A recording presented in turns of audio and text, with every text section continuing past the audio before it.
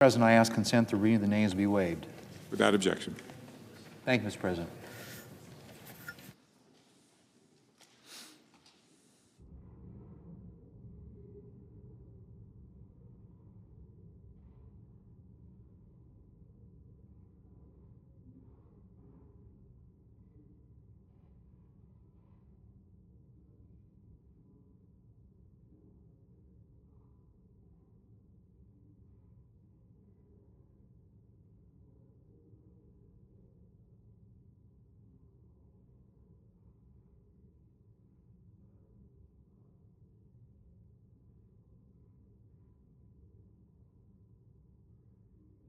Mr. President. Senator from Oregon. Mr. President, I've come to the Senate floor tonight to ring the alarm bells. We're in the most perilous moment, the biggest threat to our republic since the Civil War. President Trump is shredding our Constitution. Is it okay for mass federal agents to arrest people off the street because of their skin color or their accent?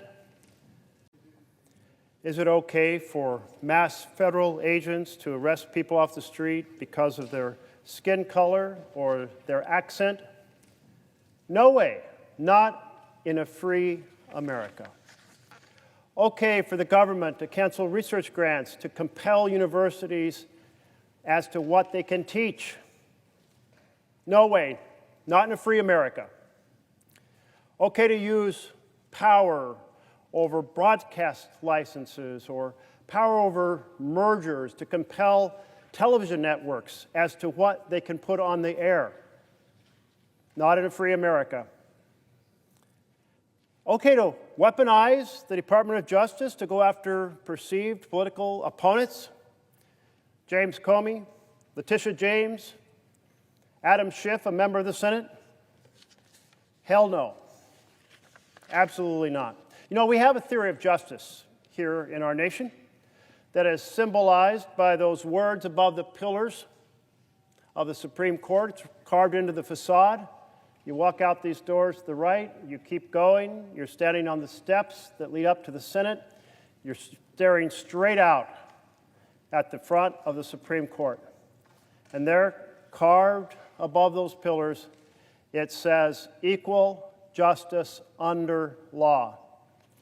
Equal justice under law. That's the vision here in America. Not unequal injustice, which is what the president is pursuing by taking the power of the government and going after individuals that he does not like or perceives to be political opponents. That's what you read about in authoritarian governments far away. And you go, that would never happen in the United States of America. But it is happening right here, right now, unequal injustice. And then we have government by gaslighting. President Trump wants us to believe that Portland, Oregon, in my home state, is full of chaos and riots because if he can say to the American people that there are riots, he can say there's a rebellion. And if there's a rebellion, he can use that to strengthen his authoritarian grip on our nation. Pretend there are riots, or even try to provoke violence and tighten his authoritarian grip. Well, Portlanders have responded a very interesting way. They're not taking the bait. They are demonstrating with joy and whimsy. You may well have seen some of the videos. A wedding held in the street, a joyful wedding outside the ICE building. A group of frogs, a squad of frogs in inflated suits. The unipiper on his unicycle with his bagpipes. All of this going on, including things like puppies for peace, or keep your paws, your puppy paws off Portland. Keep your paws off Portland. Or maybe you saw the women coming down and holding a pajamas and pastries party in the morning. Portland demonstrating with joy and whimsy because they want to make it clear to the world that what Trump is saying about there being violent protests or a rebellion in Portland is just not true. I must say, I was particularly struck by something that happened about a week ago. The federal agents, assumed members of the Federal Protective Service, came out of the ICE building and asked the protesters to back up. They wanted to move them several blocks away. I gather from the reports from Oregon Public Broadcasting, they moved them about 300 yards, about 3 blocks. And then they lined up that, and by they, I mean the federal agents across the street. There had been no conflict between the protesters, nothing thrown, no violence, no fight to break up. The federal agents lined up, and on orders, they prepared an assault on the protesters. And they did so because they had standing behind them professional videographers. So on command, they threw down flashbangs, which sound like gunfire. On command, they put down tear gas, creating clouds of smoke. On command, they fired pepper balls. And they taped the whole thing to try to pretend that they were dispelling a riot. This is the first time I know of in the history of the United States of America the agents of the federal government staged a fake riot in order to try to compel the courts to say, yes, you can federalize the National Guard because there's a rebellion there in that city. Wow. That should disturb every single member of this Senate. It should disturb every single member of the House of Representatives down this hallway that's back here to my right. But even with that kind of provocation, Portlanders are saying, we will not take the bait. We are demonstrating with joy and whimsy. Frogs and dinosaurs dancing. You couldn't find a much happier place in the country than the area near the ICE building in Portland.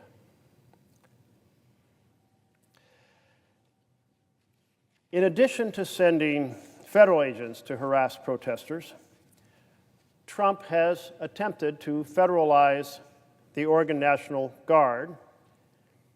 And so when he attempted to do so, a suit was filed saying, wait, there is a law that controls that. And that law says that you can only federalize National Guard if there is a rebellion or if there is an invasion. Now, when these laws were written by our predecessors in this chamber and in the House of Representatives down the long hallway, they knew what an invasion looked like. It looked like a foreign country with ships or troops ready to assault the United States of America. They were here on our border. They were ready to attack. And federalizing the National Guard was a tool that former legislators said would be available with a foreign invasion. Well, clearly, nothing close to anything that could be conceived like that is happening in the state of Oregon, or in the state of California, or the state of Illinois. The second principle for federalizing the National Guard is called rebellion. And at the time that the authors, legislative authors of that, did that, what they had in mind was a significant group, not a couple individuals, but a group, well organized. How can you do a rebellion if you're not well organized? Well armed, with a mission of overthrowing the government. That's what a rebellion is. So among the inflated costumes and the women in doing their pajamas and pastries and the wedding and the unipiper on the unicycle where do you find a large, organized, armed group with a mission of overthrowing the government? Not to be found. So the district court issued a ruling and said the presentation of facts by the government is, quote, untethered to the facts. Untethered. There's nothing resembling what the federal government has described. So not only did Trump and his team stage a fake riot, they also submitted fake facts about the disturbances outside the ICE building. And so the judge issued what's called a temporary restraining order. And essentially that would give the judge the time to take further testimony and carefully consider the circumstances before issuing a longer restraining order, a more permanent restraining order on the effort to federalize. And then President Trump and his bank of geniuses said, well, if we can't federalize the Oregon National Guard, we're going to send the agents from California and Texas who have already been federalized.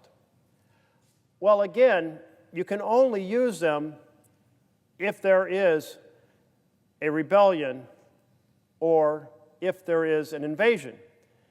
And if there's no rebellion or invasion to justify federalizing Oregon Federal Guard, National Guard, then there's none to justify outsiders coming. So she issued a second temporary restraining order. Where we're at now is that a whole lot of court action is happening at a whole lot of levels. The first of all is she has to decide whether or not to dissolve those two temporary restraining orders in the light of early action by the Ninth Circuit panel of 3 judges. Those findings of the 3 judges are now being submitted with a request for a panel of 12 judges, a larger group. And this is a larger group of judges from the Ninth Circuit. This is a common practice when there's a very significant issue. I would say, colleagues, that when we're talking about deploying the U.S. military against peaceful protesters, that is a very big issue indeed. And so I hope that the Ninth Circuit will have a much broader consideration. So that's potential action. And then we have decisions from the Seventh Circuit in Illinois. And they have found, much like the district judge found, that there was not a rebellion or an invasion, but that decision is being appealed to the Supreme Court. And the Supreme Court has, in an extraordinary level, really unmatched in our history of our country, been issuing preliminary findings on what they call the shadow docket, meaning they haven't heard full arguments before the court, but they make an initial ruling. And they may make an initial ruling this week. They may make an initial ruling to support the Seventh Circuit, which said that you cannot send in the troops to Chicago, or they may go the opposite direction. They may copy what 2 of the 3 judges said in the district court in the Ninth Circuit.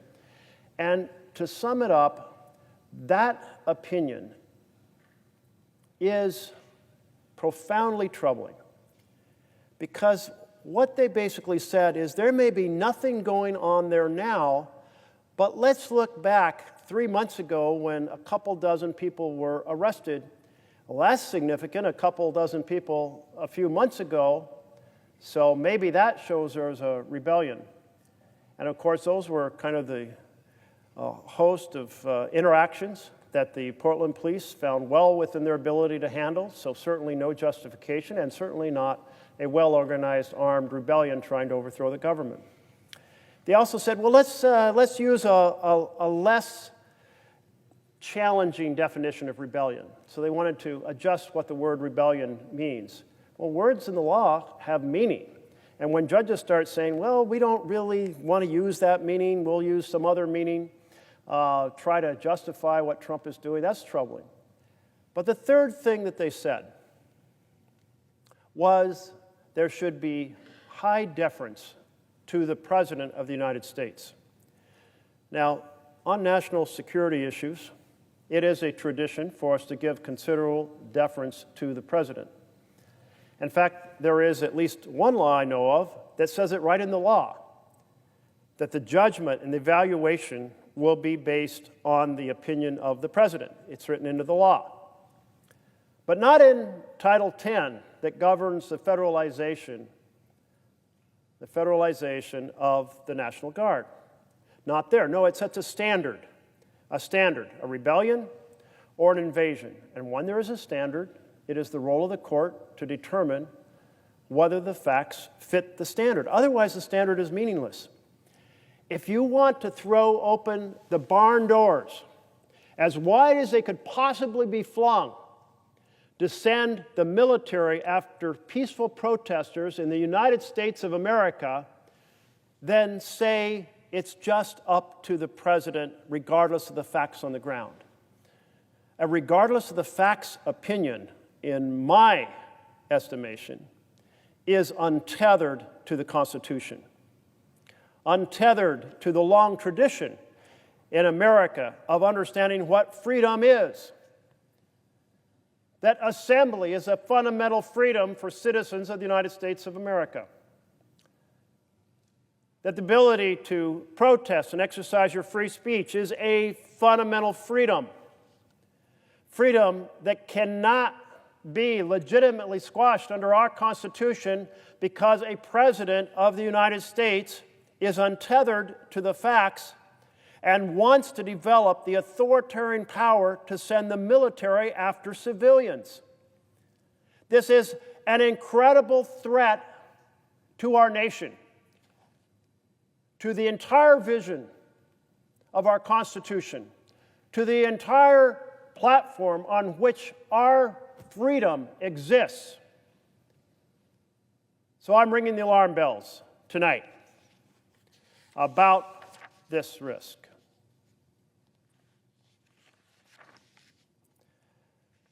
If you remove a clear standard as to whether there is a rebellion and just say a president can deploy the military on a whim in places he doesn't like against peaceful protesters to distract Americans or to exercise a suppression of dissent, then you have flung the doors open to tyranny, to a strongman state, to authoritarian rule.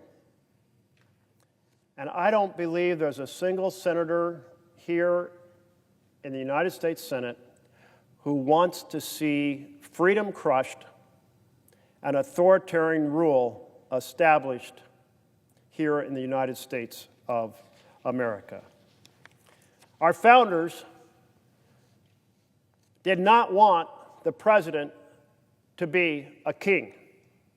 A king can decide on a whim to deploy troops against his own people. Presidents cannot.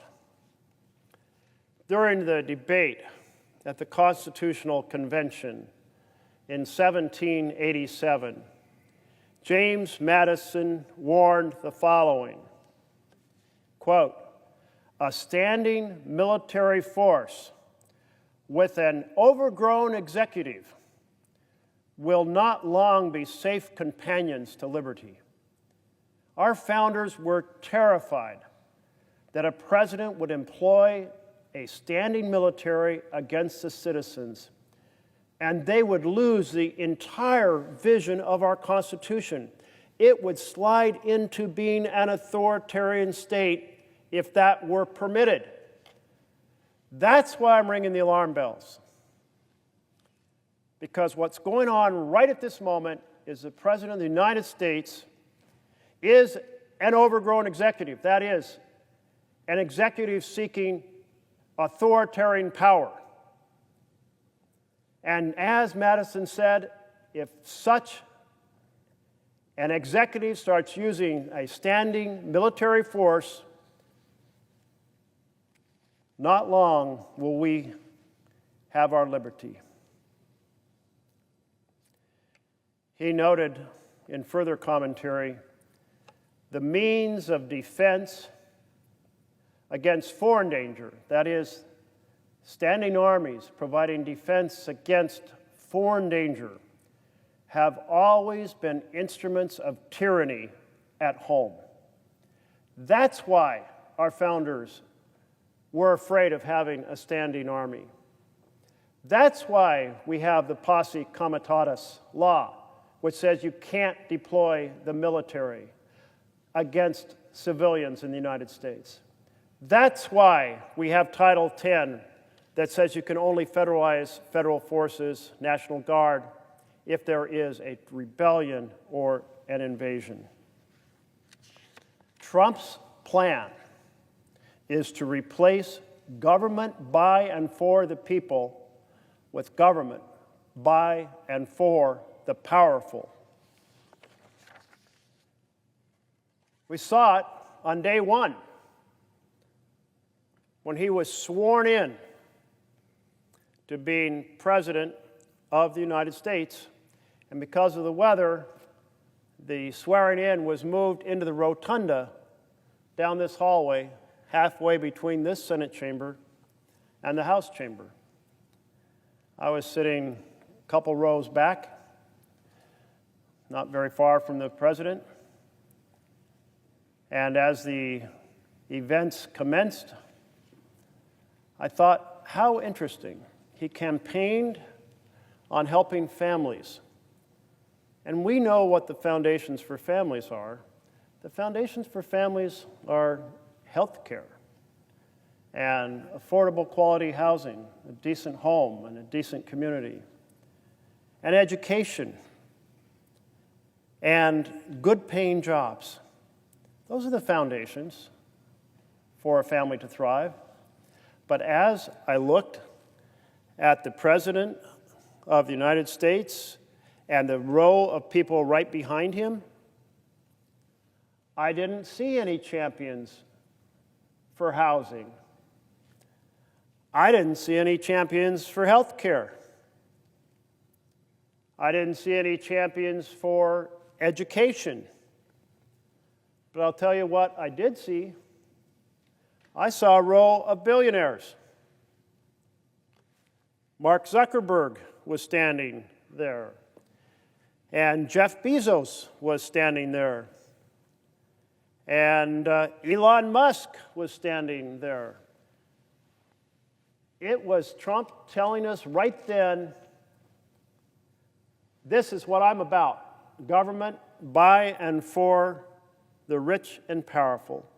Government by and for the billionaires.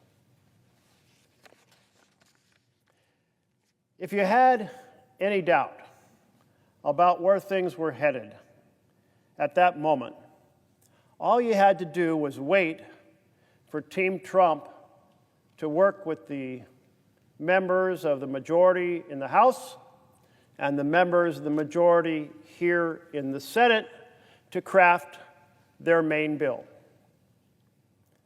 Trump called it his big, beautiful bill. Many of us called it the big, ugly betrayal. Why would we call it a betrayal? Betrayal because Trump campaigned on saying he was going to help families. But this bill, it was all about helping the billionaires, the mega millionaires and billionaires across America.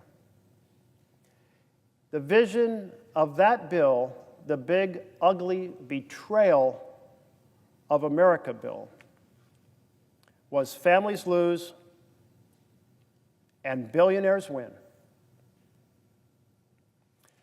That should tell you that we are now under an authoritarian direction, because in a republic where there is government by and for the people, That is not the vision. It is not a vision of families lose, billionaires win. That's not what government by and for the people would produce. Government by and for the people would produce a different vision. Families thrive. And the affluent, the mega millionaires, the billionaires, they pay their fair share. Families thrive, and billionaires pay their fair share. That's a vision. Had that been in the bill, I wouldn't be standing here tonight ringing the alarm bells that we are an authoritarian takeover of our nation. In this bill was an attack on health care like none we've ever seen. Now, if we can run the clock back to 2009, 2010, when I first came to the Senate, there was an effort to create, well, repairs to a healthcare system in order to have basically everyone in the country have access to insurance. And so we undertook a couple of efforts. One was to increase the folks eligible under standard Medicaid to be able to get health care coverage. So often adults, veterans, people with disabilities had not been eligible. We made them eligible. The second thing is we said the number of folks covered are still too low of poverty level because the folks right above them are never going to be able to afford insurance. So let's expand, let's extend Medicaid. Well, these two things brought health care coverage to an enormous number of Americans. Not every state opted into it, but over time, more and more states have. And then we said, there is an idea from this man named Romney, who was governor of Massachusetts. And this idea was to give tax credits to families that are a little more affluent than those covered by Medicaid, but they still can't afford insurance because the insurance policy is so high, so let's give tax credits. And we can set up a marketplace on the web that people can compare policies, so they can see which insurance policy is best for my family, and with the tax credit, how much would I pay? And oh, hey, I can now afford insurance. These basic efforts increased the insurance coverage rate in my state to 97%. That 3% that didn't have coverage, well, they might have previously had coverage with their company, but then their company dropped coverage, and they're still looking to sign up on the exchange. You know, I was thinking about this today because I had a visit from small businesses, and they said the biggest issue facing small businesses right now in Oregon is that we largely get our health insurance from the exchange. Well, makes sense. Small businesses are not billionaires. Small businesses are often just struggling entrepreneurs, employing a few people or maybe a few dozen people, going with the vicissitudes of the economy up and down, taking a loan and trying to pay it off, getting a grant from the Small Business Administration and trying to launch a new line of business. It goes up and down. But what they said was that the element of the big, ugly betrayal bill that slashes the tax credits is devastating to them. One individual runs an event lighting company, and he has a small number of employees, I believe 4, and he said he talked to each of them, and they told him they're not going to buy insurance. They're not going to buy insurance because they've looked at the initial rates on the Oregon Healthcare Exchange, and the premiums went up, and the tax credits came down, and the gap in between is simply not affordable. So back in 2009, 2010, we strengthened regular Medicaid, we expanded Medicaid, we established the Romney Plan, and Romney later came and joined us here as a U.S. Senator, having gone out to the state of Utah and been elected and joining us. And we established that vision, and it vastly increased the number of folks who could go to the doctor. And I say go to the doctor because if you don't have insurance, you tend not to go to the doctor because you can't afford it. So all those efforts in 2009, 2010 to improve the healthcare system, and it wasn't just those elements. It did other things. Back in 2009, 2010, we said, a lot of folks can't get insurance because of pre-existing conditions. Let's require the insurance companies to cover pre-existing conditions.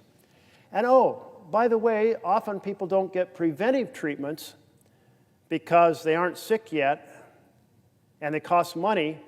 So let's make those free because an ounce of prevention is worth a pound of cure.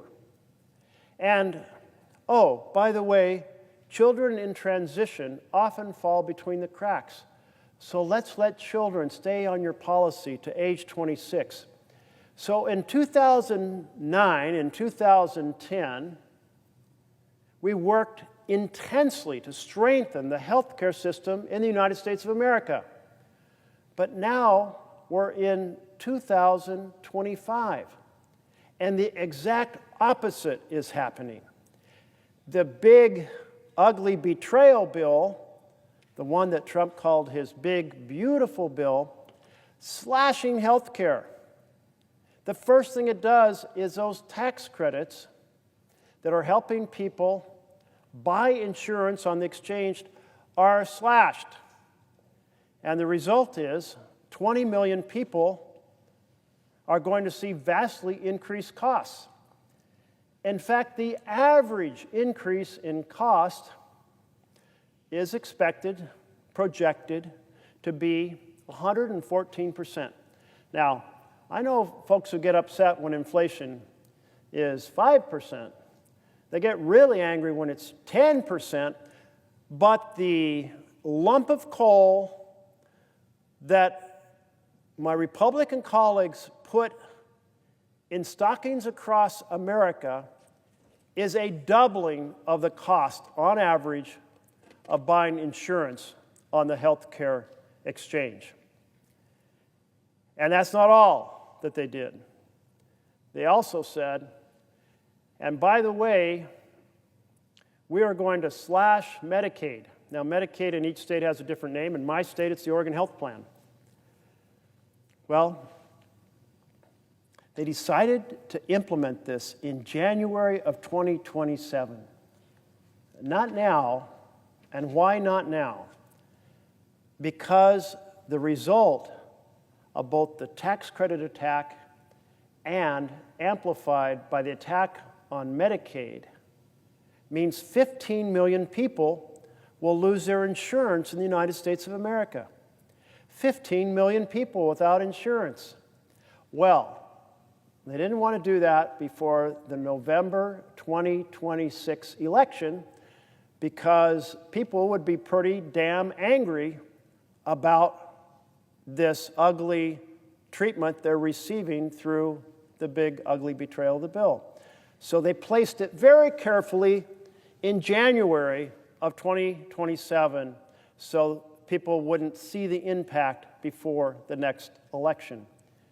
If this is such a good idea, I ask my colleagues, if you think this is such a fabulous strategy, attacking, diminishing, demolishing a big piece of our healthcare structure across America, why not do it now? Why not do that piece now? So people can say, oh, that's so great. We're so glad you did that. We'll vote for you in November 2026. No, they hit it on the backside. And that tells you the backside of the election. And that tells you a whole lot. By the way, that attack on Medicaid in my state, on the Oregon Health Plan, That attack is projected to result in 235,000 Oregonians losing their insurance. So I've been hearing a lot from my medical establishment about the importance of reversing that. One way to think about how important Medicaid is to children is to look at what percent of children are actually covered through Medicaid. In my state, the Oregon Health Plan. In my state, 60%. In poorer states, more. In rural Oregon, which is less affluent than urban Oregon, it's 70%. Almost 3 out of 4 children get their health care through the Oregon Health Plan. Well, does it make sense for thousands of children, 235,000 Oregonians, adults and children included, to lose their insurance? Because we know bad things happen when people lose their insurance. They forego seeing a doctor. A modest problem, maybe a lump, becomes out-of-control breast cancer. A modest problem, like managing diabetes, might become a foot amputation or blindness. And because the problem is worse, it becomes more expensive. And because folks don't have insurance, they go to the emergency room, which is the most expensive place to treat anything in the medical system. So it drives up the cost of our healthcare system. And then, because the folks who waited because they didn't have insurance don't have insurance, they can't pay a bill because they can't afford to pay it. And they have no insurance to pay it. So the bill goes unpaid. And what does that mean? That means less revenue for the clinics, and that means less revenue for the hospitals. And that's why I've been hearing from our medical healthcare leaders in my home state saying this is wrong.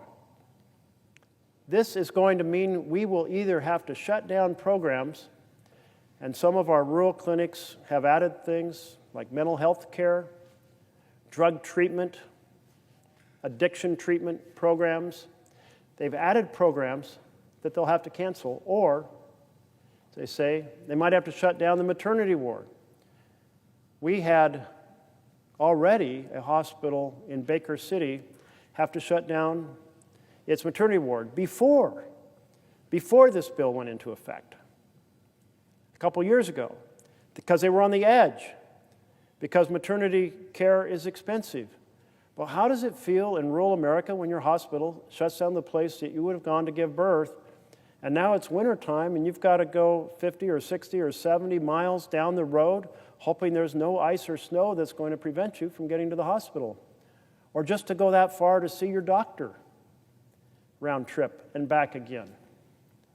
Not good. And when a program is shut down, everyone in the community sees diminished health care. When a clinic is shut down, everyone in the community has less health care. When a hospital is shut down, everyone in the community is affected.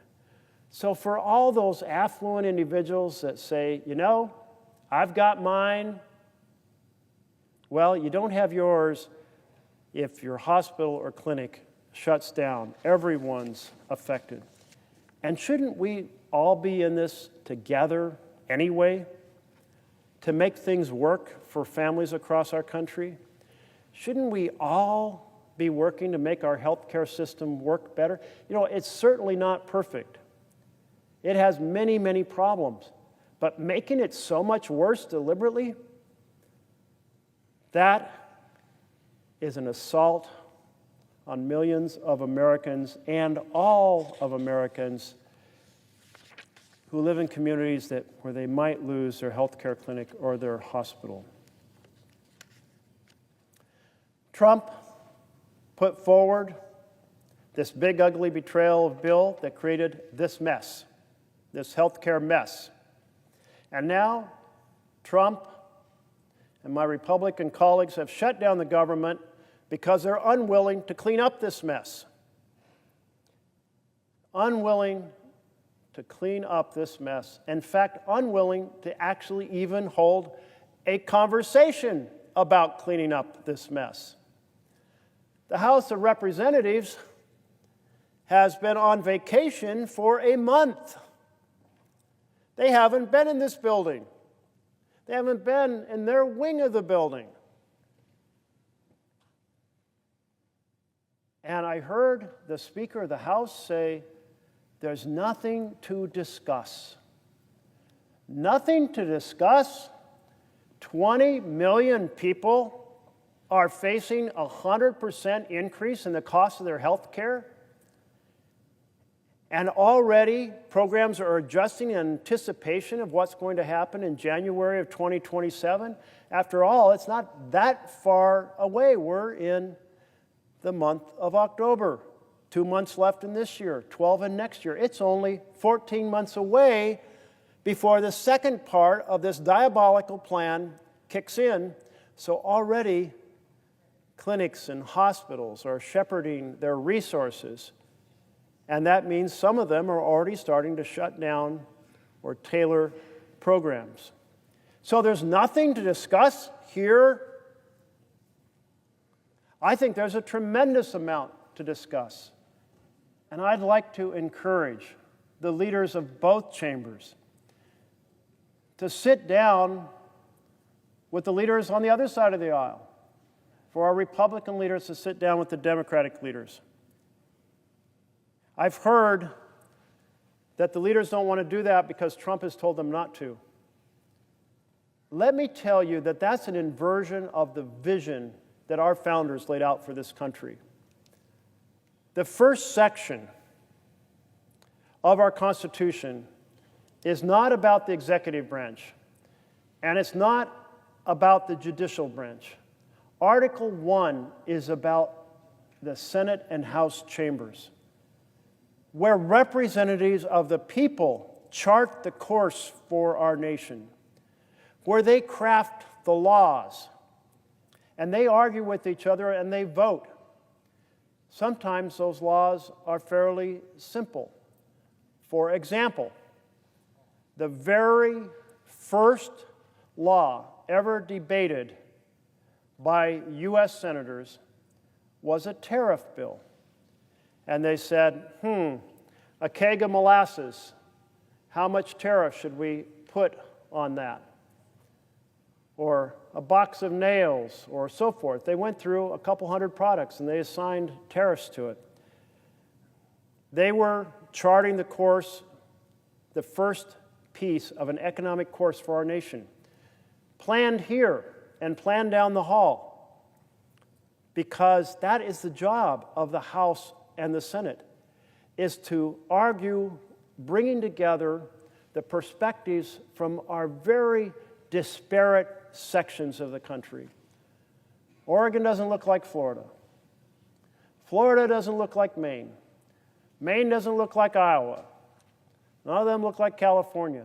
So we come here and we bring our different life experiences and the different visions we bring and needs, understanding of what people in our home state need, and we craft the vision. It is for the executive to implement it. To implement it, not to make the vision, and certainly scholars of how republics become strongman states will tell you one of the first warning signs is a legislature that decides it is a rubber stamp for the chief executive, the president. Because you have flipped on the head the fundamental responsibilities laid out, where this target of where we head is crafted here in Congress, and the president executes it. But if it is the president crafting the vision, and the legislatures are just saying we have to do what the president says, then we've abandoned our constitutional role. And in the course of it, we've created a strongman state. The powerful president says, I want this. The leaders of the House and Senate say, you got it. And we are suddenly without the separation of powers, the checks and balances of our Constitution. So when I hear leadership saying the president's not ready for us to hold a conversation, that worries me. Because I think leaders here should be saying to the president, we in the House of Representatives and we in the Senate, it is our responsibility under the Constitution to craft a vision going ahead, and we have a big problem ahead of us, and that's 20 million people are going to the web right now and looking at those marketplace exchanges and seeing that the price of their insurance is going to double, and we're going to sit down and talk about it and work out a fix.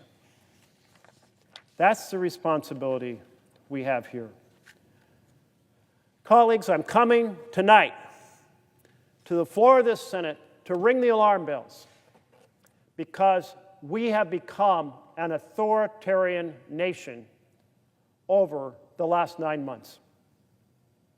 We are deep into an authoritarian takeover. We never thought this could happen in the United States of America. Not in a million years. Oh, we've watched it happen to republics all over the world. We see how suddenly constitutional term limits are just ignored, or we see how corruption results in the legislature not actually being elected to reflect the will of the people because the integrity of the elections has been deeply compromised. We see courts with hand-selected jurists in other countries who decide to hand power through judicial rulings to the president. But not here. This was not going to happen in the United States of America. Not here. Not here.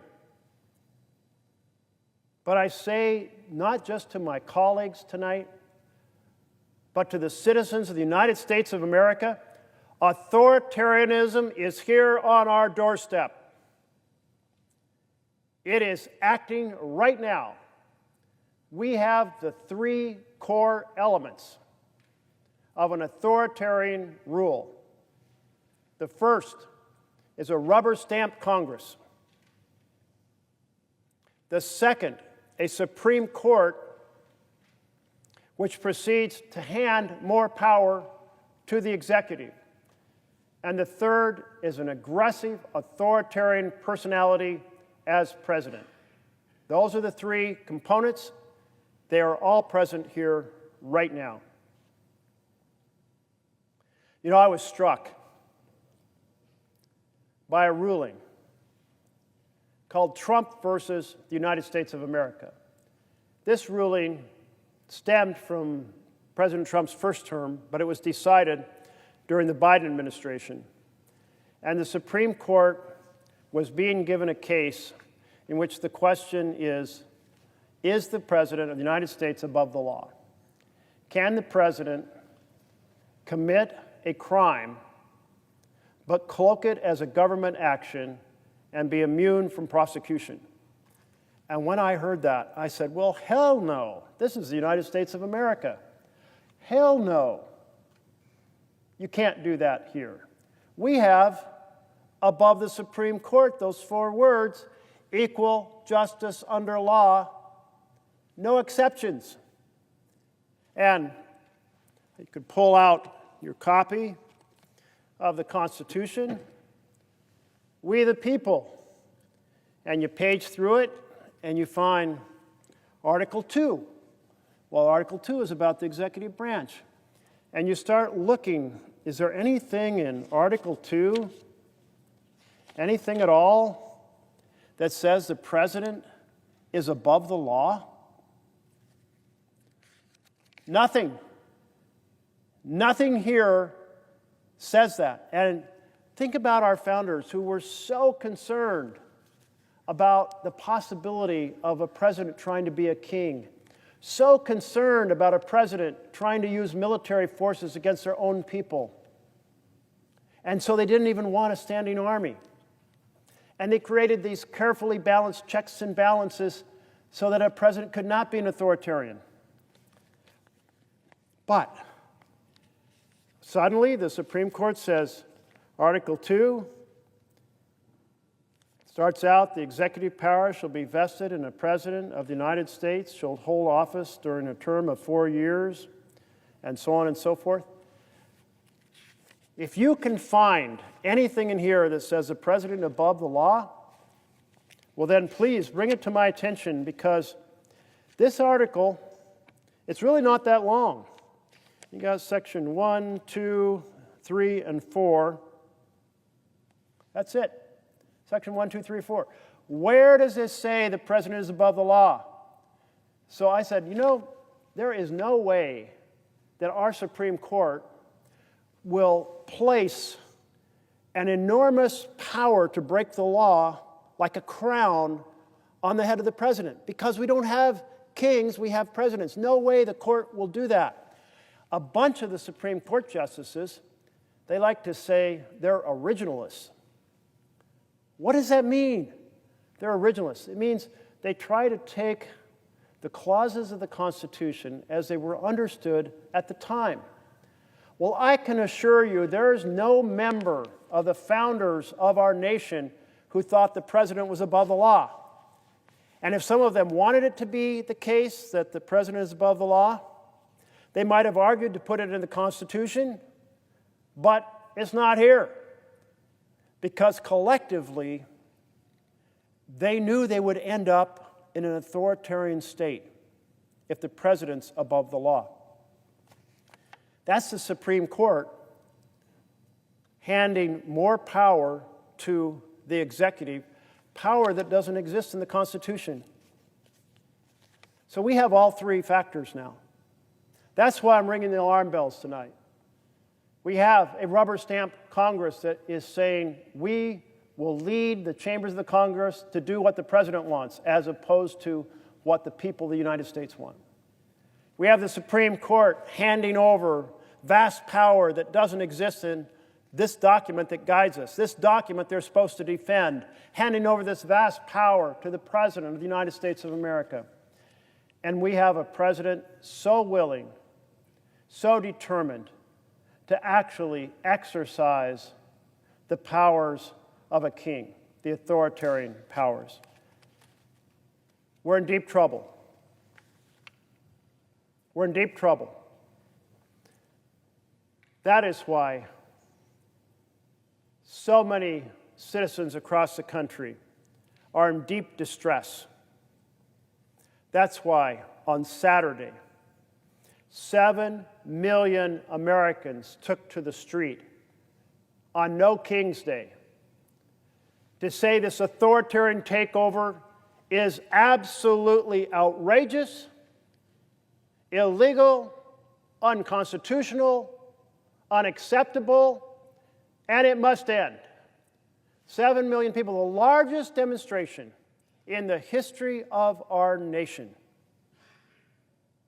of people on the street on a one-day protest saying, pay attention, members of the House of Representatives. Pay attention, members of the Senate.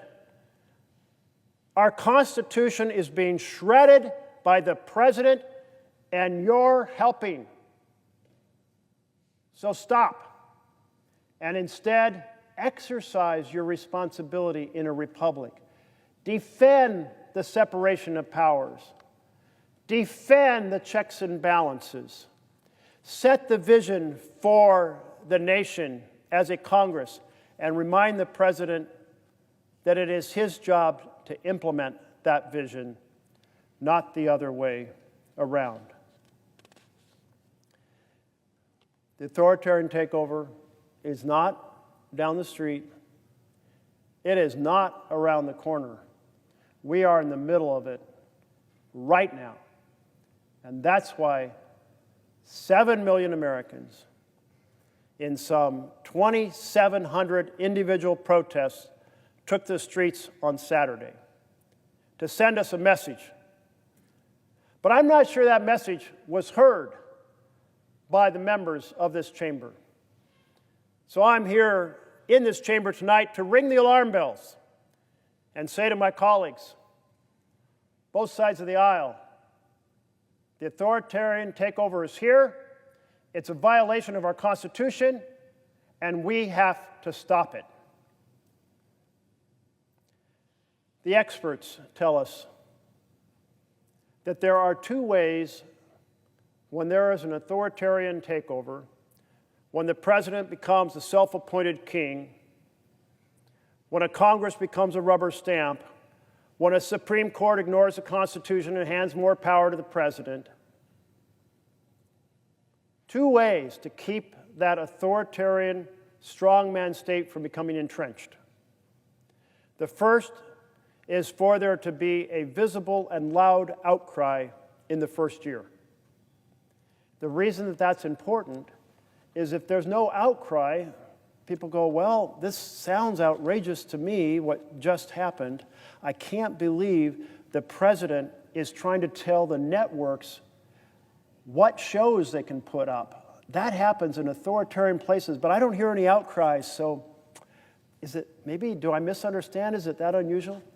Oh, the president is suing his own government and asking his Justice Department to find a settlement that will enrich the president. Oh, that seems outrageous. The president is asking his own Justice Department to give the president money? That seems outrageous, but if there's no outcry, maybe it's not that big a deal. Oh, the Secretary of State is throwing students out of this country because of views they expressed on a college campus. That seems extraordinary. Has that ever happened again? Well, nobody's protesting. Maybe I'm wrong to think that we have freedom of speech on our campuses. Oh, the president is weaponizing the Department of Justice to go after people he doesn't like, including proposing the possibility of going after a member of the U.S. Senate.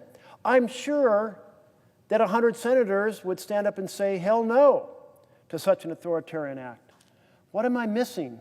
If there's no outcry, if there's no protest, then you're in deep trouble. But here in the United States of America, I'm so pleased to say there is an understanding that our freedoms are being crushed. And that's why 7 million people took to the streets on Saturday. I was in Eastern Oregon, and I went to the small town of Lapine. Protests are not a common thing in Lapine, Oregon. It's rural, it's red, but there were 200 people out on the street with all sorts of creative signs and creative costumes.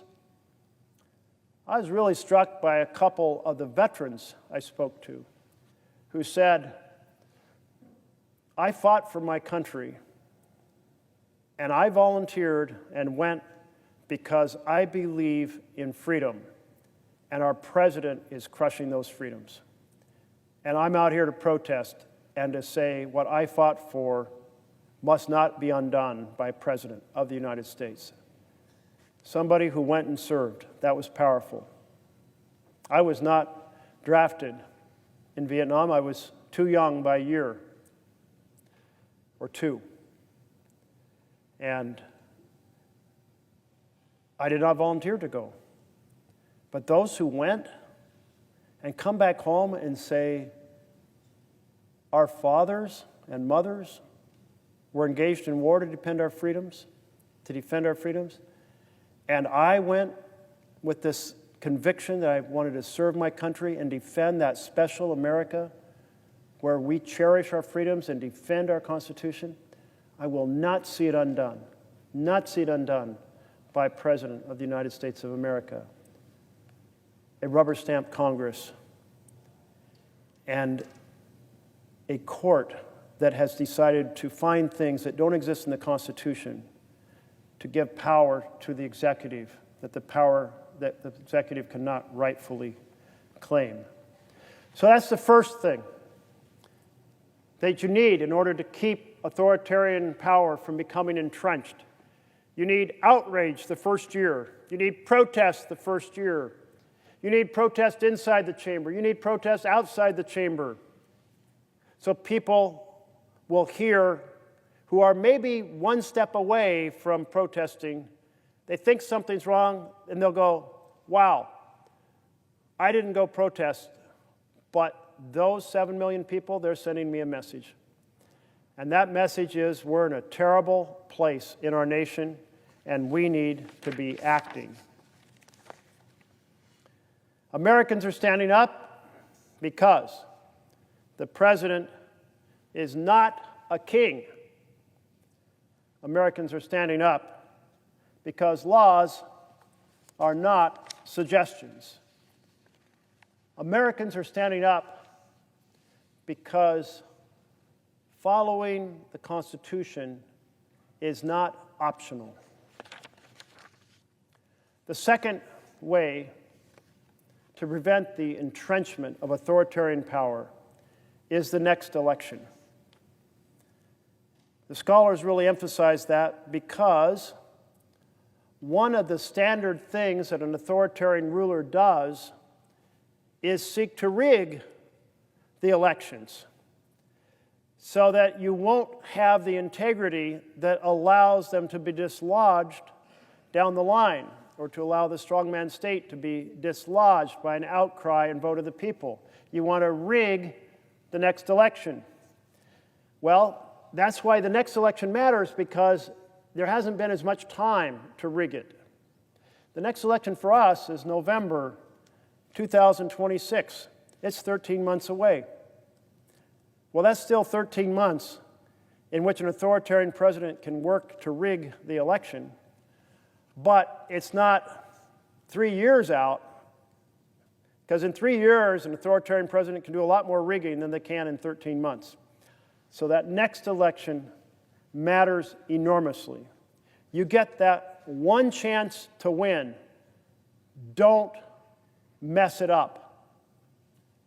Because with each election, it will get harder and harder to displace the authoritarian structures that are created and strengthened by the strong man in the executive. And when you read by experts saying that this is the authoritarian playbook, watch, they say, for what that authoritarian president is doing, and what you will see is they will work to rig the elections. Okay, well, are we seeing that now? Well, yes, we are. His first tactic, Trump's first tactic to consolidate authoritarian control, is to consolidate the state's voter registration files. If you have control over those files, it makes it easier to manipulate them in the next election. Now, we've already seen what some individual states have done to manipulate the voter files. And they've gone on purges and said, let's think about how we can purge the names off this list so people go to the polls and find out they're not even registered to vote. Too late. Well, maybe if there's a whole lot of Hispanic names that are matching, we'll eliminate them. Or maybe we will say, if there's the same name in this state and the same name in the next state, we'll assume that person has moved, so we'll pull them off the polls, off the registration lists. That's actually gone on here. And that's the type of manipulation that can happen across the country if the president has a consolidated national voting registration file. A second tactic is to encourage states to gerrymander their House districts so that you break up, say, a congressional district in a city that perhaps elected a Democrat, since we know that cities tend to be somewhat bluer and rural areas tend to be somewhat redder, and you split it up. And you split it up between a bunch of red districts, and that type of gerrymandering creates disproportional power for the Republican Party. Well, we've seen that happen before. We've seen it often. And in the past, we had a law called the Voting Rights Act that said you couldn't manipulate the congressional districts to destroy the voice of people by race, because race tends to differ according to rural and urban areas as well. But the Supreme Court, hell-bent on accentuating authoritarian power, is considering a case right now that will now not only the type of redistricting that Texas has been undertaking, but will create a constitutional rule that will make it hard to empower the voices of minorities in this country to be represented in the House of Representatives. So the effort to gerrymander even larger numbers of the House in support of an authoritarian state is well underway. And the third tactic is to kill vote by mail. You heard what Trump said. He wants to make it illegal to vote by mail. Now, I'm a senator from Oregon. Oregon invented vote by mail. It actually started with the Republican Party. The Republican Party in my state said, we know that when we encourage people to vote by mail, we get higher turnout, and we're more likely to win campaigns, statewide campaigns, and campaigns for the House, Oregon House, the Oregon Senate. So we're going to go on a big campaign to encourage people to vote by absentee ballot. And the Democrats observed that, and they said, well, they got a point.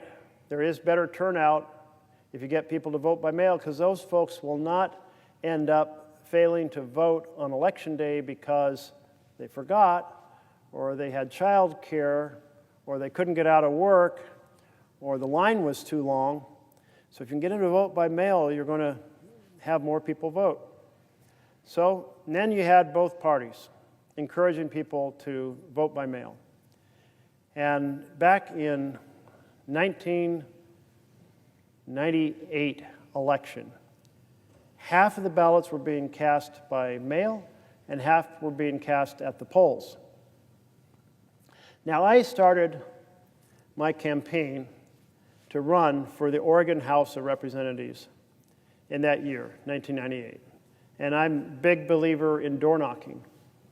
And I just wanted to knock on as many doors as I could and say, here's what matters to our community that's not getting done at the Capitol. I'd like to have your support. And I had a lot of good conversations. But I kind of liked the idea of everyone on Election Day having a big act of the community and going and voting together. That tradition just, it felt good to me. And as I'm knocking on doors and I'm talking to people about the next election, people started saying, well, I'll tell you one thing. I sure do love the ability to vote by mail. And I would say, well, tell me more about that. And they said, well, listen, here's the story. I like to sit down with my husband or sit down with my wife and talk about the candidates. We can read what's in the campaign brochures and discuss it. And I like doing that at our kitchen table. And others said, you know, I really like that vote by mail because I can't get out of work to be able to go vote. And when I do get out of work, I've got child care to pick up. And if you're late for child care, you get charged. So that's a big problem. And I had others who said, you know, here in Oregon we have initiatives, and initiatives are complicated. They're basically creating law not through a legislature, but through a vote of the people. And I really have to understand this stuff. And there's a lot of arguments pro and con in the voters' pamphlet. And so I really like to sit and read through that. And yet others said, You know why I love vote by mail? Because my back hurts and I don't want to stand in line for an hour. And I had others who said, I really like vote by mail because I bring my children to the table and talk to them about what it means to be a citizen in a free country, and that we, the citizens, get to express an opinion. And that opinion counts, because when we fill in that circle, because Oregon, it was done by paper, when we fill in that circle, we are weighing in on the future of our community, on the future of our state, on the future of our country. And I want my children to understand that, yes, you have rights as a citizen, but you also have responsibilities as a citizen. And so as I heard these stories, I thought, well, those are a lot of good points being made. But I'll tell you, those points are not why Trump hates vote by mail. Not at all. The reason he hates vote by mail is because there's such integrity with vote by mail. It is so easy to manipulate Election Day. If you have to go to a precinct and vote, it is so easy to decrease turnout. There are so many strategies that have been so carefully developed over time to prevent people from voting. What do? You change the location of the voting precinct so people are confused about where to go. You put out information about the date and say, sorry you missed the vote, making people think they actually missed the vote when the next vote is actually the next Tuesday. You take and you put machines in that voting precinct that don't work very well to slow down the vote. You understaff the precinct voting location to slow down the vote. All of these tried and true methods for decreasing the vote in places where you don't want people to vote. And President Trump fully understands that. It's easy to manipulate Election Day. When people are worried about the integrity of our election, and they say, we're worried that maybe somebody will vote 2 ballots and vote by mail. Well, we've had audit after audit after audit. The integrity of vote by mail is 1,000 times better than a vote on Election Day where you can manipulate the vote. You put the precinct where there's no parking. That's another strategy. You send intimidators out to make people feel uncomfortable while they're waiting in line. You pass laws that said you can't hand out a glass of water, like Georgia did, so that thirsty people waiting in line give up. You want those wait times to be so long that people give up. And if we thought this was some sort of fantasy, that this doesn't really happen, take Georgia, where we have seen elections where the wait time in urban areas is many hours longer than the wait time in rural areas because of the strategy set up for people to vote, making it difficult for people to vote. That's why Trump hates vote by mail, because it has high integrity. It stops the manipulation. So, here we are, deep into this authoritarian takeover. The president attacking the integrity of our elections, attacking the separation of powers, trying to steal the power of the purse that belongs in that Constitution with us, but grabbing it and saying, I will decide what gets funded. I will defund things through grant cancellations, and I will defund by slow walking the dispersion of funds, and freezing, and impounding, and rescissions. I'll use every tactic ever imagined because I want to decide what's funded and what is not funded. Every time you hear the president or one of his cabinet members say, We are defunding that program because it's not in line with the president's priorities. That's an authoritarian statement. The power of the purse in this Constitution, this one right here, belongs with the House of Representatives and the U.S. Senate, not the Oval Office. So when the president says he is funding programs he likes and defunding those he doesn't like, he is stealing the constitutional power of the purse. The Supreme Court's weighed in on this twice. President Nixon decided to do this, just simply not disperse funds for programs he didn't like. And so this challenge went to the Supreme Court. Can the president do that? Can the president impound funds? And the Supreme Court resoundingly said, hell no, it's in the Constitution. It couldn't be clearer. The power of the purse rests with the House and Senate, not with the president. Well, that was decided by the Supreme Court in 1975 based on things that were done back in 72, 73, when President Nixon was still in power before he resigned under the Watergate scandal. But then fast forward to 1996. 1996. Realize that we were in the time period between January 95 and January 97, which was the first legislative term for the Gingrich Revolution. And the first agenda item was to do a line item veto.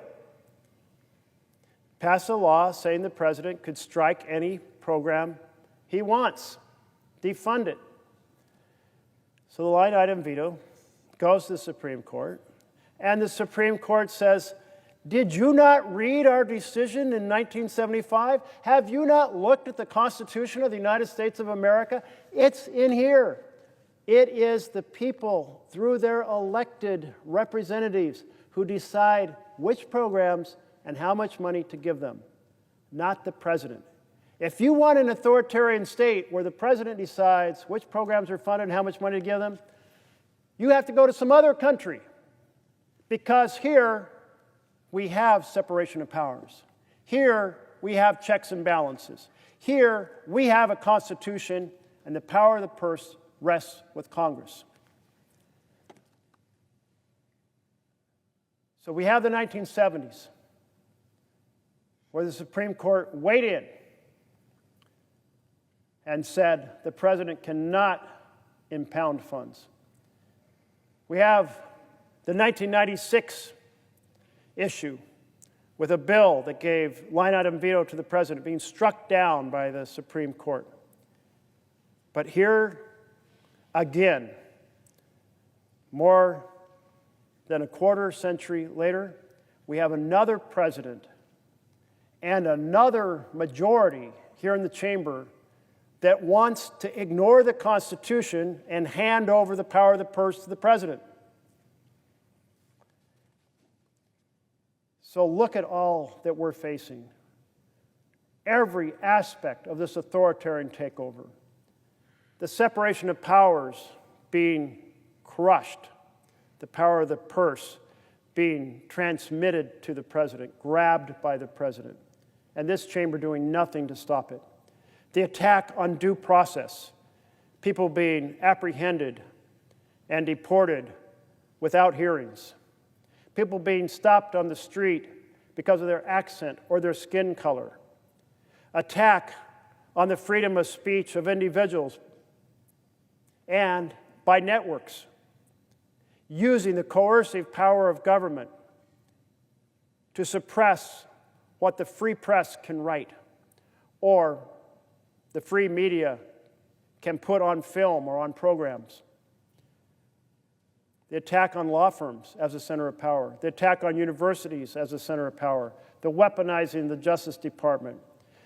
The effort to mobilize troops into LA and into Portland and into Chicago when nothing is happening that local police can't handle, and there certainly is not a rebellion or an invasion.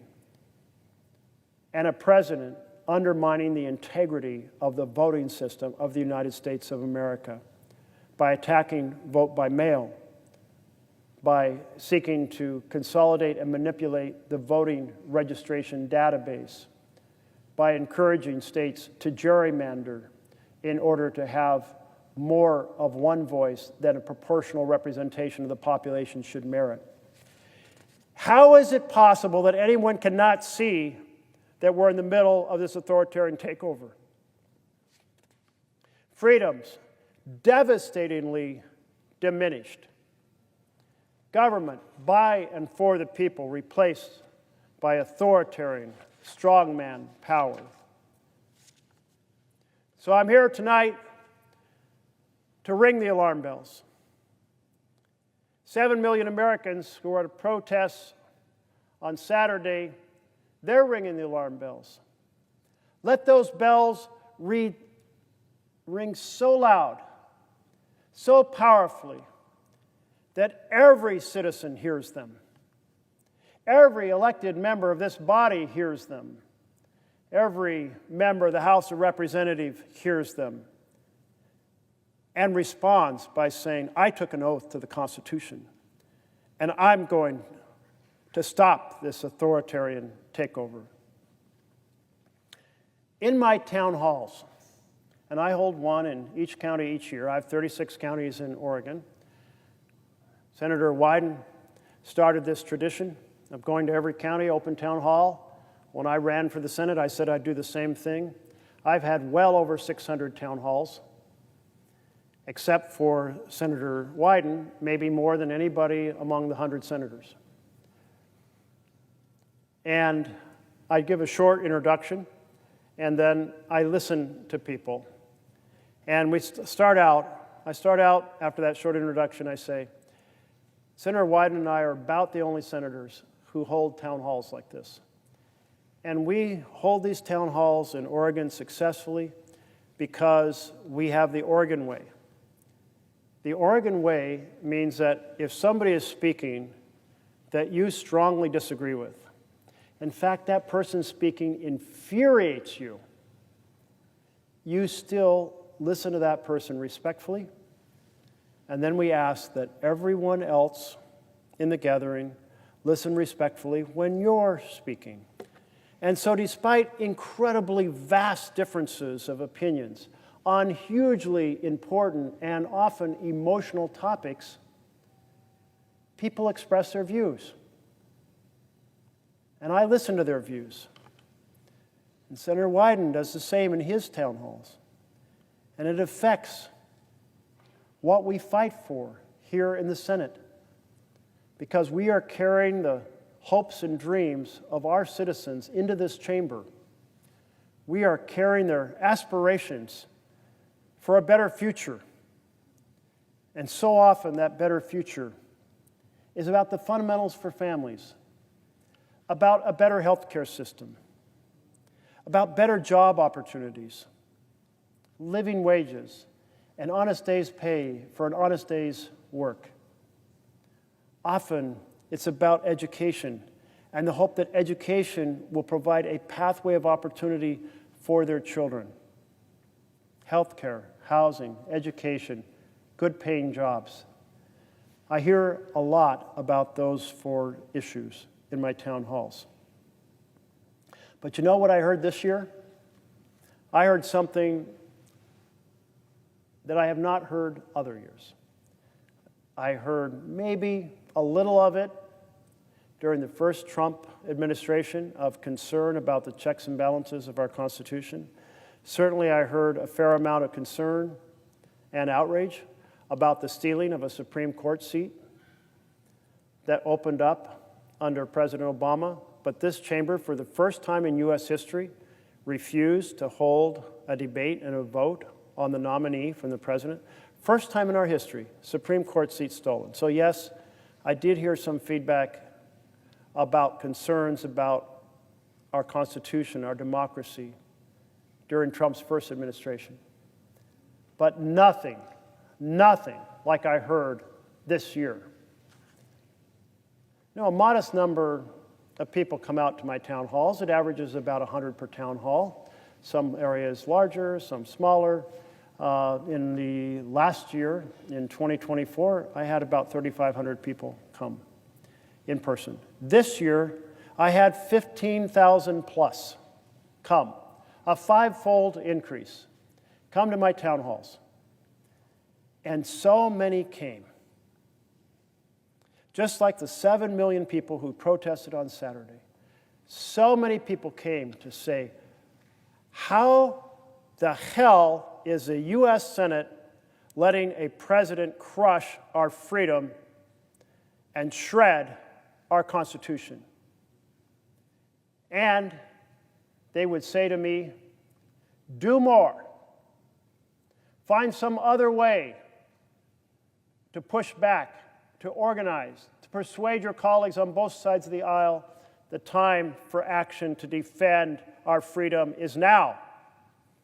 Not next year, not after the next election, not a month from now. The time is now. And they would say, we see what you've been saying and doing in protest about so much of what's been happening, but you, Senator Merkley, need to do more. And quite frankly, to my colleagues, that's the reason I'm on the floor tonight, trying to think of one more way I can ring the alarm bells, one more way I can use this office and this opportunity afforded to be a member of the U.S. Senate to say, we cannot let this happen. I received another question at those town halls. One town hall after another was, and what can we do to do more? And I said the following. You've asked what everyone can do to do more to save our republic. First, get off the couch. You can't change the future with a pillow over your head. Second, fiercely hold your electeds accountable. Call their phones, write letters, protest outside their offices, fiercely hold them accountable. And me too, hold me accountable as they were in the town hall and as they have when they've been protesting. And join an affinity group, because to be angry and alone is to be depressed. But to be angry and organized with others, that is to be energized and effective. And when it comes to stopping an authoritarian takeover, we need our citizens to be organized, energized, and effective. We need that energy from our citizens as they communicate with us and challenge us. We need that energy in the streets.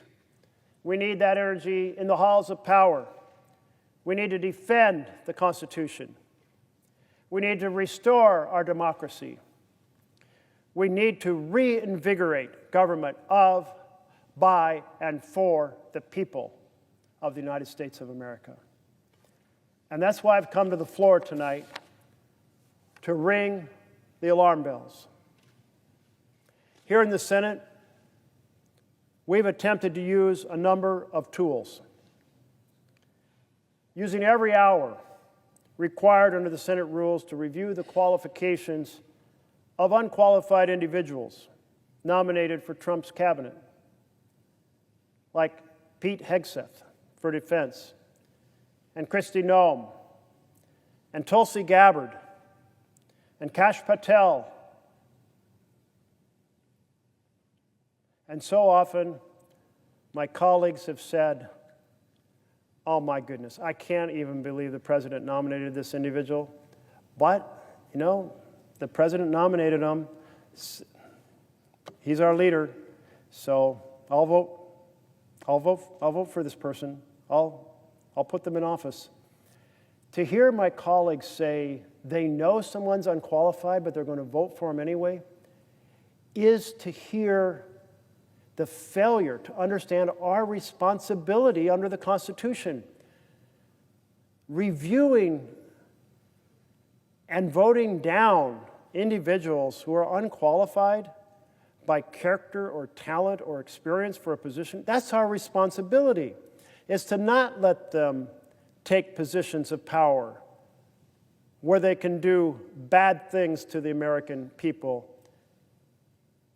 where they can undermine the efforts to build a better country. It's our responsibility to exercise our judgment, not to defer to the president. A check and balance means nothing if you say, I'm abandoning my role to evaluate the qualifications, and I will simply vote because the person in the office is of my same party.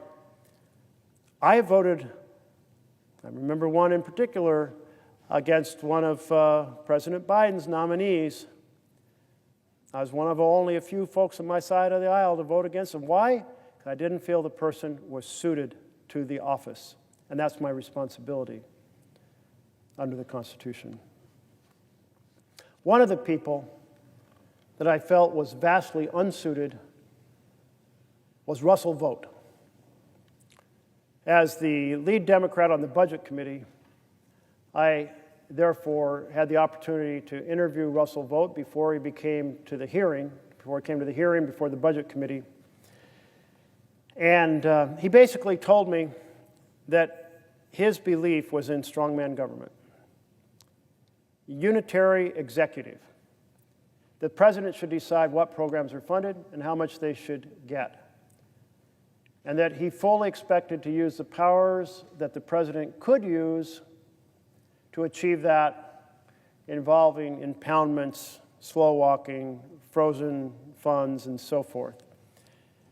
And I said, but the Supreme Court's weighed in twice, and our Constitution is clear. The power of the purse is here. And he said, you know, I like the unitary executive. That's my philosophy, and that's what I'm going to fight for. I found, therefore, him to be profoundly unsuitable for office because he did not intend to honor the basic premise of the Constitution, that Congress decides by law what is funded and how much. So we had a 30-hour debate. We went through the night here in this chamber debating the merits of this individual. And many of my colleagues had reservations, but in the end, they voted for him. So we have a man controlling the Office of Management and the Budget who said, I think the power of the purse should be with the president, and I'm going to do everything possible to make that happen. By voting for that nominee, we facilitated a crime against the Constitution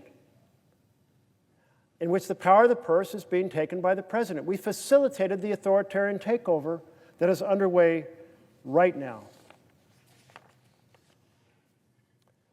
My constituents have asked me in those town halls to do everything I can, everything in my power, to stop this authoritarian takeover of our nation. So tonight I've come to the floor to do one thing I have not done before, and that's give a more extended speech, to ring the alarm bells, the speech I'm engaging in right now. We are in the most perilous moment for our Constitution, the biggest threat to our republic since the Civil War. Authoritarianism is not down the street or around the corner. It is clear and present right now. There are a couple of books that I've brought with me to explain what's happening. One of them is How Democracies Die. And this book, written by two scholars, Stephen Levitsky and Daniel Ziblatt, they have studied republics around the world that have slid into authoritarian states. And they wrote this book to say, pay attention, America, we're in danger of the same thing happening.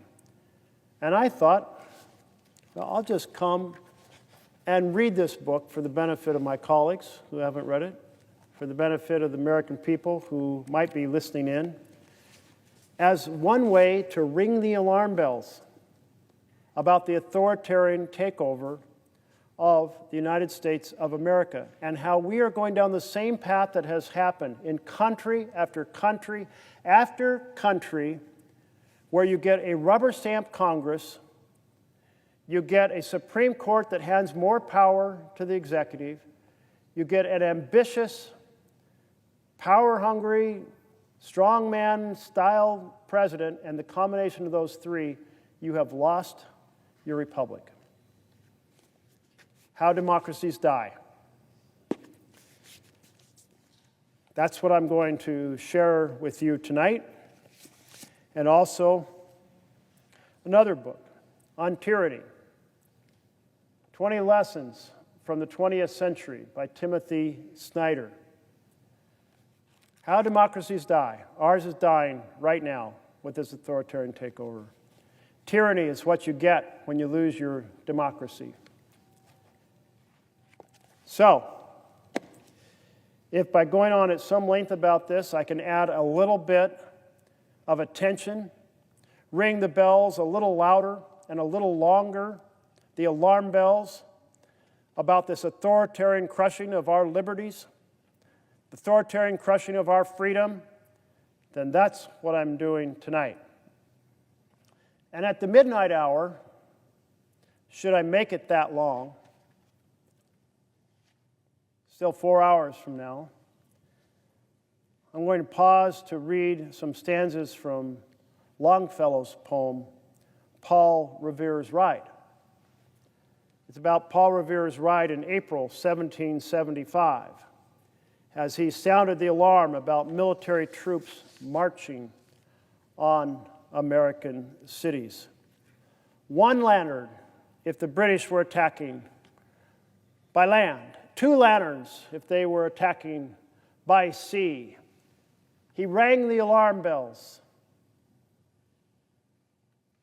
so that the American colonists could respond and save their colonies,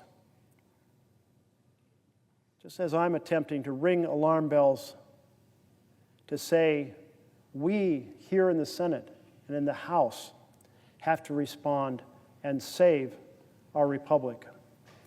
So I'm going to start with the book, How Democracies Die. It's a pretty hefty one. The 2 authors, Stephen Levitsky and Daniel Ziblatt, they are political scientists. They are professors of government. They have spent their careers studying how once stable democracies in Europe, in Latin America, around the world, have collapsed into being strongman states, sometimes gradually and sometimes suddenly. Political parties prioritize their own power over obeying the law. An aggressive president tries to seize more power. Congress becomes a rubber stamp. The courts hand more power to the president, and the president tightens his control. The press softens its criticisms, and other institutions start to tread carefully. These are the 6 warning signs of a democracy in trouble. As the authors of the book warn, most modern democracies don't die suddenly by being overthrown. We all certainly know of cases of that happening, but today, modern democracies generally don't die by being overthrown. Instead, they die as authoritarians erode the institutions and the norms until the checks and balances are gone and you have a strongman state. How Democracies Die was published in 2018 after the first year of Trump's first term. Already, these professors were seeing signs of these 6 factors that are the warning symbols of authoritarianism being down the road or on the way. But America did not respond to the warning then, and we are living with the consequences now, because now we are deep in the authoritarian takeover crisis. Between each chapter, I'm going to pause to discuss different ways the Trump administration is trying to tighten its authoritarian grip to turn our government by and for the people into government by and for the powerful. I'm here tonight to ring the alarm bells. The crisis calls on every American, every patriot, every one of us who cherishes our republic to use our heart and nerve and sinew to resist this authoritarian takeover and save our democracy. So let's begin with the introduction. So I'm now reading from the book, and I'll read the introduction and then talk about some other things. It starts out, is our democracy in trouble? Is it in danger? It is a question these are the authors speaking, we never thought we'd be asking. We've been colleagues for 15 years, thinking, writing, teaching students about failures of democracy in other places and times, Europe's dark 1930s, Latin America's repressive 1970s. We spent years researching new forms of authoritarianism emerging around the globe. For us, how and why democracies die has been an occupational obsession. But now, we find ourselves turning in our own country. Over the past 2 years, we have watched politicians say and do things that are unprecedented in the United States, but that we recognize as having been the precursors of democratic crisis in other places. We feel dread, as do so many other Americans, even as we try to reassure ourselves that things can't really be that bad here. After all, even though we know democracies are always fragile, the one in which we live has managed to defy gravity. Our Constitution, our national creed of freedom and equality, our historically robust middle class, our high levels of wealth and education, and our large, diversified private sector, all these should inoculate us from the kind of democratic breakdown that has occurred elsewhere. Yet, we worry. American politicians now treat their rivals as enemies, intimidate the free press, threaten to reject the results of elections. They try to weaken the institutional buffers of our democracy, including the courts, the intelligence services, and the ethics offices. America may not be alone. Scholars are increasingly concerned that democracy may be under threat worldwide, even in places where its existence has been taken for granted. Populist governments have assaulted democratic institutions in Hungary, in Turkey, and in Poland. Extremist forces have made dramatic electoral gains in Australia, France, Germany, the Netherlands, and elsewhere in Europe. And in the United States, for the first time in history, a man with no experience in public office, little observable commitment to constitutional rights, and clear authoritarian tendencies was elected president. What does all of this mean? Are we living through the decline and fall of one of the world's oldest and most successful democracies? Can I remind you, these are the words of the authors, written in 2018, some 7 years ago. They continue. At midday on September 1973, after months of mounting tensions in the streets of Santiago, Chile, British-made Hawker Hunter jets swooped overhead, dropping bombs on La Moneda, the neoclassical presidential palace in the center of the city. As the bombs continued to fall, La Moneda burned. President Salvador Allende, elected 3 years earlier at the head of a leftist coalition, was barricaded inside. During his term, Chile had been racked by social unrest, by economic crisis, by political paralysis. Allende had said he would not leave his post until he had finished his job, but now the moment of truth had arrived. Under the command of General Pinochet, Chile's armed forces were seizing control of the country. Early in the morning on that fateful day, Allende offered defiant words on national radio broadcasts, hoping that many supporters would take to the streets in defense of democracy. But the resistance never materialized. The military police who guarded the palace abandoned him. His broadcast was met with silence. Within hours, President Allende was dead, and so too was Chilean democracy. This is how we tend to think of democracies dying, at the hands of men with guns.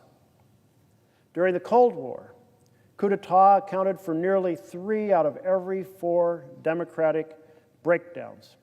Democracies in Argentina, Brazil, Dominican Republic, in Ghana, in Greece, in Guatemala, Nigeria, Pakistan and Peru, Thailand, Turkey, and Uruguay all died this way, at the hands of men with guns. More recently, military coups toppled Egyptian President Mohamed Morsi in 2013 and Thai Prime Minister Shinawatra in 2014. In all of these cases, democracy dissolved in spectacular fashion through military power and coercion. But there is another way to break a democracy. It is less dramatic, but equally destructive. Democracies may die at the hands not of generals, but of elected leaders. Presidents or prime ministers who subvert the very process that brought them to power. Some of these leaders dismantled democracy quickly, as Hitler did in the wake of the 1933 Reichstag fire in Germany. More often, though, democracies die slowly, in barely visible steps. In Venezuela, for example, Hugo Chavez was a political outsider who railed against what he cast as a corrupt government elite, promising to build a more authentic democracy that used the country's vast oil wealth to improve the lives of the poor. Skillfully tapping into the anger of ordinary Venezuelans, many of whom felt ignored or mistreated by the established political parties, Chavez was elected president in 1998. As a woman in Chavez's home state of Barinas put it on election night, democracy was infected, and Chavez is the only antibiotic we have. I'm continuing to read from the introduction to How Democracies Die. When Chavez launched his promised revolution, he did so democratically. In 1999, he held free elections for a new constituent assembly, in which his allies won an overwhelming majority. This allowed the Chavistas to single-handedly write a new constitution. It was a democratic constitution, though, and to reinforce its legitimacy, Chavez and his allies won those too, the elections that they held, presidential and legislative, in the year 2000. Chavez's populism triggered intense opposition, and in April 2002, he was briefly toppled by the military. But the coup failed, allowing a triumphant Chavez to claim for himself even more democratic legitimacy. It wasn't until 2003 that Chavez took his first clear steps toward authoritarianism. With public support fading, he stalled an opposition-led referendum that would have recalled him from office until a year later, when soaring oil prices had boosted his standing enough for him to win. In 2004, the government blacklisted those who had signed the recall petition and packed the Supreme Court. I'll just pause a comment here. You start to see how this is evolving here in this description of someone who was elected in fair elections to begin with, but over time starts to bend the different parts of the government, and in this case, proceeding to go after his political enemies, blacklisting those who signed the recall petition, and packing the Supreme Court. But his landslide re-election in 2006 allowed him to maintain a democratic veneer. The Chavista regime grew more repressive after 2006, closing a major television station, arresting or exiling opposition politicians, judges, and media figures on dubious charges, eliminating presidential term limits so that Chavez could remain in power indefinitely. When Chavez, now dying of cancer, was reelected in 2012, the contest was free but not fair. Chavismo controlled much of the media and deployed the vast machinery of the government in its favor. And after his death a year later, his successor, Nicolas Maduro, won another questionable reelection. And in 2014, his government imprisoned a major opposition leader. Still, the opposition's landslide victory in 2015 seemed to belie critics' claims that Venezuela was no longer democratic. It was only when a new single-party constituent assembly usurped the power of Congress in 2017, nearly 2 decades after Chavez first won the presidency, that Venezuela was widely recognized as an autocracy. This is how democracies now die. Blatant dictatorship in the form of fascism, communism, or military rule has disappeared across much of the world. Military coups and other violent seizures of power are now rare. Most countries hold regular elections. Democracies still die, but by other means. Since the end of the Cold War, most democratic breakdowns have been caused not by generals and soldiers, but by elected governments themselves, like Chavez in Venezuela. Elected leaders have subverted democratic institutions in Georgia, in Hungary, in Nicaragua, in Peru, in the Philippines, in Poland, in Russia, Sri Lanka, Turkey, and Ukraine. Democratic backsliding today begins at the ballot box. The electoral road to breakdown is dangerously deceptive. With a classic coup d'etat, as in Pinochet's Chile, the death of a democracy is immediate and evident to all. The presidential palace burns. The president is killed, imprisoned, or shipped into exile. The Constitution is suspended or scrapped. On the electoral road, however, none of those things happen. There are no tanks in the streets. Constitutions and other nominally democratic institutions remain in place. People still vote. Elected autocrats maintain a veneer of democracy while eviscerating its substance. Many government efforts to subvert democracy are, quote, legal, in the sense that they are approved by the legislature or accepted by the courts. They may even be portrayed as efforts to improve democracy, making the judiciary more efficient, combating corruption, cleaning up the electoral process. Newspapers still publish, but are bought off or bullied into self-censorship. Citizens continue to criticize the government, but often find themselves facing tax or other legal troubles. This sows public confusion. People do not immediately realize what is happening. Many continue to believe they are living in a democracy. In 2011, when a Latino Barometro survey asked Venezuelans to rate their own country from 1, not at all democratic, to 10, completely democratic, 51% of respondents gave their country a score of 8 or higher, meaning they weighed in, saying the country looks pretty democratic. Because there is no single moment, no coup, no declaration of martial law, no suspension of the Constitution, in which the regime obviously crosses the line into dictatorship. Nothing sets off society's alarm bells, and those who denounce government abuse may be dismissed as exaggerating or crying wolf. Democracy's erosion is, for many, almost imperceptible.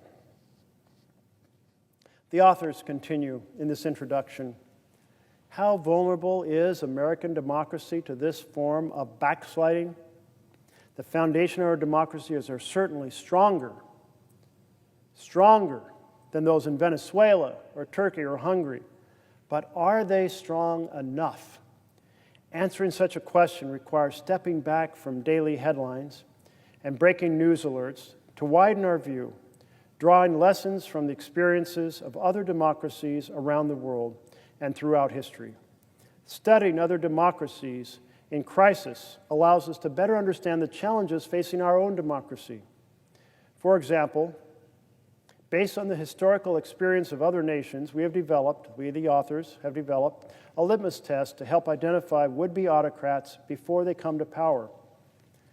We can learn from mistakes that past democratic leaders have made in opening the door to would-be authoritarians, and conversely, from the ways that have kept extremists out of power. A comparative approach also reveals how elected autocrats in different parts of the world employ remarkably similar strategies to subvert the democratic institutions. As these patterns become visible, steps toward breakdown grow less ambiguous and easier to combat. Knowing how citizens in other democracies have successfully resisted elected autocrats, or why they tragically failed to do so, is essential to those seeking to defend American democracy today. We know that extremist demagogues emerge from time to time in all societies, even in healthy democracies. The United States has had its share of them, including Henry Ford and Huey Long and Joe McCarthy and George Wallace. An essential test for democracies is not whether such figures emerge, but whether political leaders, and especially political parties, work to prevent them from gaining power in the first place by keeping them off mainstream party tickets, refusing to endorse or align with them, and when necessary, making common cause with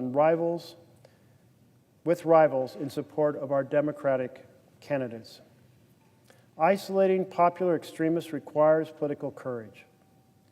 But when fear, opportunism, or miscalculation leads established parties to bring extremists into the mainstream, democracy is imperiled. Once a would-be authoritarian makes it to power, democracies face a second critical test. Will the autocratic leader subvert democratic institutions or be constrained by those institutions? Institutions alone are not enough to rein in elected autocrats. Constitutions must be defended by political parties and organized citizens, but also by democratic norms. Without robust norms, constitutional checks and balances do not serve as the bulwarks of democracy we imagine them to be. Institutions become political weapons, wielded forcefully by those who control them against those who do not. This is how elected autocrats subvert democracy, packing and weaponizing the courts and other neutral agencies, buying off the media and the private sector, or bullying them into silence, and rewriting the rules of politics to tilt the playing field against opponents.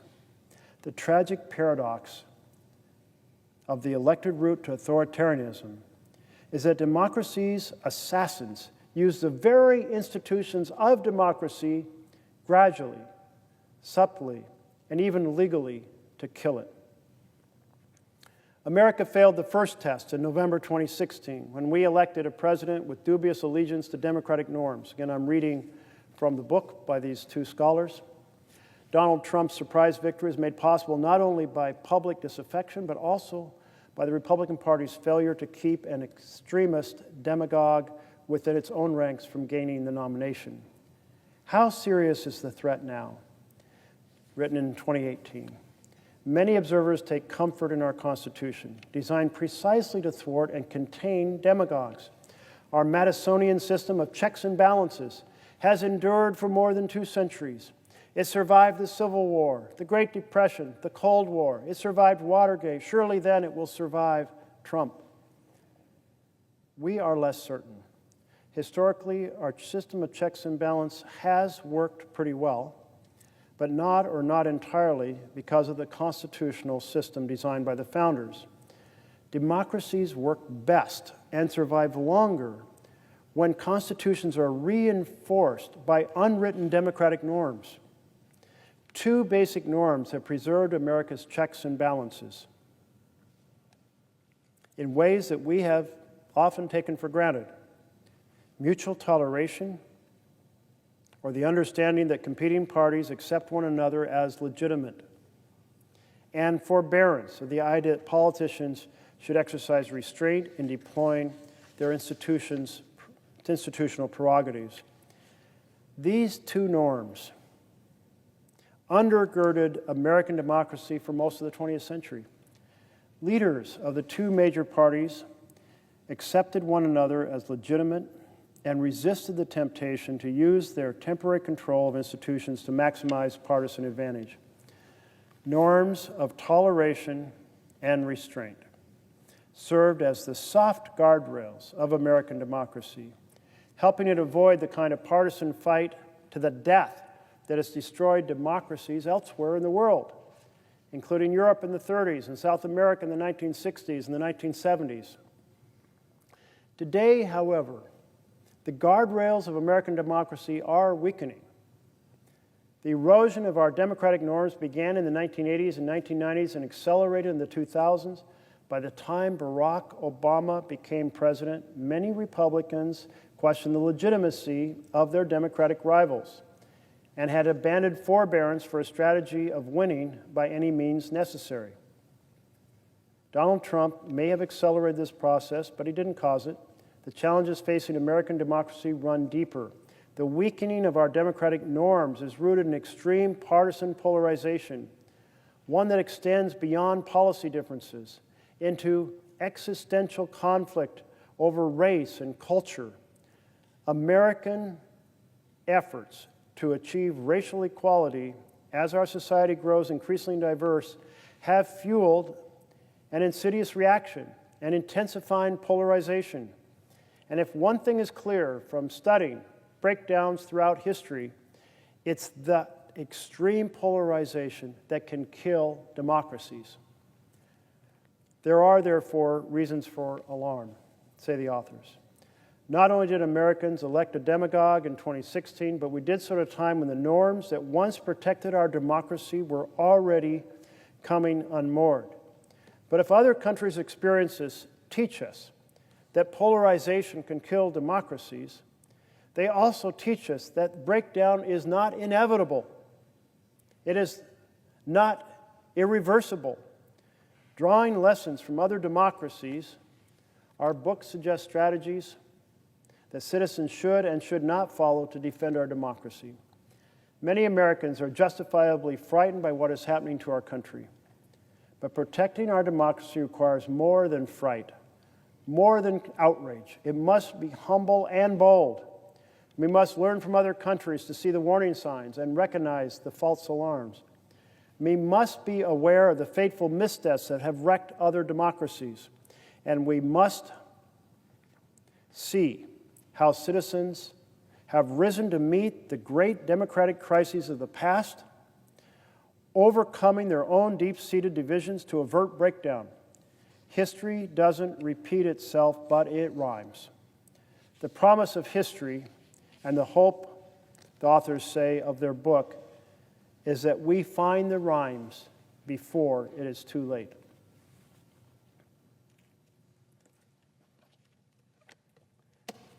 There are 2 key points in that introduction that we have been accustomed to thinking of democracies failing through a military coup. So as long as there is not a military coup, as long as the presidential palace is not burned, as long as troops don't march in the street and the Constitution is not thrown out and replaced by martial law, we're fine. But the second key point is that that is not the way democracies die today, is not by martial law, not by military coups, not, as the authors put it, by men with guns. Democracies die today by elected leaders, augmenting their power in an authoritarian quest, developing additional momentum from a rubber-stamped Congress, gaining further power from decisions handed down by a court, and then using the institutions of the government.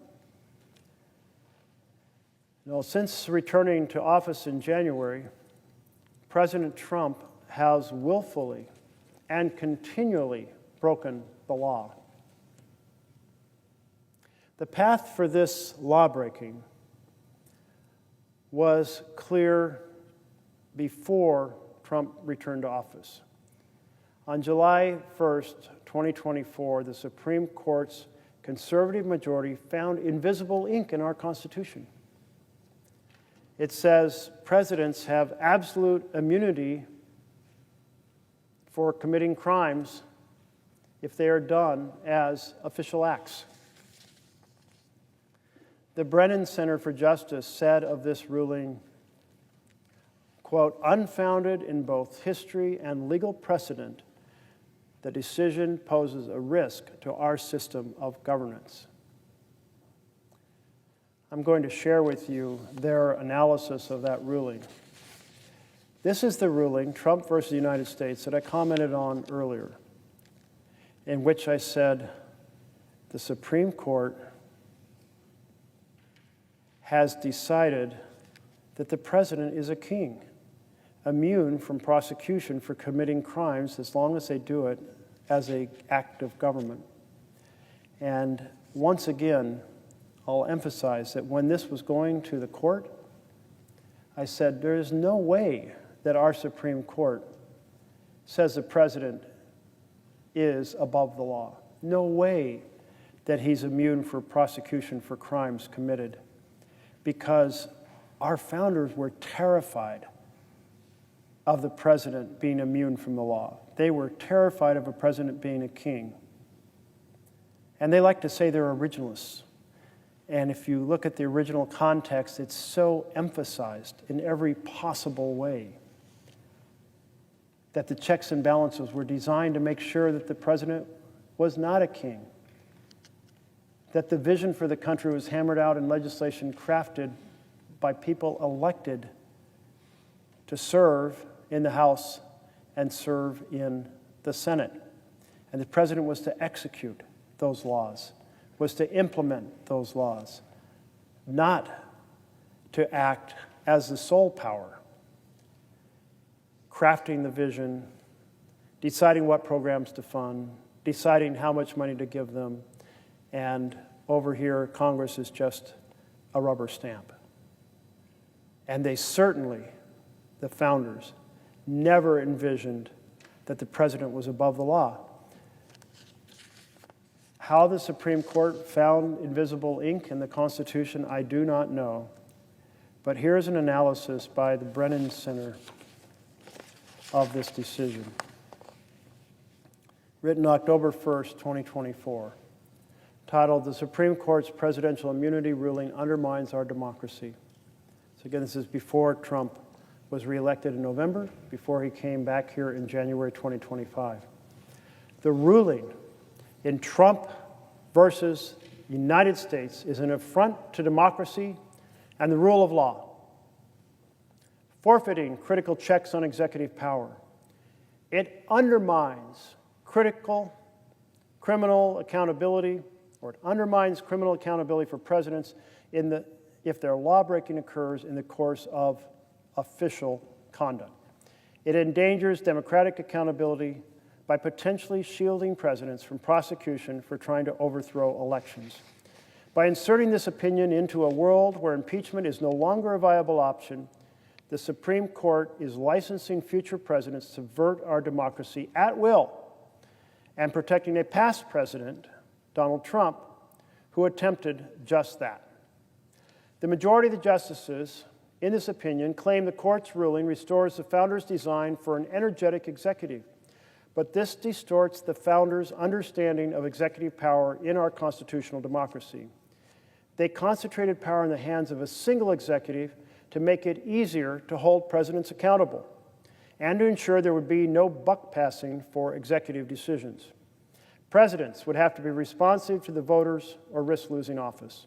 And the founders determined that presidents would have no criminal immunity, so they could be prosecuted if they violated the law. These foundational decisions ensured that whether by Congress, the courts, or the people, presidents could be held to account, as they should be in any country that values the rule of law.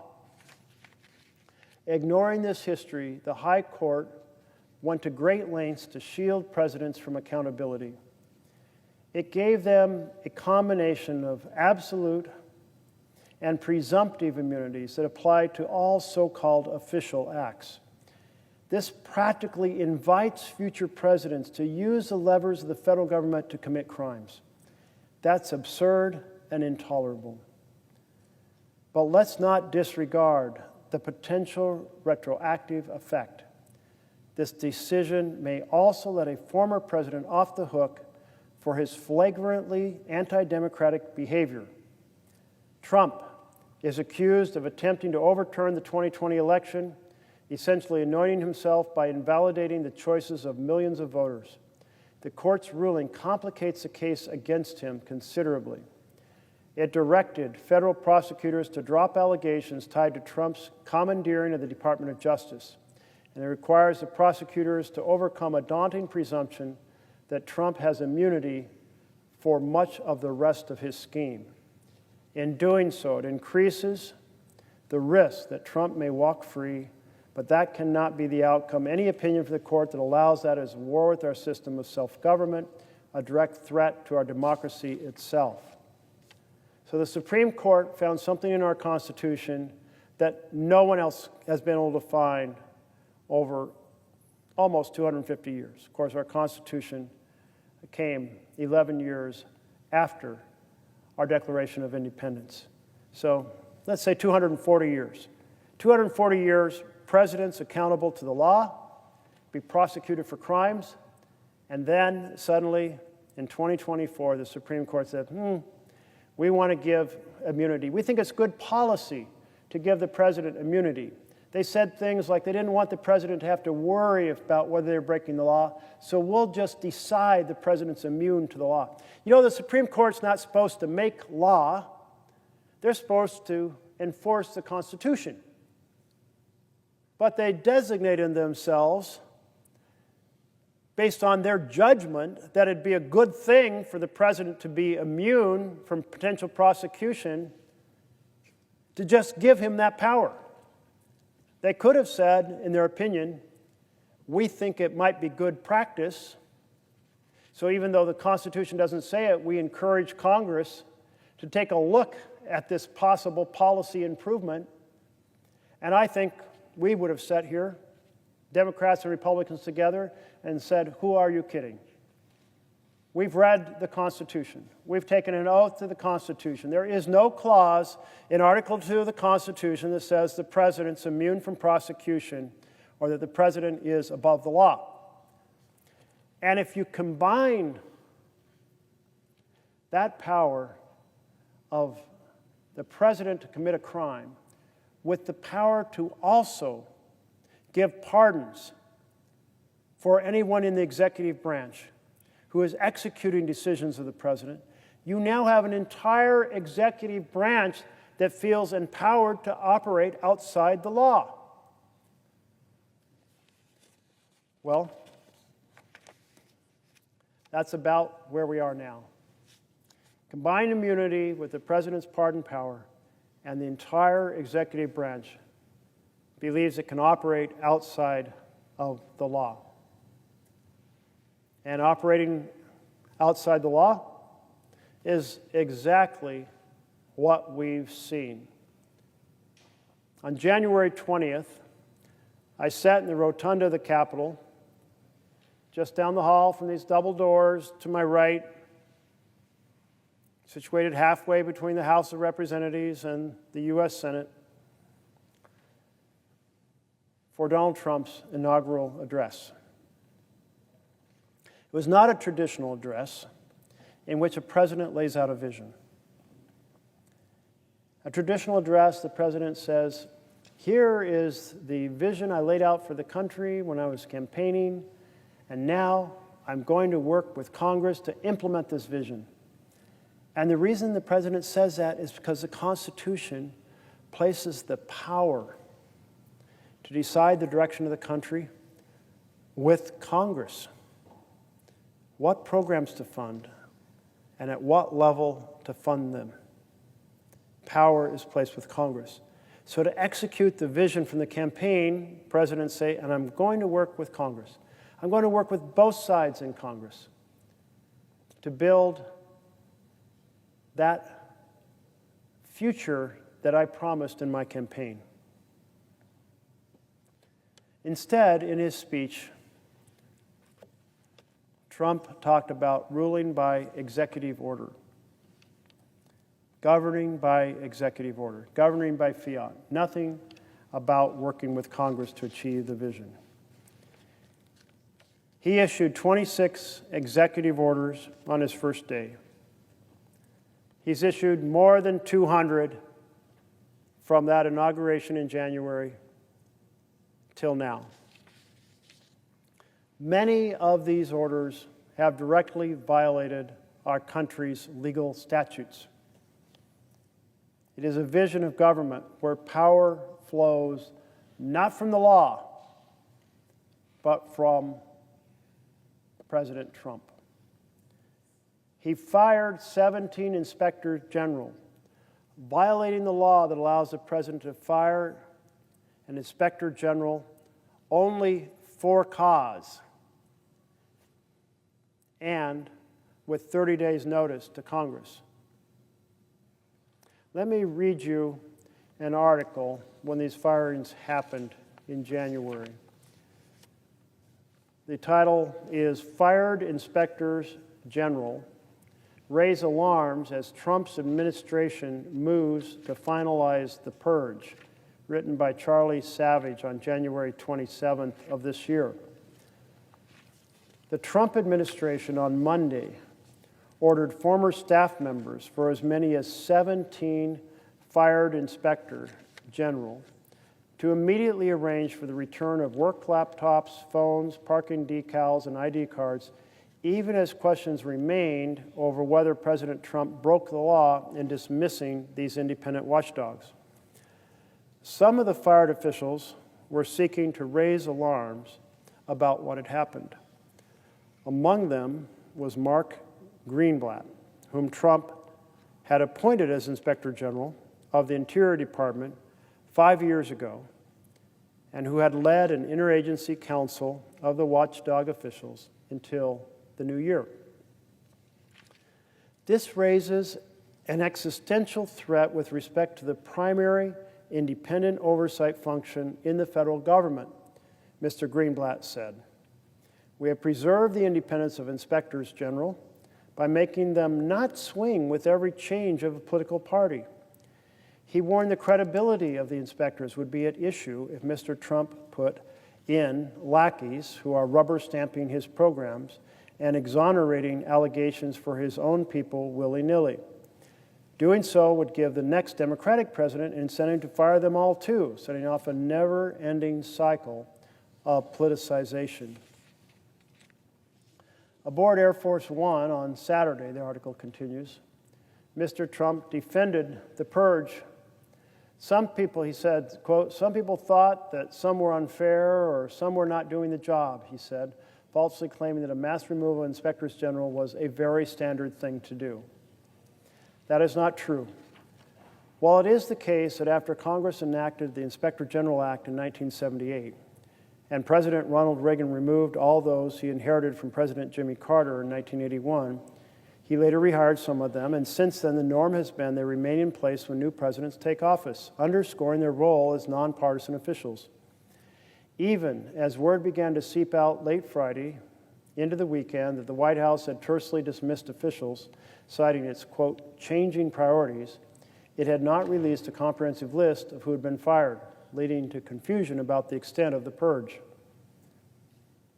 In an interview on Monday, Hannibal Ware, who goes by Mike and who took over as chair of the Interagency Council in January and was among those fired, said the dismissals he knew of extended to 17 officials covering 18 agencies.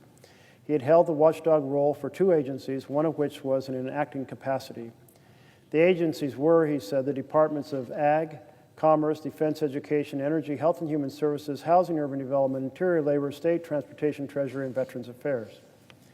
They also included, he said, an Inspector General for the Afghanistan Reconstruction and the internal watchdogs at the Environmental Protection Agency, the White House's Office of Personnel Management, and Mr. Ware's own 2 agencies, Small Business Administration and Social Security Administration. But underscoring the confusion, at least one of those inspectors, Krista Boyd of the Office of Personnel Management, found herself locked out of a system even though she had not received an email informing her that she'd been fired, according to people familiar with the matter. The Inspector General community is assuming that she also was terminated. In response to this purge, Mr. Ware, in a letter to the White House late Friday, suggested the firings were illegal because they violated a law that requires giving Congress 30 days advance notice with the reason for any removal of an Inspector General.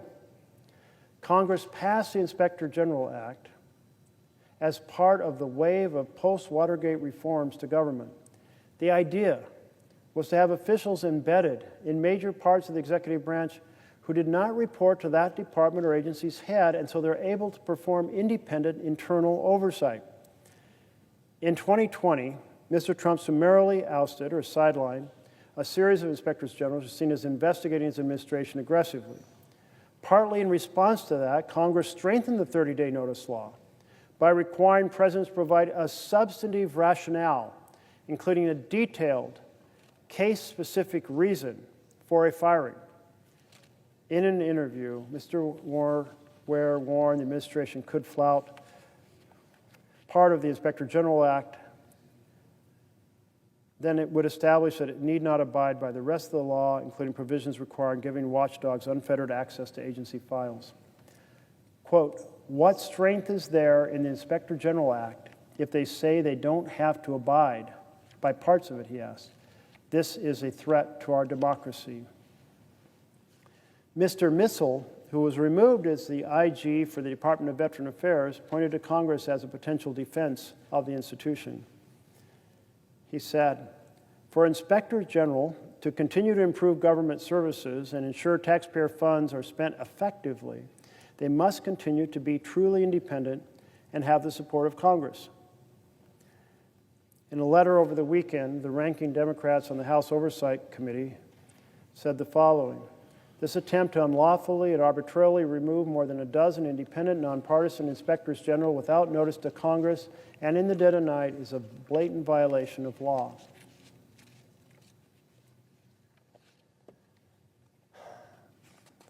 It should disturb all of us that one of the first acts of this administration on this path to authoritarian control of our nation was to throw out those independent watchdogs. That, in fact, is a common symptom of an authoritarian takeover. Get rid of the inspectors. In this case, Congress, all of us, has strengthened the law to make their require not just notice, but a specific act, an egregious act to be fired, so that they really could feel independent, not accountable to the head, and could report things honestly. I know in my work here over the last 17 years, I have repeatedly read Inspector General's reports. And they have often been some of the most insightful examinations of what is going right and what is going wrong, and given us as legislators ideas for things that need to be fixed. But you can't have that type of valuable input if the inspector generals are not independent. If they're worried that the first critical thing they say or point out, they will be fired. Now, it was also reported the Trump administration blocked funding for the Council of Inspectors General on integrity and efficiency. Block the funding for those who are dedicated to integrity and efficiency. Now let me share with you some reporting from just a week ago. And it's titled, Trump Administration Defunds the Federal Watchdog Office. The White House last week informed a federal office charged with conducting oversight of the Trump administration that it was blocking congressionally approved money for its operations for the coming fiscal year, effectively shuttering it after midnight on Tuesday. The blocked funds are not linked to the funding showdown between congressional Democrats and Republicans that could prompt a government shutdown. The decision to fund the Council of the Inspectors General on Integrity and Efficiency, which drew quick condemnation from top Republicans in the Senate who are now pressing to reverse it, was the latest effort by the White House to undermine independent investigators in the federal government. It was also an end run around Congress by a White House that has repeatedly sought to usurp legislative branch's power over federal spending. The move would shut down an umbrella office that supports the government's 72 inspectors general, could wipe out a public website where they post their reports, which includes a repository of decades of recommendations on how the government could save money. In a letter on Monday, Senators Collins, Republican of Maine, and Chairwoman of the Appropriations Committee, and Chuck Grassley, Republican of Iowa, Chair of the Judiciary, called on the White House to release the funding. Absent immediate action, they wrote, the Watchdog Office will furlough staff and terminate important functions that help prevent and detect waste, fraud, and abuse throughout the government.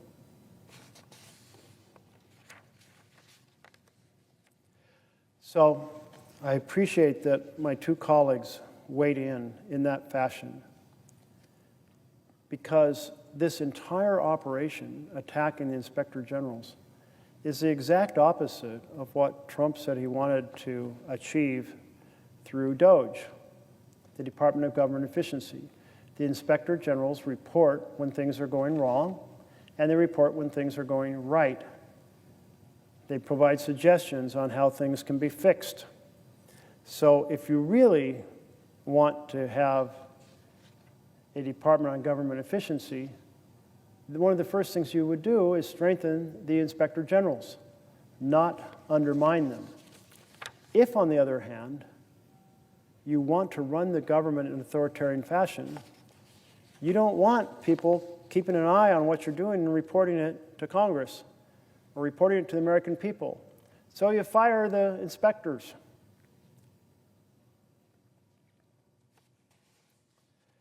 In addition to the firings of the inspector generals, Trump and Vogt, V-O-U-G-H-T, our current head of OMB, and Elon Musk, fired federal workers who provide critical services. Politico did a report on how the cuts to the Forest Service increase wildfire risk. And the article is titled, Crazy, Forest Service Cuts Ignite Fear and Fury Over Wildfire Risks.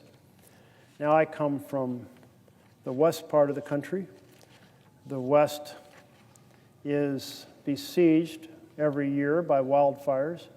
We used to think of them as the summer wildfires, but now in Oregon they can be in the spring or the summer or the fall. And further south in California, they can be any month of the year. The wildfire seasons are getting longer because with climate change, our forests are drier. We also have more lightning strikes, often more wind, that fuels the fires from an initial small fire into a large conflagration. So whenever the infrastructure for fighting fires or treating the forest to reduce the risk of fire in the first place is assaulted, we get a little worried out west. But here is what the Politico article said. Officials from Nevada to New Jersey to Utah and beyond are scrambling to take stock of President Donald Trump's cuts to the U.S. Forest Service, deciding how to respond as the summer wildfire season looms. Forest fires aren't going to take 4 years off just because of who's in the White House, said Colorado Governor Polis in an interview following the announcement of a $7 million cut in state wildfire mitigation grants. So it's really important that states up the bar on preparation. Trump has cut 10% of the workers at the Forest Service, an agency that manages 193 million acres of national forests and grasslands, with more firings and a steep reorganization likely coming. About 75% of the agency staff are trained in wildland firefighting. That means there are fewer workers across the country clearing brush, thinning trees, we call this forest management, to reduce the risk and intensity of wildfires. And when fires do break out, there will be fewer workers to stop the spread of the fire. The cuts have prompted alarm bells in state capitals as attention on wildfires and forestry policy has arguably never been higher in the wake of devastating fires that ripped through Los Angeles earlier this year. Record drought, heat waves, sluggish prevention work have exacerbated fires in recent decades. An average of 3 million acres burned nationwide each year in the 1990s, but now the average is nearly 7 million acres per year, according to the National Interagency Fire Center. Now, with that critical prevention work at risk of slowing, states and cities are weighing drastic actions to safeguard against the threat of potentially more fire-prone national lands, since fire doesn't respect federal, state, or private land boundaries. Nevada State Forester and Fire Warden Casey told Politico, "We're going to be headed into what could be a big fire season in the state of Nevada," adding that she can exercise emergency hiring authority if needed. The federal government owns 86% of Nevada's land. "I'm nervous about our ability to maintain those public lands with the people who work on the ground doing the important critical work that actually helps lessen the risk of catastrophic loss from fire. The shrinking of the Forest Service is hitting the agency both on the ground and at the leadership level, with Biden-era Chief Randy Moore retiring in the wake of mass layoffs and more half the regional heads also departing."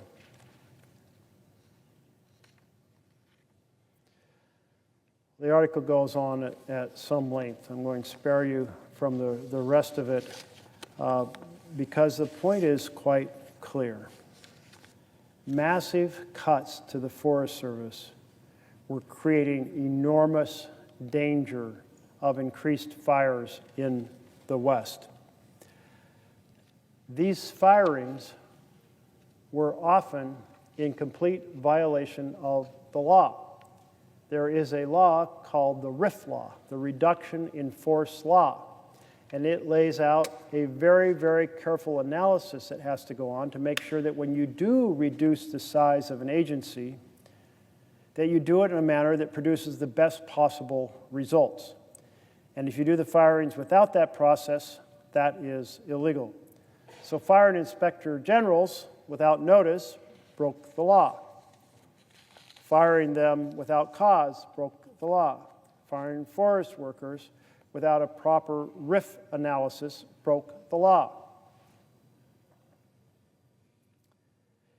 Trump also proceeded to fire the board members of independent agencies, violating laws that establish the terms of office and violating the laws that allow them to be fired only for cause. He violated the Anti-Deficiency Act, when Elon Musk and Doge sent the fork in the road email to 2 million federal employees, offering a buyout with pay through September 30th. He violated the Privacy Act when Trump, Musk, and the Doge accessed sensitive personal information from computers of the Social Security Administration. He violated a 2018 law banning reductions in indirect costs covered by NIH research grants when he capped those rates at 15%. Trump issued an executive order ending birthright citizenship, which is in our Constitution. It was quickly blocked by a federal judge. Trump is routinely bypassing the Senate's confirmation process by making interim appointments of U.S. attorneys around the country in clear violation of the intent and requirements of the law. Now, in this government shutdown, he's breaking several laws by using nonpartisan government agencies to amplify his political messaging. I'll read to you a letter that senators sent, including myself, to the administration, to Russ Vought, the director of the Office of Management and Budget. My point in all of these pieces, all of these different actions, from the inspector generals being fired to board members being tossed, all in violation of the laws concerning the executive branch, is that we have an authoritarian president who acts and believes that he is beyond the law, not accountable to the law, and as a strong man can do whatever the hell he wants. It's our responsibility to say, hell no. We have a Constitution. We took an oath to that Constitution. It's our responsibility to pass legislation that patches in any gray areas, to make things clear. If the courts say it's not quite clear, we need to make it clear, but we're not doing that. So this letter, in regard to the use of nonpartisan government agencies for political messaging, is an important accounting of trying to hold the administration to the rule of law. Director Vought. As Congress continues to work on funding the federal government for fiscal year 2026, the White House and political appointees assigned to agencies within the executive branch have been engaged in widespread campaign of partisan political activities. These activities are in blatant violation of Section 715 of Public Law 11847, which prohibits federal funds from being used for propaganda purposes designed to support or defeat legislation pending before Congress. These activities appear to violate the Anti-Lobbying Act and the Hatch Act. We urge you to immediately remove these illegal, partisan messages to comply with the law and hold accountable those who have directed this behavior. As early as September 30th, 2025, federal agencies began publicly posting various notices and other media from official accounts on official websites in official email correspondence that violate 715's prohibition on propaganda. For example, the official website of the Department of Housing and Urban Development displayed a blatantly partisan political banner on their website claiming that, quote, the radical left are going to inflict massive pain on the American people. This is partisan political messaging done on government websites. Violation of the Anti-Lobbying Act, violation of the Hatch Act, violation of 715 of Public Law 11847. On October 1st, similar partisan political messages appear on the websites for the Small Business Administration, the Department of Justice, the Department of Ag, among others. In addition to website updates, federal employees, including the Small Business Administration, Department of Labor, Department of Education, Department of Veterans Affairs, were reportedly directed to set automatic reply email messages with partisan political propaganda which asserts that, quote, Democratic senators are blocking passage of H.R. 5371 in the Senate, which has led to a lapse in appropriations, end of quote. As you well know, these messages are misleading, given that Democrats have voted 4 times over the past week to fully fund the government, only to be rebuffed by our Republican colleagues. But more important, they are clear violations of Section 715, which prohibits the use of federal funds by an agency to publicly support or oppose legislation before the Congress. Spirited public debate has its place, but agency resources, including websites or emails, should not be used to send overtly political, and in this case, misleading messages to the American people. Congress has long enacted laws to ensure partisan political activities and propaganda do not impede the government's ability to serve all Americans. Given the blatant, systematic, and repeated violations of Section 715 of Public Law 11847 and likely violations of the Anti-Lobbying and Hatch Acts over the last week, you must immediately remove these partisan messages from all executive branch agency communications and websites. I never thought I'd see the day that a president of the United States would use the instruments of the government to run a blatant political campaign, saying we're blaming this party or that group for this outcome. That so undermines the vision of an executive branch elected to serve all the people of the United States. So undermines the vision that we do not politicize the functions of the executive branch. The way that they operate, the programs they support, the levels at which they're funded, all of those things will, of course, change according to laws that we pass here.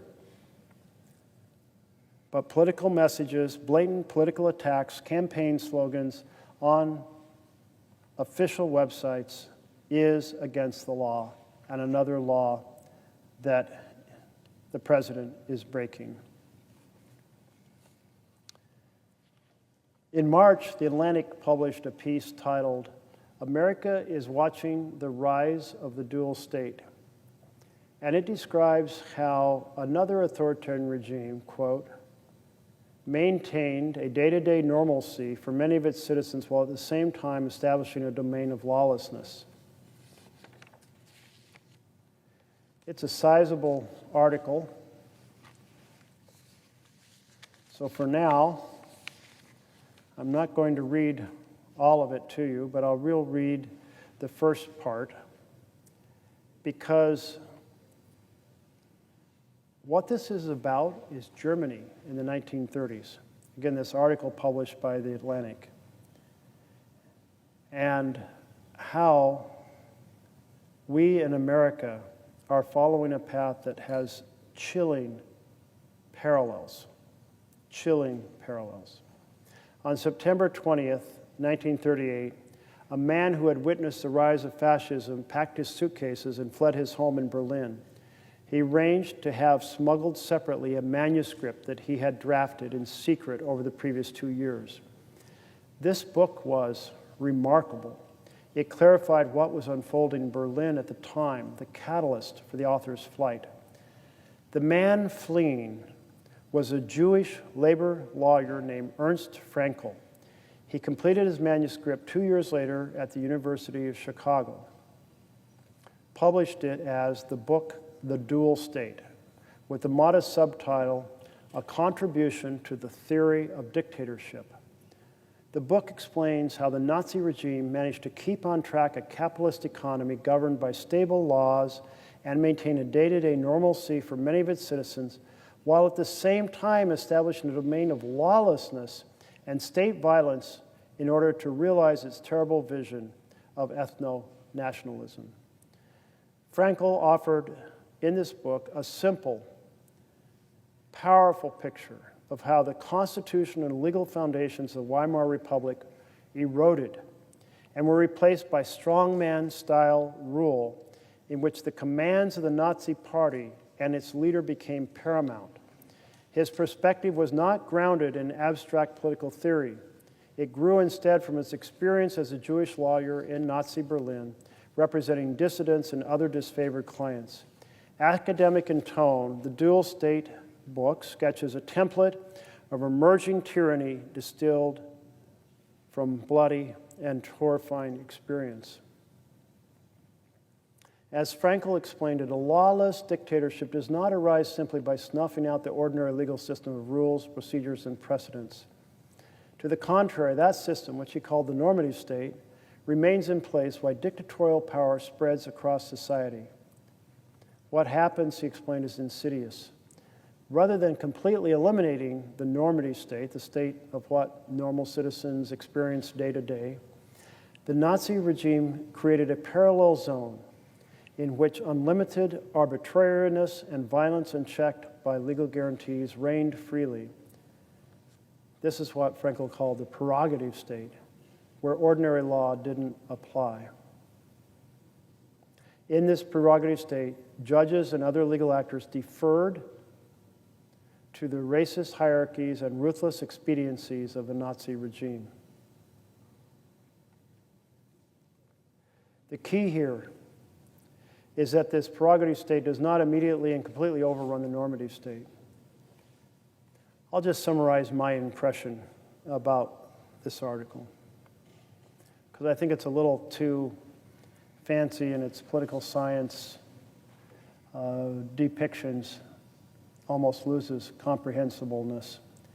And that is, witnessed were around the executive in the Weimar Republic, there started to become a zone of lawlessness in which the laws were not followed, because it became an authoritarian regime that says, we decide, we are the executive, we decide what we do.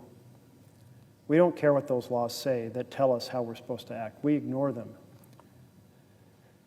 Meanwhile, maintaining a relatively normal economy in the day-to-day lives of people.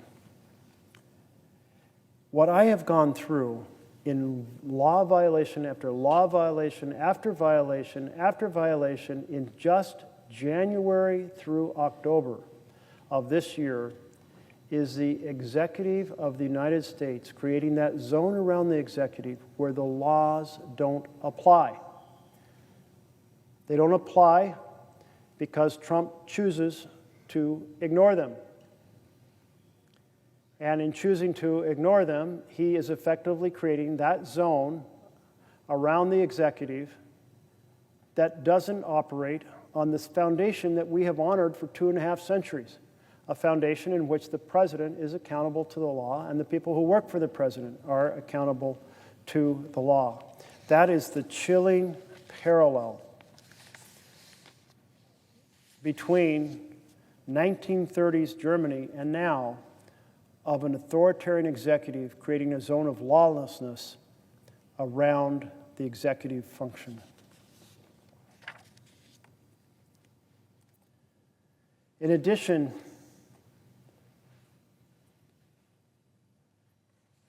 to the lawlessness, we have also been so affected by the legislation that has passed here in this chamber. Now, these are two different components of an administration that has decided that it is a families lose, billionaires win perspective. The laws that apply to the executive routinely ignored. I've gone through about a dozen of them in this presentation.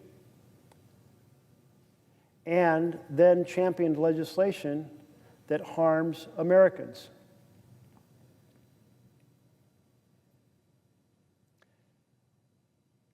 Those two things, one undermining our Constitution and establishing a strongman state, using that kind of authoritarian executive power to persuade the majority in the House and Senate to pass a law by the narrowest of margins.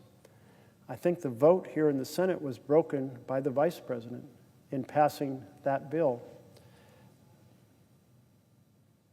convincing them to pass a law that hurts Americans. And now Republicans have shut down the government in order to preserve that attack on health care. And why did they want to shut down health care or savage or shred health care? To give more tax breaks to billionaires. Slash nutrition programs to give tax breaks to billionaires. Slash the tax credits to give more tax breaks to billionaires. Slash Medicaid healthcare programs to give more tax breaks to billionaires. And on top of all that, add $30 trillion to the projected debt of the United States of America to give tax breaks to the richest Americans. 30 trillion additional debt. You know, I've often been confounded by the rhetoric on the right, which says they are fiscally responsible because our debt has been driven up time and time again by the decisions they championed. We have the Bush tax cuts, created massive federal debt. We have a second Bush tax cut, created massive federal debt. We have the war on Afghanistan and Iraq, creating massive debt.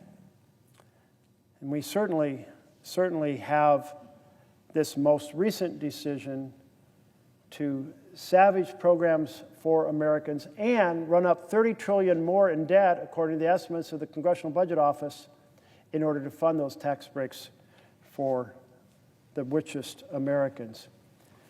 Well, we are now at 100% of debt to GDP, gross domestic product. So if you put on one side of the scale the size of our economy and you put on the other side of the scale our debt, they are the same. We're at 100%. And that starts to become a perilous economic position for the United States. Perilous because the further you go in that direction, you run up more and more and more debt. What the budget is doing right now in order to provide these tax breaks, and I speak roughly, I think we are at about 17% of GDP in revenue and about 23% of gross domestic product in spending, a 6% gap. And the Republicans just passed a bill that makes it far worse and runs up far more debt. Certainly nothing fiscally responsible in that. They didn't run up debt to make our health care system better. They savaged the health care for Americans in the United States of America in order to fund tax breaks for billionaires. But the tax breaks were so generous, cutting the health care programs didn't start to pay for it, so they run up another $30 trillion in debt, according to the Congressional Budget Office. The impact of this health care bill on Oregonians is significant. It's projected to increase the average payment on the exchange, the average net premium paid, by about 68%. Now that's actually, if that comes out to be true, that's a hell of a lot better than the average across the country, because the predicted average across the country is 114%, more than doubling. So I guess Oregonians might say, hey, we did a little better, but I'll tell you, any family that finds they didn't get a 5% increase in their health care cost or 10%, they got a 68%, $1,300 a person, they are going to struggle, and they are going to go without insurance in many cases. And they are going to end up with worse health care as a result because they won't go to the doctor because they don't have insurance to pay for it. And if they do go to the doctor, when a condition becomes bad enough, a small condition may become a really serious condition. A treatable condition may become an untreatable condition. An early tumor may become a death sentence tumor. And it'll be more expensive to treat that health care because the disease is worse and it's being treated in the emergency room, the most expensive place to treat a health condition. And then we have the fact that without insurance, they won't be able to pay the bills that they receive, so the clinic and the hospital will receive less funds. And in receiving less funds, they would have to reduce the amount of services they provide in the community, affecting everybody's health care. The Shep Center estimates that 300 plus rural hospitals are at risk to close because of the big ugly betrayal bill passed by the majority party. You can sum it up this way. The bill is all about the red carpet for billionaires and red tape for America's families. Cut the programs fundamental to families thriving and deliver massive tax gifts to the richest Americans. You know, 77% of the enrollees in the exchange, the ACA exchange, Affordable Care Act exchange, they're in states Trump won. So when a Democrat stands up on this floor and says we need to fix these tax credits so people can afford insurance, the vast majority of people they're trying to help live in red states, because we're not advocating based on something that's partisan. We're advocating on what's good for America. And we're simply saying, quit shutting down the government, fix this egregious condition, and America will be better off. And I will say almost everyone believes politically Republicans would be better off as well if they fix this egregious attack on health care. The red carpet for the rich, red tape for families, is a terrible philosophy to go forward in America. One piece of the authoritarian puzzle. You have the rubber-stamped Congress. You have the Supreme Court that delivers more power to the executive. You have the aggressive authoritarian personality as president. You have government by and for the powerful, not government by and for the people. If, therefore, you have government by and for the powerful, you pass bills like the big, ugly betrayal bill that slashes health care to deliver tax breaks for billionaires. That's how these two pieces are connected. The authoritarian takeover by the president and the horrific attack on ordinary people to fund tax breaks for the powerful, that's how these two things are connected. It's government by and for the powerful rather than by and for the people. But in the world, according to our Constitution, the president is not a king. The laws are not suggestions. And the Constitution is not optional. And that's why I will keep raising the alarm bells here on the floor of the Senate, because our country's in deep trouble. It's in the middle of a massive authoritarian corruption of our Constitution. And that's why 7 million people took to the streets on Saturday. This brings us to the first chapter of how democracies die. And the reason I've come to the floor to read it tonight and to do commentary, and as well as the book on tyranny, is to amplify the alarm bells. The citizens, 7 million strong, took the streets in the largest demonstration in American history. But 7 million is only a small fraction of the population of this country. So just as they rang the alarm bells and hoped that their neighbors would pay attention, their newspapers would pay attention, that we, their electeds, would pay attention, it's important that those of us here in this Senate chamber also ring the alarm bells. And I've chosen these two books because there is no volume I know that better describes how democracies have died through an authoritarian takeover, not through a military coup, but through the obliteration of the checks and balances of the Constitution. So, Fateful Alliances is the name of this chapter. Again, I'm reading from this book, which I'll leave this up to remind folks. A quarrel has arisen between the horse and the stag.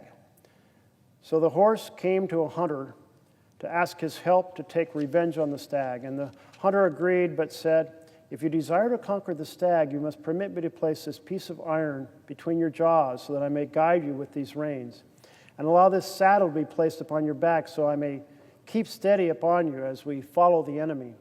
The horse agreed, and the hunter soon saddled and bridled him, and then with the aid of the hunter, the horse soon overcame the stag and said to the hunter, "Now get off and remove those things from my mouth and back." "Not so fast, my friend," said the hunter. "I have now got you under bit and spur and prefer to keep you as you are at present." It's a passage from Aesop's Fables. On October 30th, 1922, Benito Mussolini arrived in Rome at 10:55 in an overnight sleeping cart for Milan. He had been invited to the capital city by the king to accept Italy's premiership and form a new cabinet. Accompanied by a small group of guards, Mussolini first stopped at the hotel and then, wearing a black suit jacket, black shirt, matching black bowler hat, walked triumphantly to the king's Quirinal palace. Rome was filled with rumors of unrest. Bands of fascists, many in mismatched uniforms, roamed the streets. Mussolini, aware of the power of the spectacle, strode into the king's marble-floored residential palace and greeted him. "Sire, forgive my attire. I come from the battlefield."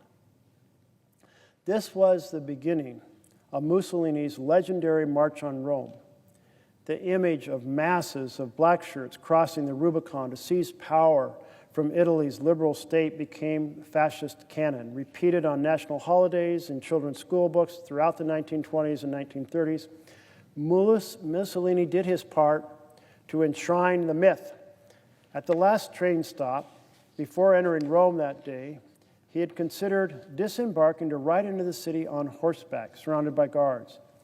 Though the plan was abandoned, afterward he did all he could to bolster the legend of his rise to power as, in his own words, a revolution, an insurrectional act, and launched a new fascist epoch. The truth was more mundane. The bulk of Mussolini's black shirts, often poorly fed and unarmed, arrived only after he had been invited to become prime minister. Arrived only after he'd been invited to become prime minister. The squads of fascists around the country were a menace, but Mussolini's machinations to take the reins of state were no revolution. He used his party's 35 parliamentary votes, divisions among establishment politicians, fear of socialism, and the threat of violence to capture the attention of the timid King Victor Emmanuel III, who saw in Mussolini a rising political star and a means of neutralizing unrest. With political order restored by Mussolini's appointment and socialism in retreat, the Italian stock market soared. Elder statesmen of the liberal establishment, such as Giovanni Giolitti, Antonio Salandra, found themselves applauding the turn of events. They regarded Mussolini as a useful ally. But not unlike the horse in Aesop's fable, Italy soon found itself under bit and spur. Some version of this story has repeated itself throughout the world over the last century. A cast of political outsiders, including Adolf Hitler, Vargas in Brazil, Fujimori in Peru, Hugo Chavez in Venezuela, came to power on the same path from the inside, via elections or alliances with powerful political figures. In each instance, elites believed the invitation to power would contain the outsider, lead to a restoration of control by mainstream politicians. But their plans backfired. A lethal mix of ambition, fear, and miscalculation conspired to lead them to the same fateful mistake, willingly handing over the keys of power to an autocrat in the making. Why do seasoned elder statesmen make this mistake? There are few more gripping illustrations in the rise of Adolf Hitler in January 1933.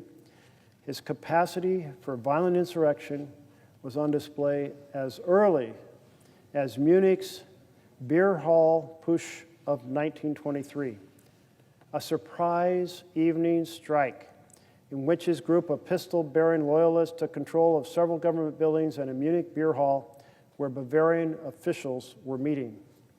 The ill-conceived attack was halted by the authorities, and Hitler spent 9 months in jail, where he wrote his infamous personal testament, Mein Kampf. Thereafter, Hitler publicly committed to gaining power via elections. Initially, his National Socialist movement found few votes. The Weimar political system had been founded in 1919 by a pro-democratic coalition of Catholics, liberals, social democrats. But by 1930, with the German economy reeling, the center-right fell prey to infighting. The communists and the Nazis grew in popularity. The elected government collapsed in March 1930 amid the pain of the Great Depression. With political gridlock blocking government action, the figurehead president, World War I hero Paul von Hindenburg, took advantage of a constitutional article giving the head of state the authority to name chancellors in the exceptional circumstance that Parliament failed to deliver governing majorities. The aim of those unelected chancellors and the president was not only to govern, but to sideline the radicals on the left and right. First, Center Party economist Heinrich Brüning, who would later flee Germany to become a professor in the United States, attempted but failed to restore economic growth. His time as chancellor was short-lived. President von Hindenburg turned next to nobleman Franz von Papen, and then in growing dependency to von Papen's close friend and rival, former defense minister General Kurt von Schleicher. But without parliamentary majorities in the Reichstag, stalemate persisted. Leaders, for good reason, feared the next election. Convinced that something must give, a cabal of rivalrous conservatives convened in late January 1933 and settled on a solution. A popular outsider should be placed at the head of the government. They despised him, but knew that at least he had a mass following. And most of all, they thought he could control him.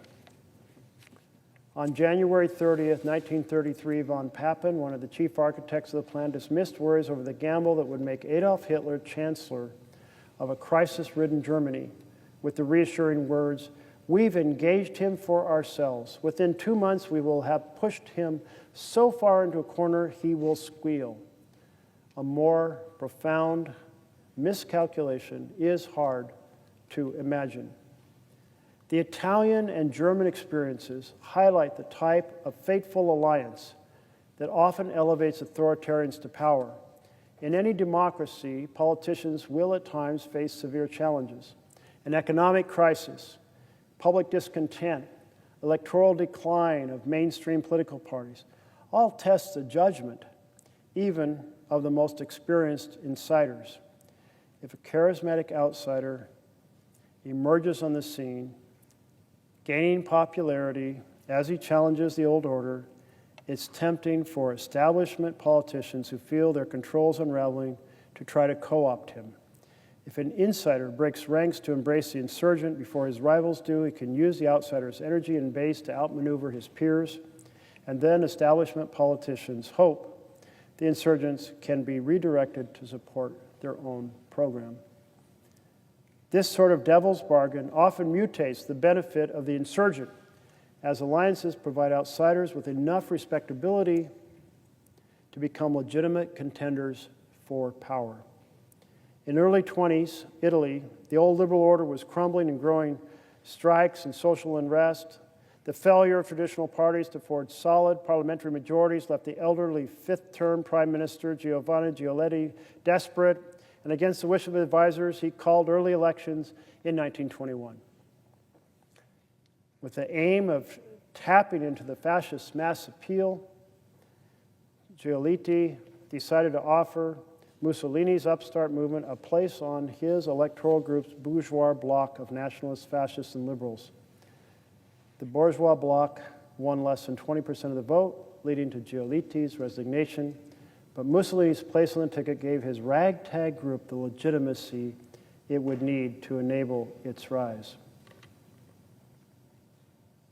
Such fateful alliances are hardly confined to interwar Europe. They help explain the rise of Hugo Chavez in Venezuela.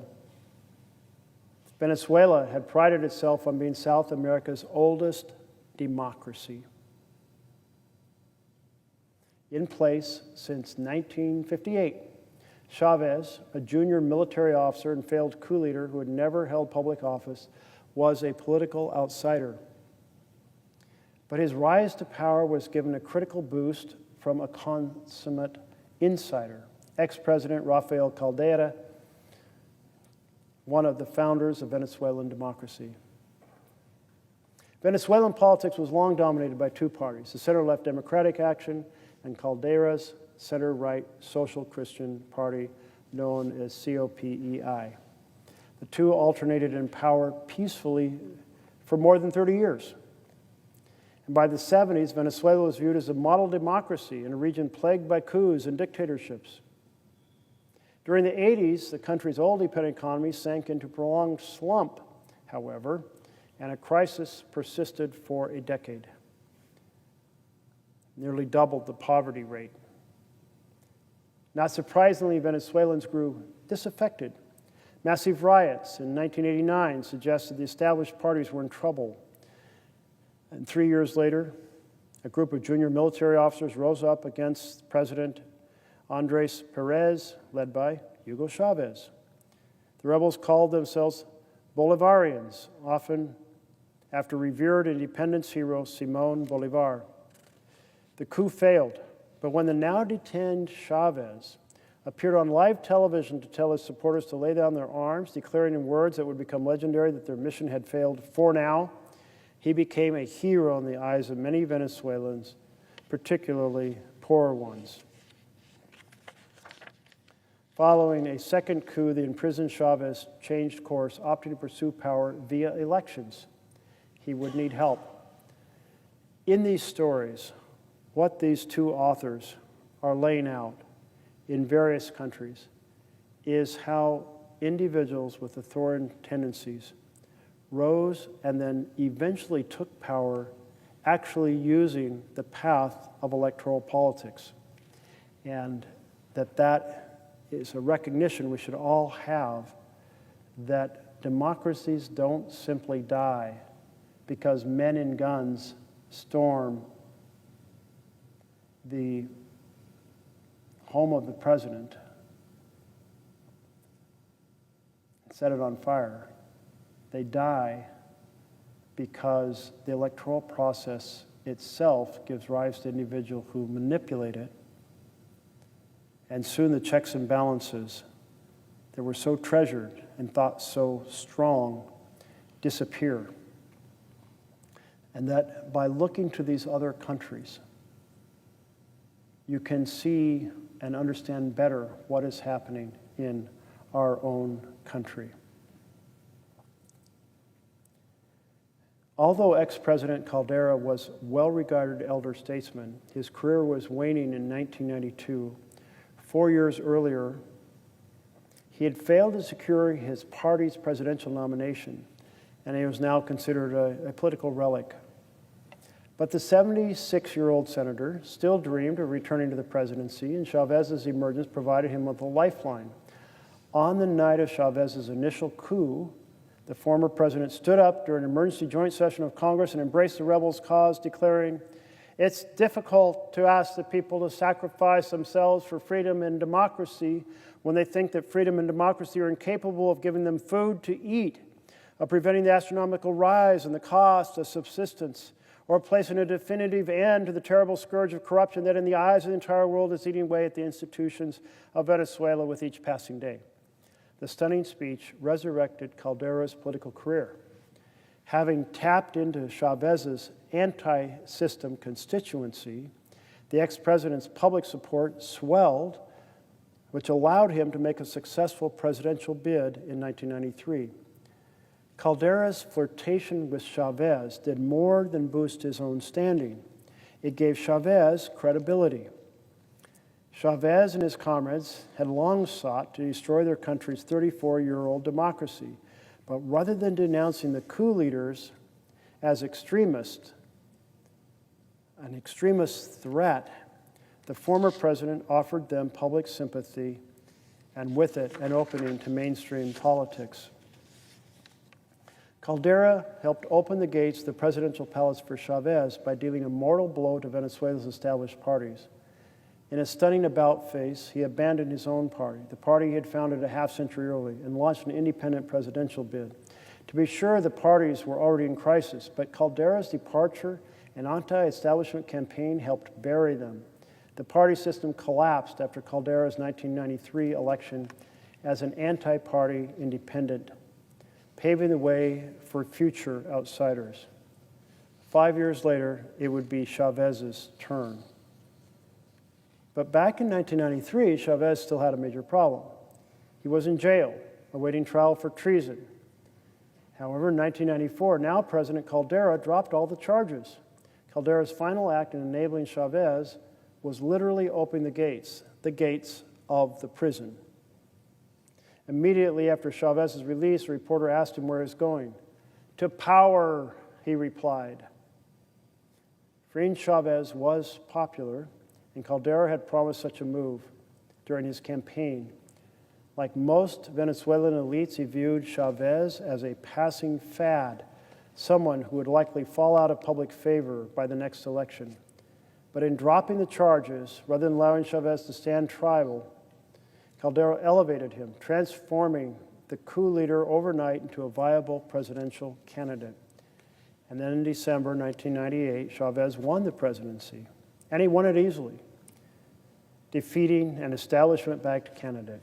On Inauguration Day, Caldera, the outgoing president, could not bring himself to deliver the oath of office as tradition dictated. Instead, he stood glumly off to one side.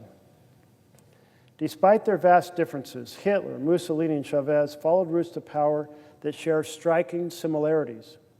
Not only were they outsiders with a flair for capturing public attention, but each of them rose to power because establishment politicians overlooked the warning signs and either handed power over to them or opened the door for them. The abdication of political responsibility by existing leaders often marks the nation's first step toward authoritarianism. Years after Chavez's presidential victory, Rafael Caldera explained his mistakes simply. Quote, "Nobody thought Chavez had even the remotest chance of becoming president." End of quote. And merely a day after Hitler became chancellor, a prominent conservative who aided him admitted, quote, "I've just committed the greatest stupidity of my life. I've allied myself with the greatest demagogue in world history." End of quote. Not all democracies have fallen into this trap. Some, including Belgium, Britain, Costa Rica, and Finland, have faced challenges from demagogues, but also managed to keep them out of power. How have they done it? It's tempting to think the survival is rooted in the collective wisdom of the voters. Maybe Belgians and Costa Ricans were simply more democratic than their counterparts in Germany or Italy. After all, we like to believe that the fate of government lies in the hands of its citizens. If people hold democratic values, democracy will be safe. If citizens are open to authoritarian appeals, then sooner or later, democracy will be in trouble. But this view is wrong. It assumes too much of democracy, that the people can shape it at will, the kind of government they possess.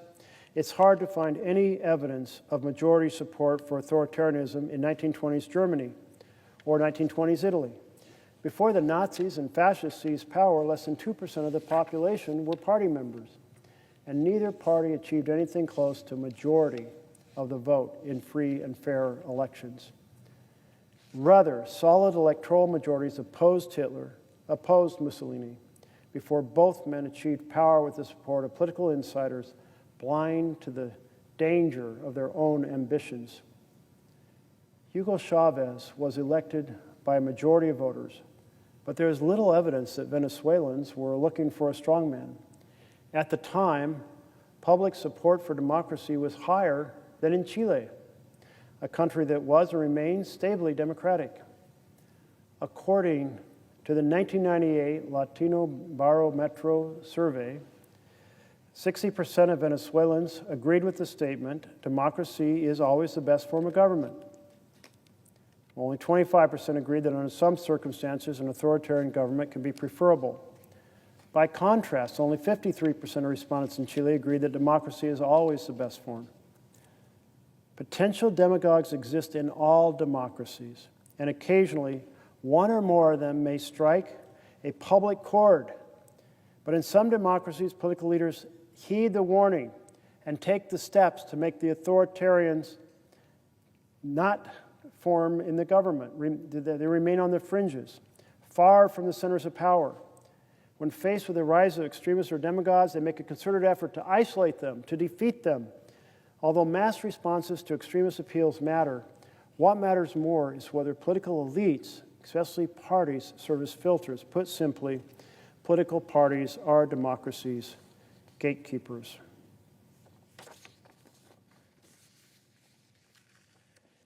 If authoritarians are to be kept out, they must first have to be identified. There is, alas, no foolproof advance warning system. Many authoritarians can easily be recognized before they come to power. They have a clear track record. Hitler led a failed push. Chavez led a failed military uprising. Mussolini's engaged in paramilitary violence. Argentina in the mid-20th century, Juan Perón helped lead a successful coup 2.5 years before running for president. But politicians do not always reveal the full scale of their authoritarianism before reaching power. Some adhere to democratic norms early in their careers, only to abandon them later. Consider Hungarian Prime Minister Viktor Orban.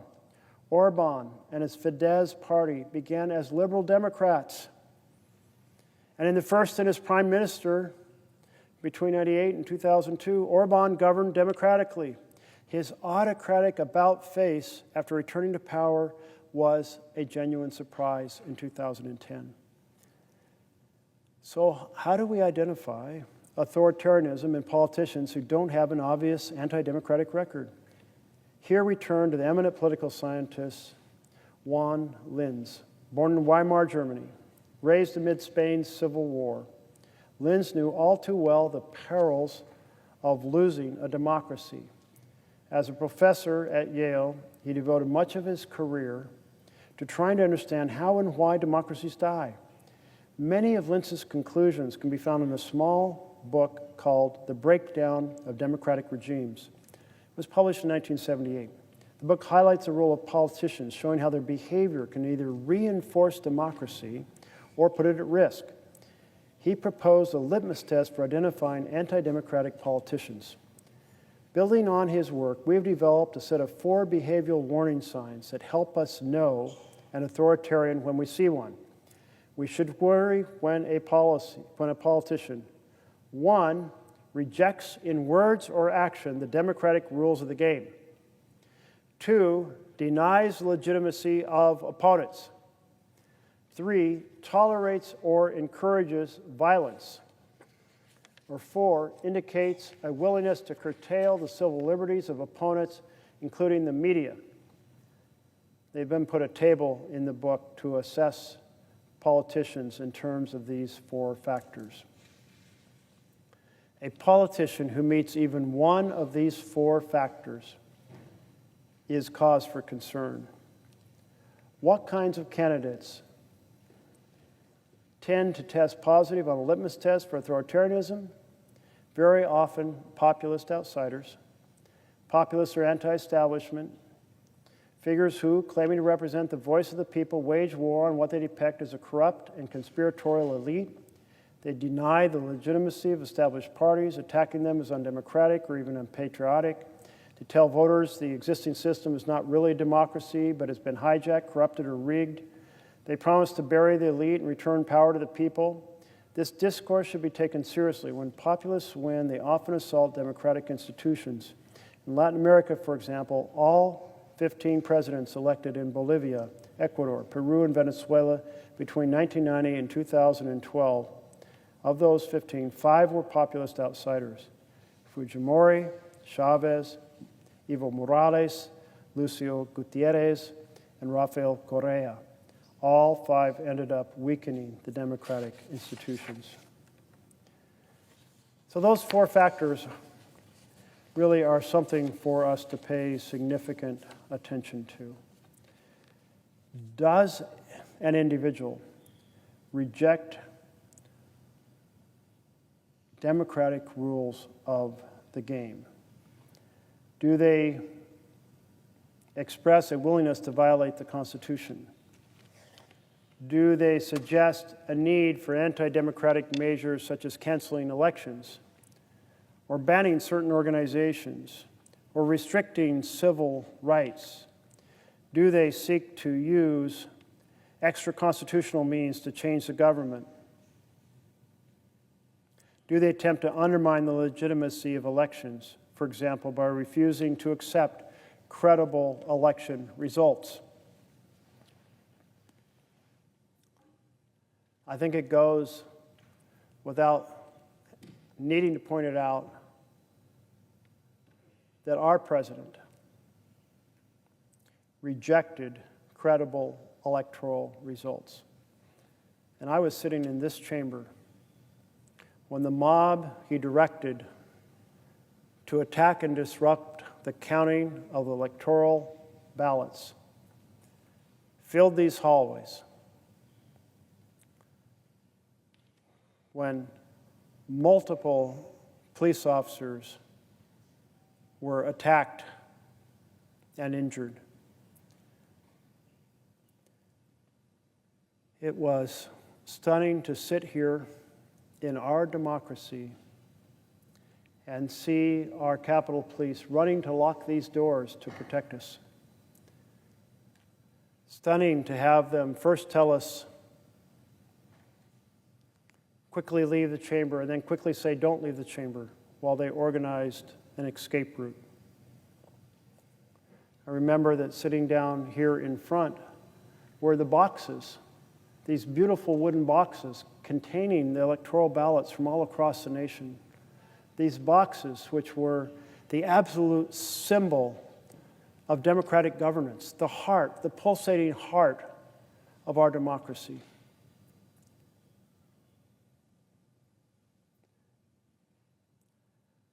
Eventually, the officers said, ready, we want you to leave. Leave quickly by this door that's in front of me and to the left.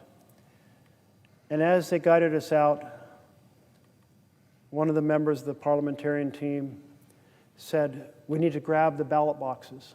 And thank goodness they did, because I have no doubt that mob would have burned or destroyed those boxes of ballots that contained the decision of our states across this country. The folks who rampaged through the hallways here were calling for the death of the vice president. They certainly were determined to block the counting of ballots, to interrupt the peaceful transfer of power. What is extraordinary is that since our election of George Washington, each president in turn has facilitated the smooth transition to the next president. May not have been somebody they agreed with. It may not be somebody they liked. It may have been somebody from the far side of the political spectrum. And yet they facilitated that peaceful transfer until Donald Trump sent a mob to Capitol Hill to stop the counting of the ballots. So when the authors of this book lay out how various folks have undermined democracy in elected office, but had previously and been engaged in some sort of action to try to disrupt the function of the democracy, there is a parallel here that should not be ignored. The second warning feature is denying the legitimacy of political opponents. Do they describe their rivals as subversive or opposed to the constitutional order? Do they claim that their rivals constitute a threat to national security? Do they baselessly describe their partisan rivals as criminals whose supposed violation of the laws disqualifies them from participation in the political arena? Do they baselessly suggest their rivals are foreign agents and that they are secretly working in alliance with a foreign government? We have, right now, a president who has an enemies list. Well, Nixon had an enemies list, but he didn't operationalize the powers of the executive branch to go after them the way President Trump is doing right now. The third warning sign is related to toleration or encouragement of violence. Do they have ties to militias or guerrillas or organizations that engage in illicit violence? Have they or their partisan allies sponsored or encouraged mob attacks? Have they tacitly endorsed violence by their supporters by refusing to unambiguously condemn it and punish it? Have they praised other significant acts of political violence, either in the past or elsewhere in the world? Well, certainly, we see in President Trump that he did encourage a gang to come, or a mob to attack Capitol Hill. There was no condemnation of it. And as for punishing it, he issued pardons of the people who attacked Capitol Hill to stop the peaceful transfer of power. The fourth is readiness to curtail civil liberties, including the liberties of opponents and the media. Have they supported laws or policies that restrict civil liberties, such as expanded libel, defamation laws, laws restricting protest or criticism of the government or certain civic or political organs? Have they threatened to take legal or other punitive action against critics in rival parties, civil societies, or the media? Have they praised repressive measures taken by other governments, either in past or elsewhere in the world? Certainly, there again, we hear the resonance of President Trump, a man who has constantly praised dictators around the world, seeing them as the individuals that he respects and admires. And we've certainly seen him taking legal action against those he disagrees with, against our networks, against our universities, against our law firms. So these are four tests that in 2018, these scholars laid out. These are the early warning signs of authoritarian power. And we see that each and every one of them reverberates at this moment. So that's why tonight I have come to ring the alarm bells. To ring the alarm bells that our democracy is in deep trouble. We have an authoritarian president. We have a rubber stamp Congress. We have a Supreme Court handing the executive more power. The three major elements that wipe out the separation of powers and the checks and balances of the Constitution. We have in President Trump an individual that has conducted himself in the manner that rings each one of the alarm bells that these scholars indicate are signs of an authoritarian personality. Their book goes on. Keeping authoritarian politicians out of power is more easily said than done. Democracies don't ban parties or prohibit candidates from standing for election, and we do not advocate such measures. The responsibility for filtering out authoritarians lies with the political parties and the party leaders, the democracy's gatekeepers. Successful gatekeeping requires that mainstream parties isolate and defeat extremist forces, a behavior political scientist Nancy Bermeo calls distancing. Pro-democratic parties may engage in distancing in several ways. They can keep would-be authoritarians off the party ballots at election time, requiring that they resist the temptation to nominate these extremists for higher office even when they can potentially deliver votes. Second, parties can root out extremists in the grassroots of their own ranks. Third, pro-democratic parties can avoid all alliances with anti-democratic parties. Fourth, pro-democratic parties can act to systematically isolate rather than legitimize extremists.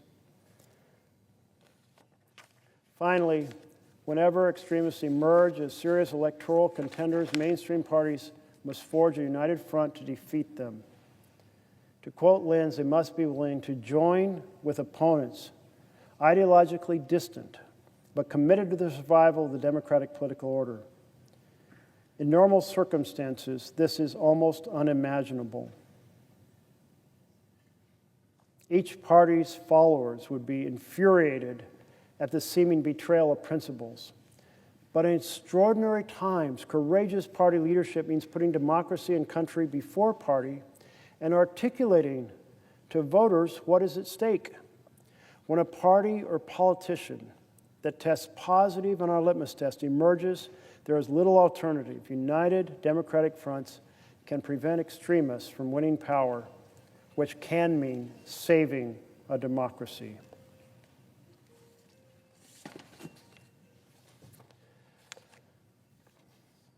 So the book goes on to lay out a number of cases around the world in which parties teamed up with each other when they saw the threat of an extremist who exhibited authoritarian tendencies.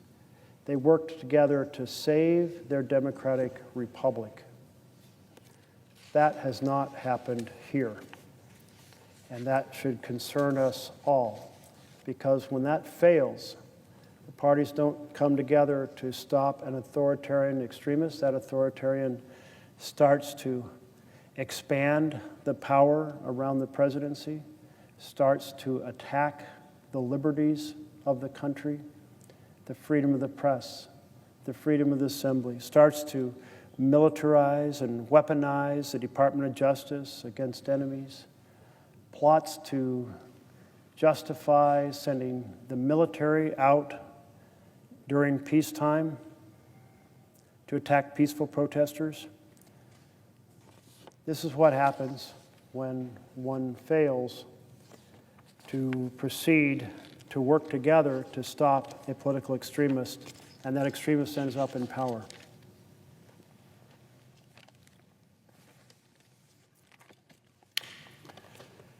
The mastermind behind Trump's 100 days of chaos and lawbreaking is Russ Vought. He is director of the Office of Management and the Budget. He directed that office at the end of Trump's first term. In the intervening 4 years, he was the architect of Project 2025, and now he leads OMB again. I interviewed him in my office before his nomination hearing, and he was very clear with me about his viewpoint, in which he says the president has complete power over every element of the executive branch. Unitary executive theory. The president, he believes, can ignore all the laws passed by Congress and perhaps orders of the court that constrain how the president manages the executive branch. Vogt anticipates that when Trump's lawbreaking reaches the Supreme Court, a deferential court will legitimize the unitary executive theory and hand Trump more power. And so far, this year, he has been right. I called Mr. Vogt as the chief engineer of Trump's authoritarian campaign the most dangerous man in America. I led a 30-hour Senate debate on his nomination to put a spotlight on him and his dangerous ideas. But he was confirmed to the position of OMP, where he's become the conductor of the Trumpian authoritarian train, lining up policy after policy after policy to be signed by the president in executive order after executive order after executive order. He has proven extremely effective in this undertaking. Several hundred executive orders prepared and signed. Multiple attacks on our fundamental freedoms carefully coordinated. Attack on the freedom of the press. Trying to tell networks what errors they can have, even what comedians can perform. Attacks certainly on our newspapers, on our universities, on our law firms. Nowhere has his efforts been more effective, however, than in stealing congressional power of the purse. Article 1 of our beloved We the People Constitution says Congress will decide what programs will be funded and at how much. Now, that law has to be signed by the president, but once signed, it is the law. Drafted by Congress, passed by the House, passed by the Senate, signed by the president, it is the law. But Mr. Vogt thinks not. He felt that these laws regarding what programs should be funded are simply suggestions. Every time you hear the president say, or a member of his cabinet say, or Mr. Vogt say, we shut down a program because it's not in line with the president's priorities, what you're hearing is the articulation of the president making the decisions about what programs are funded and at what level. A direct violation of the Constitution. The power of the purse.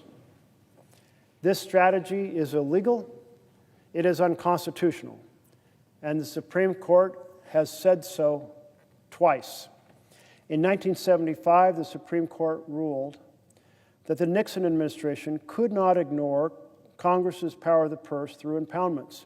Now, the ruling was in 1975. Nixon was already out of power because of Watergate, but it stemmed from the Nixon administration's actions to say, oh, Congress approved these funds for programs I don't like, so I'm just not going to forward the funds to the departments and kill the programs.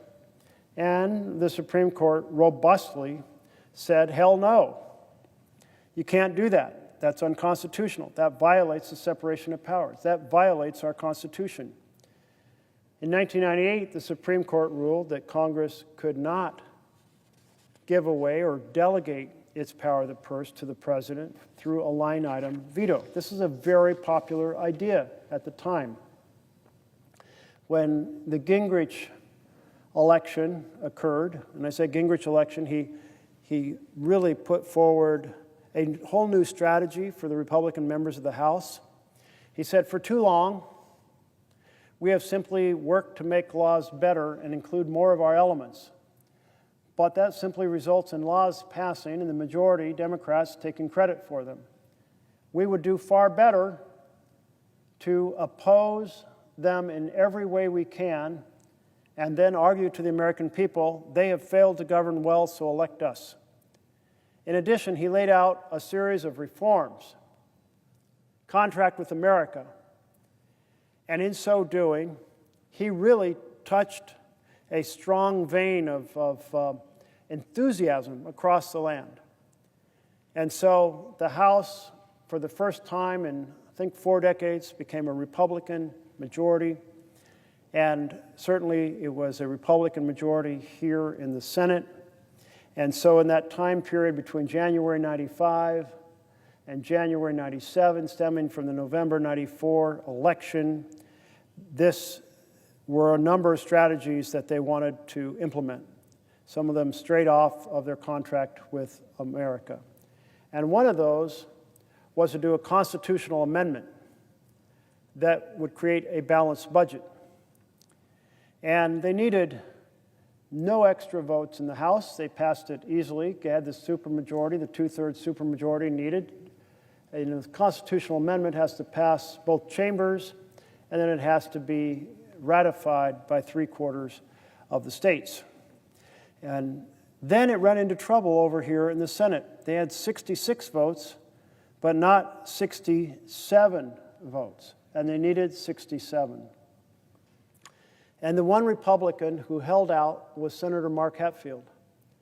And Senator Mark Hatfield said, you know, here's the story. Every single year, we decide what the deficit is by the combination of the laws we pass for revenue and the laws we pass for programs, to fund programs. And Hatfield was chair of the Appropriations Committee, the Spending Committee. And so with this in mind, that every year Congress decided how much deficit or debt there would be, well, Hatfield said that's the right answer because sometimes we need to spend more because we have a national security challenge, a war. And sometimes we need to spend more because we're in a recession. And other times we need to save more, but we decide this on a year-by-year basis. Anyway, that was one of the themes of the Gingrich Revolution. And it did not make it through the Senate because it was one vote short, and so it never went out to the voters in the collected states. But a second idea on this agenda was a way we can control the budget is to let the president decide. We will simply take the Constitution, which says it falls on us, all of us, to proceed to decide, and we will simply delegate that to the president.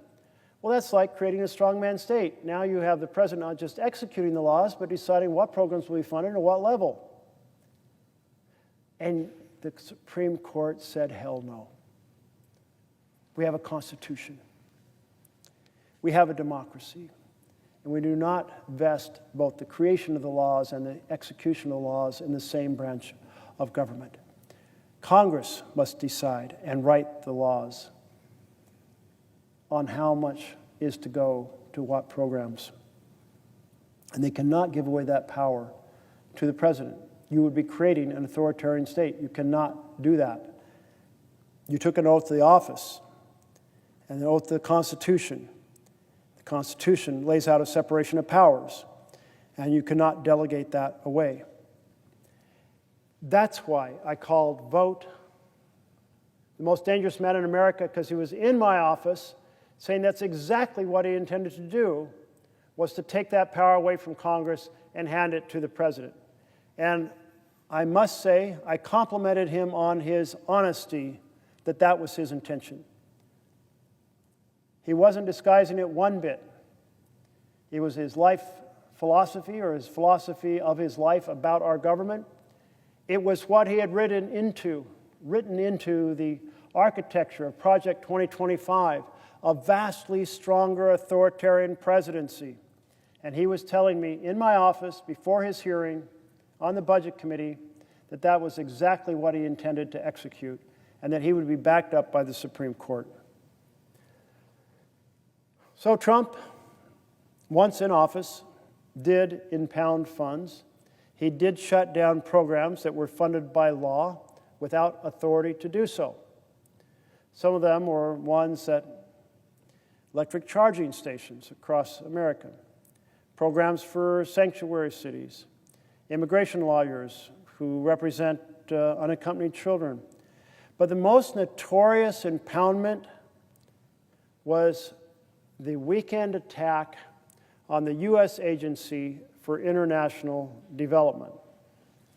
On February 3rd, Elon Musk posted on X that he and Doge had spent the weekend feeding USAID into the wood chipper.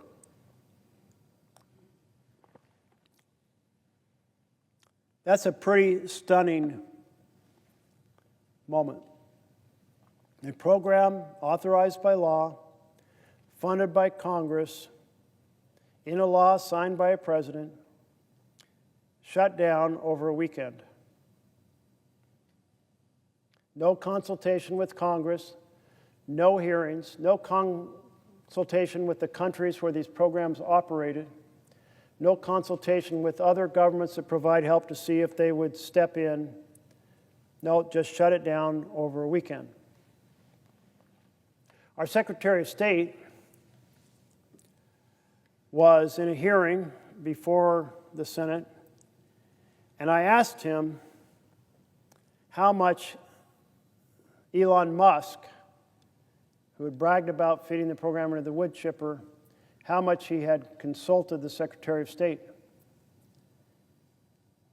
And I expected what he was going to say was there wasn't much consultation. Elon Musk was head of Doge. Elon Musk acted. The president had confidence in him. And on a weekend, the programs were shut down. But instead he said, no. I, the Secretary of State, was very involved. That he, in a hotel room over a weekend, I believe he said he was in Guatemala, proceeded to cancel hundreds of contracts. So apparently there was pretty close coordination between Elon Musk and Doge and the Secretary of State in feeding these programs into the wood chipper, programs authorized and funded under the law. How does that differ from a line item veto? The president says, I don't like this program, shut it down, or delegates that power to Elon Musk and the Secretary of State. I don't like this program, shut it down. How does that possibly fit with the Supreme Court decisions that say the power of the purse rests with Congress, and when it's in law, a president cannot impound the funds? They have to execute the law the way it's written. But impound they did. And in this case, it was horrifically destructive.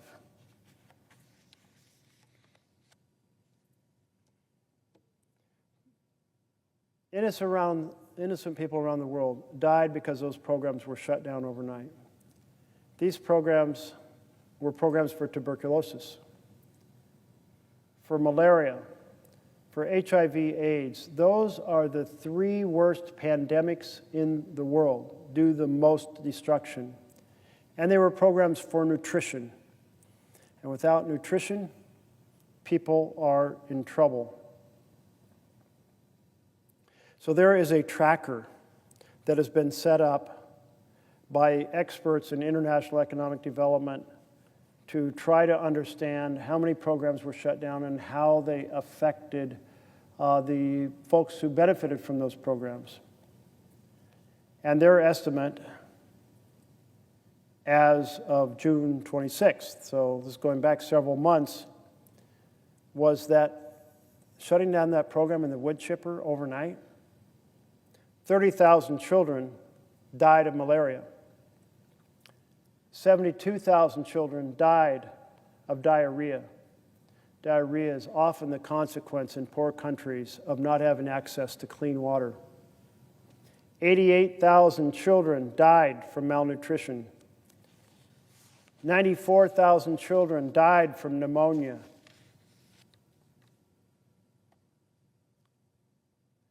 One study published on July 19th in The Lancet, a prestigious peer-reviewed medical journal, estimates that as a result of USAID being fed into the wood chipper, 14 million people could die by 2030, including 4.5 million children under the age of 5. I was also struck in reading this analysis that it noted that it isn't just children who die, it's adults. And when the adults die, they're orphans, and it had a massive estimate of the number of orphans had been created by this weekend shutdown of feeding USAID into the wood chipper. Maybe these analyses are overstated.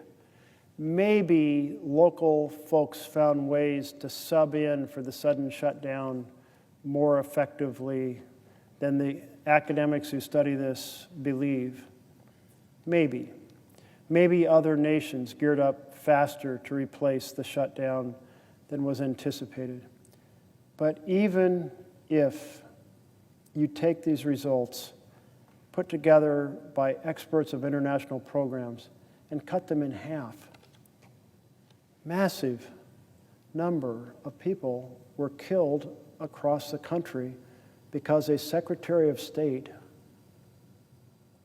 and a appointed head of Doge, Elon Musk, decided to shut this program down, contrary to law. That's not supposed to happen in a democracy. In a democracy, the president would say, I don't love how much money we're spending on international programs for public health, for malaria, tuberculosis, for HIV/AIDS, for nutrition, for maternity care. And so here's my budget, and I want the majorities in both chambers to proceed to eliminate some of those programs and decrease them. And then you'd have thoughtful hearings here on how to go about that effort, and to do so in a manner that was responsible.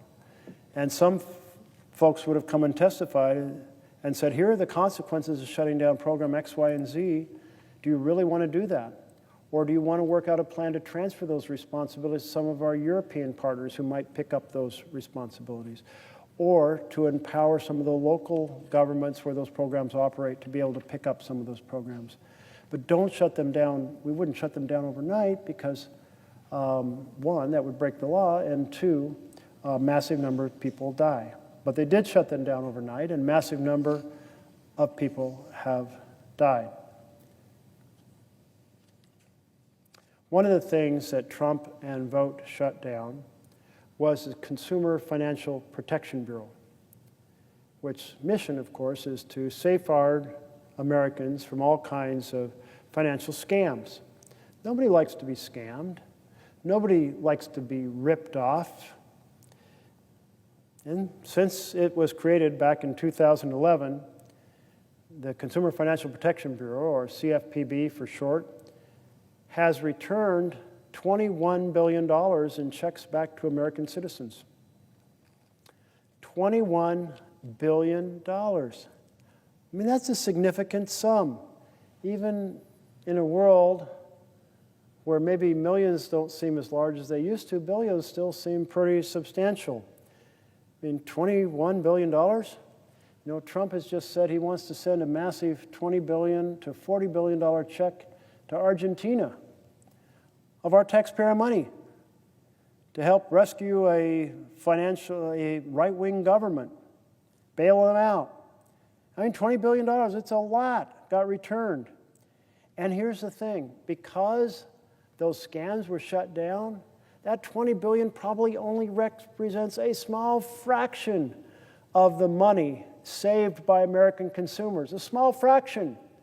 So hallelujah, we have an anti-scam agency helping Americans not get ripped off by clever or illegal tactics. And they've even recovered money from those companies that exercise those and sent checks, $21 billion worth of checks to the American consumer. You know, Elizabeth Warren was not in the Senate when this was passed, but it was her idea. And she came here to Capitol Hill, and she went from office to office saying, hey, we have a consumer protection group for appliances. We don't want toasters burning down the house, but shouldn't we have a way to stop scams that burn down people's finances? And I said to her, I'm on the banking committee. I was put on the banking committee to lead the charge to shut down predatory mortgages. And I think it's a great idea you're suggesting, and I'll do everything I can to help get it passed. And I did, and so did others. So that was a citizen, non-elected, coming here and saying, here's a great idea. Let's get an anti-scam agency. Who likes to be scammed? Almost everybody I know can tell a story of a family member being scammed or almost scammed. I was very struck by a story my mother told me. She's no longer with us. And she was very embarrassed about this story, as many people are when they have been scammed or almost scammed. She got a phone call. And on the phone was a person representing themselves as a border agent at the border between Canada and the United States. And the border agent said, your grandson has been arrested at the border for trying to bring cannabis into the United States. And that is a huge crime. And we caught him red-handed. And we have two options, which is why we're giving you a call. And one option is he can pay a fine and be released today if someone wires the fine money to us. And the second option is he can go to prison here, get a court hearing several months down the road, and then possibly go to prison with a conviction. And so, of course, my mother inquired, well, what is the amount of money required? And the answer was $5,000 to pay the penalty for this attempted smuggling. And then they put the grandson on the phone, except it was not the grandson, but it was someone pretending to be the grandson. And because of the internet, you can learn some factors about how old people are and that sort of thing and where they've gone to school. And so he's sobbing on the phone, grandmother, do not tell my parents. Please do not tell my parents. I can't believe I did this terrible, stupid thing. And if you can help me out, it just would mean so much. And my mother, wanting to help her grandson, said yes. And she went down to the bank and she sent a $5,000 wire to the place it was supposed to be sent to, and she came home and she started to feel like, is this really right? Was my grandson actually in Canada? And as she started to feel that, she started to have this dreaded feeling of, I've been scammed. And she called up my brother-in-law and said, so why did the grandson decide to go traveling in Canada? He said, well, he's not in Canada, he's right here. He's right here. And so my mother went back down to the bank, actually was able to cancel the wire just in the nick of time, I suppose. They were not on their toes wherever the money went to. They didn't grab it in time. Maybe it was nighttime at the bank, wherever in the world the money went to. And so she did not lose her $5,000, a significant sum for any ordinary American. Almost everyone has a story of someone in their family who has nearly succumbed to a scam I'll tell you about one I almost succumbed to. I got a message, I believe it was a text message, maybe it was an email, and it said, "We have detected illegal downloads of songs off this website and done by a person in your family." And I'm like, oh my goodness, are you kidding me? And the message said, if you pay for the song, no charges will be filed. $25 fee. And I thought, oh, I can't reach my children right now. I can't really believe one of them would do this, but I know it's not uncommon for kids to download songs off the internet. Maybe this happened. I certainly don't want charges to be filed. And it said, go to a website and you fill in and you pay your $25 and it's all over. And I went to the website, and when I saw fill in your credit card, the light went off in my head. And I went, oh, this is a scam. They want my credit card number. They don't want the $25. They want my credit card number. Think of all the things, all the expenses they can run up on my credit card once they have my credit card number. They'll have the expiration date. They'll have the 3-digit code from the back of it. And I go, oh my goodness, I can't believe I almost fell for that scam. And I suspect most members of the Senate have someone in their family who has almost fell for a scam. And so we set up this agency to stop illegal practices, unethical practices that rip people off. It's returned $21 billion, and it's probably saved Americans because it shut down these practices, these scam practices, probably saved them hundreds of billions of dollars. That's a significant deal. That is as important as having a toaster that doesn't burn down your house. Well, maybe not quite if it burns down your house, but it's just as important as consumer appliance protection is financial protection. So what happened with CBO?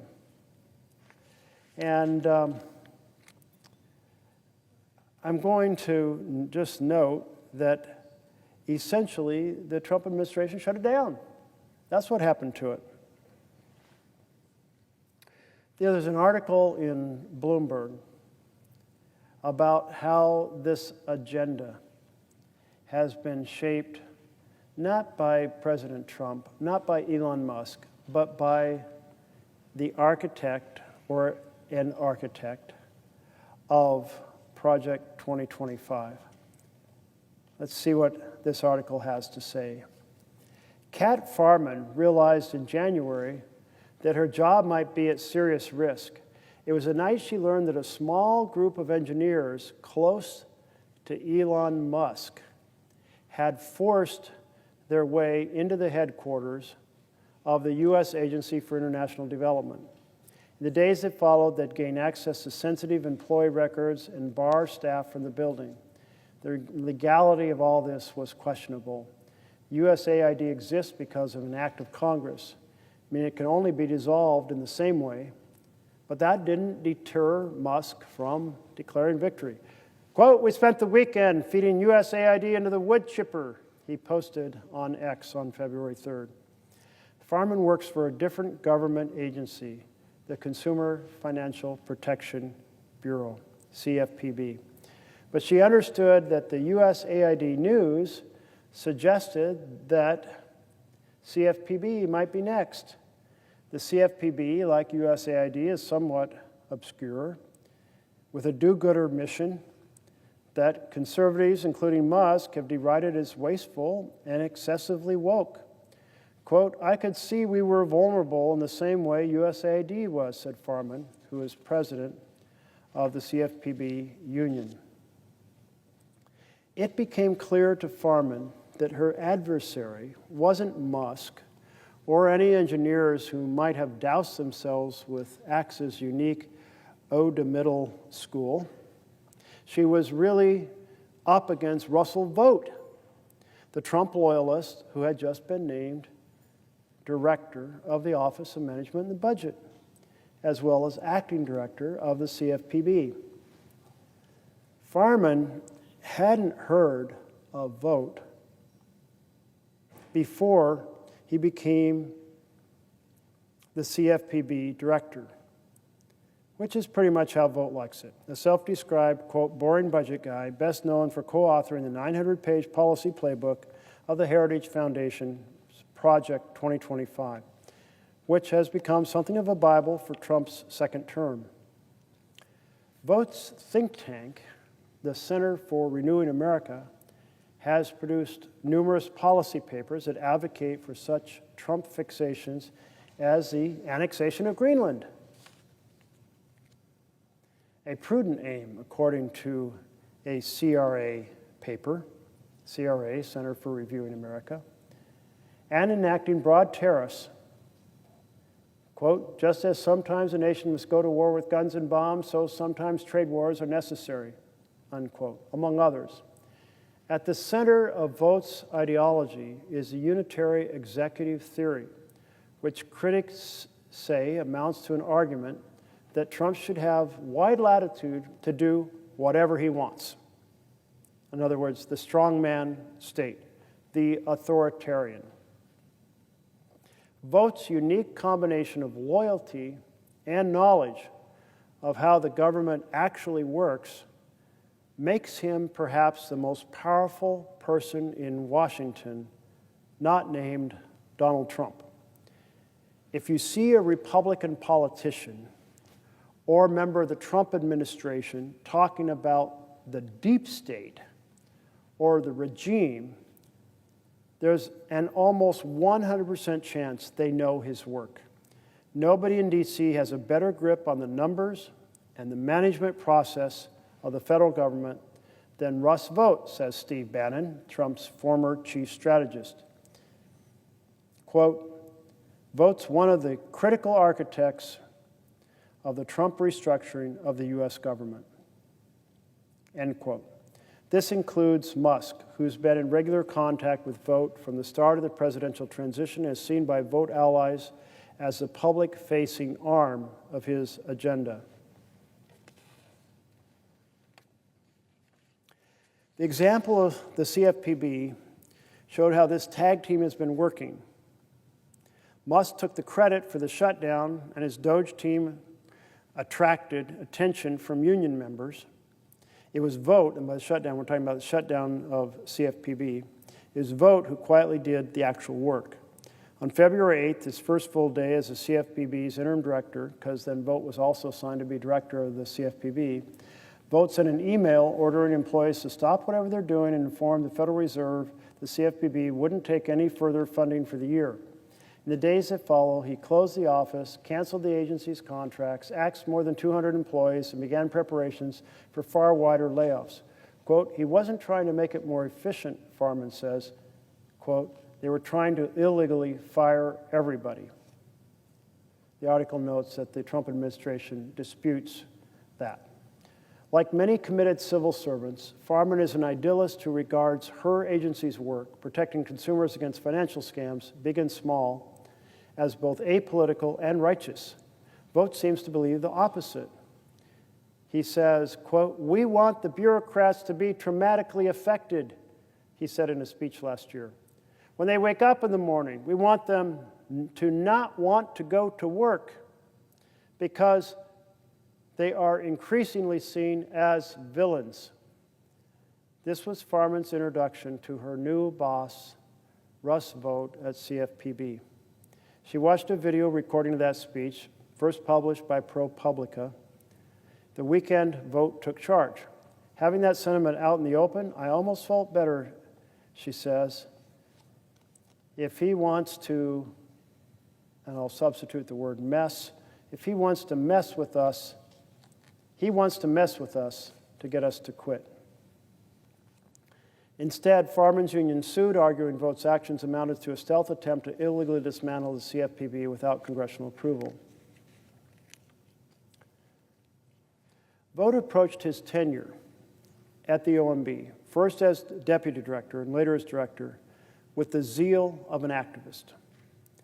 Quote, "The left has innovated over 100 years to create this fourth branch," end quote, "of government," he told the right-wing talk show host Tucker Carlson in a late 2024 interview in recalling his work during the first Trump administration. Quote, "You and I might call it the regime, this administrative state that is unaccountable to the president," end of quote.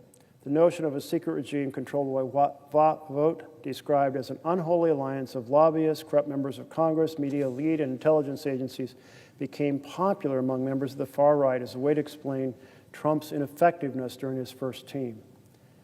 As Vogt saw it, the main job of OMB was to tame the bureaucracy, bring them to heel, and do what the president is telling them to do. Perhaps by design, many of the budget office's career staffers felt like they'd stepped into the twilight zone.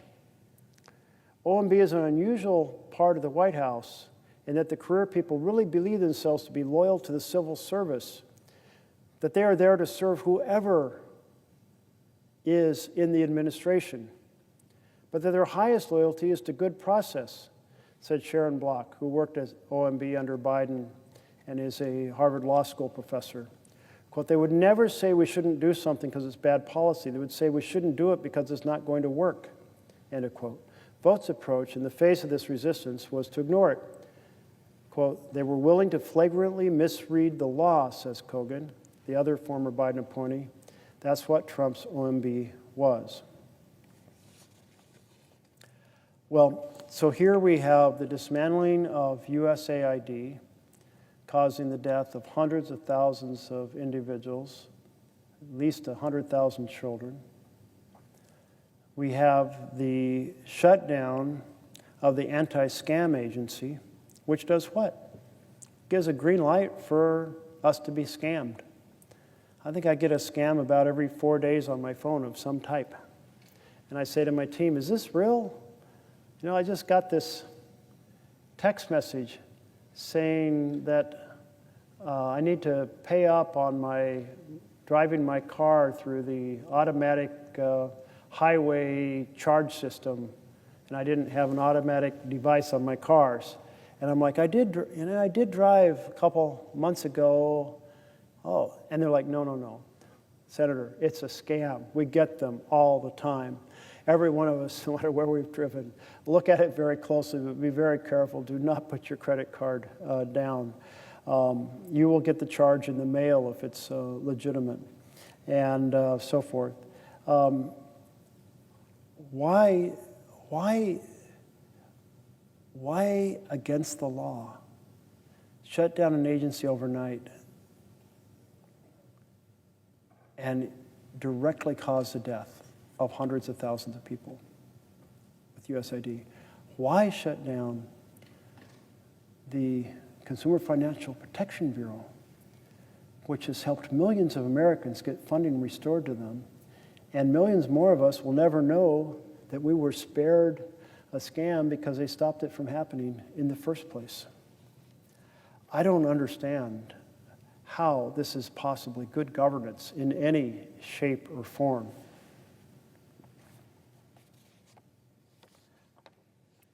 After January 6th, many senior administration officials either resigned or tried to put distance between themselves and Trump.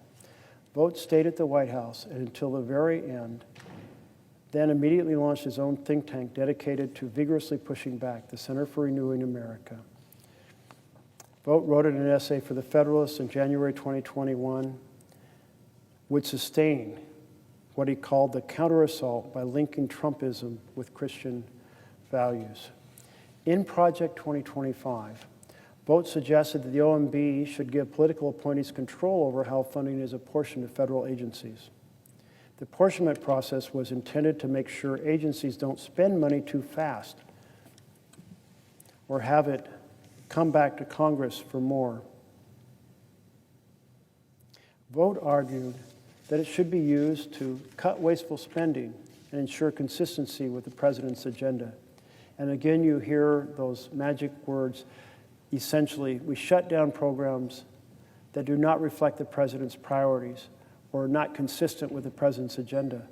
It isn't the job for the president to cut programs that have already been authorized by law and funded by law. It is his job under the Constitution to execute those programs. Yes, to influence the next budget. It's the president's budget that starts the whole entire process. And the president can always veto a spending bill he doesn't like. And a president who has majorities of the same party in both chambers exercises huge influence on the next year. But shutting down a program in mid-stride that has been funded by law, that's a constitutional theft of the power of the purse. That is not just a violation of law, it's a violation of the Constitution. And in this case, stupid things were done. Shutting AI down overnight. I say stupid. Stupid doesn't begin to capture the enormity of the trauma inflicted by shutting down programs for HIV/AIDS and tuberculosis and malaria and nutrition and maternal care overnight around the world. Few people have done so much damage and created so many deaths so quickly as the Secretary of State and Elon Musk by putting AID in the wood chipper overnight.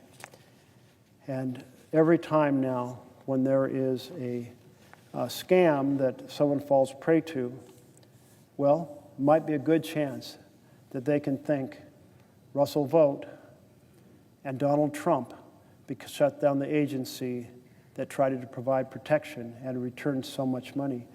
I see that a colleague, Senator Kim, is here, and I yield to the senator from New Jersey for a question. Thank you, Senator Merkley, for taking time out tonight to shine a very bright light on a very dark problem. Actions by the Trump administration that put your rights and your freedoms at risk. You know, you were talking about USAID and how the Trump administration was putting it through the wood chipper. You know, that's something that resonated with me as that was the place where I started my government service in my career, working at USAID, standing alongside public servants that were proud to be able to serve our country. So, because I wanted to ask you these questions because I'm hearing it from a lot of people in New Jersey who are alarmed by the actions that they see, whether going after our government and our public servants, or what we're seeing in the streets across our country.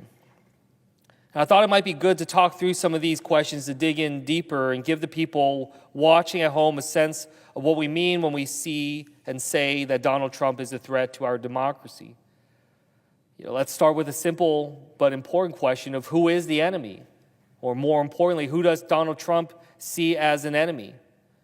In multiple speeches, it's very clear that Donald Trump sees many of his fellow Americans, your friends, your neighbors, you, as the enemy. He calls them the enemy within.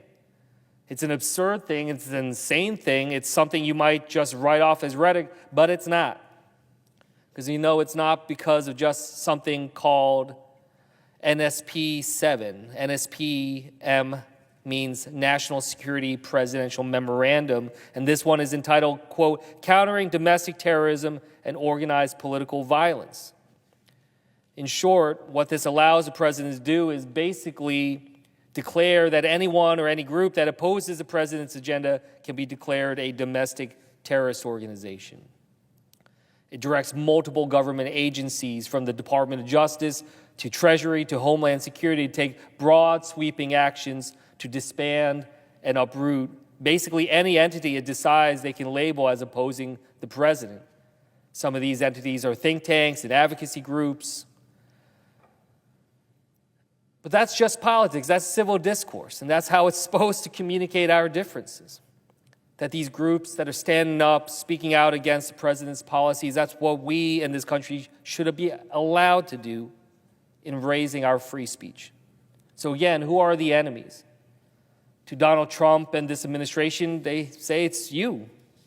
So if you are the enemy, what about the entity that exists to confront and deter our enemies? The military. Which brings me to a second question. What is the military's role in confronting enemies? And let's start with the military role should be in protecting Americans.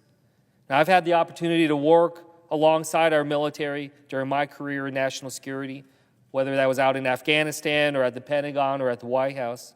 These are some of the best of us as Americans. They've chosen not just to serve, but to put themselves in harm's way to protect our country and our way of life. But that's not what Donald Trump sees as the military. Look at the current deployment of the National Guard troops. What we see here in D.C. or in Chicago or in the senator's home state in Oregon, our National Guard, our service members, used as political props to produce TV content for President Trump. In all of these cases, the service members were deployed against perceived Democratic areas to clearly punish his political enemies. So if this is a president that is going to try to get away with everything, that leads us to a pretty scary question. What lengths will this president go to take actions against his declared enemies? The answer seems to be incredibly great lengths. We see that right now to our south in the Caribbean. And before I dig in here, let's pause for a moment and make one thing clear. Drug traffickers and gangs driven through the drug trade, enemies, these are entities and people that do harm to Americans. But the American people, not the enemies. And even when looking at how we address these threats from traffickers and gang members, there are laws that ensure that those efforts can't be turned against you. But that's exactly what we saw last month when a Black Hawk helicopter was used to transport and deploy federal agents in Chicago. According to a report by the New York Times, agents led by the U.S. Border Patrol pulled dozens of American citizens from their apartments in the middle of the night, pointing guns at sleepy men and women before zip-tying them and taking them outside. I never thought that I would see these actions here at home. And it terrifies, not just me, but so many people within my home state, and I know around this country. And if that's what Donald Trump wants, total power to target the government's greatest resources against his enemies, then that begs yet another question. What is the president's end goal? And I think that's pretty clear. His end goal is your silence, your fealty, your submission, making you so afraid to stand up or speak out. So, Mr. Merkley, thank you again for holding the floor tonight as a reminder that our democracy is under attack. It's a good reminder because democracy isn't just your voice and your vote, it's your right to stand up and not be silenced, your right to have your rights not threatened or intimidated by the same military that's supposed to protect you. So as I was thinking about the words that you were saying, but also this incredible act that you're taking tonight to be able to focus the American people's attention upon the challenges and threats that we face, I wanted to ask you a question, one that sums up the totality of what I was going through about just this meditation on the word enemy being used against our fellow Americans. So I ask you, Senator, what must we do to restore our democracy in this moment? What can we do to give power back to the people? How can I try to assure my constituents, the people in New Jersey, that our democracy is not slipping away? I so much appreciate the question from my colleague from New Jersey.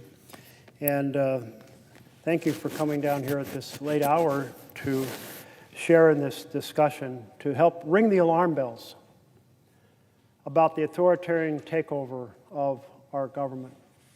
And you have alluded to a particular facet of this, which is the president's use of the military.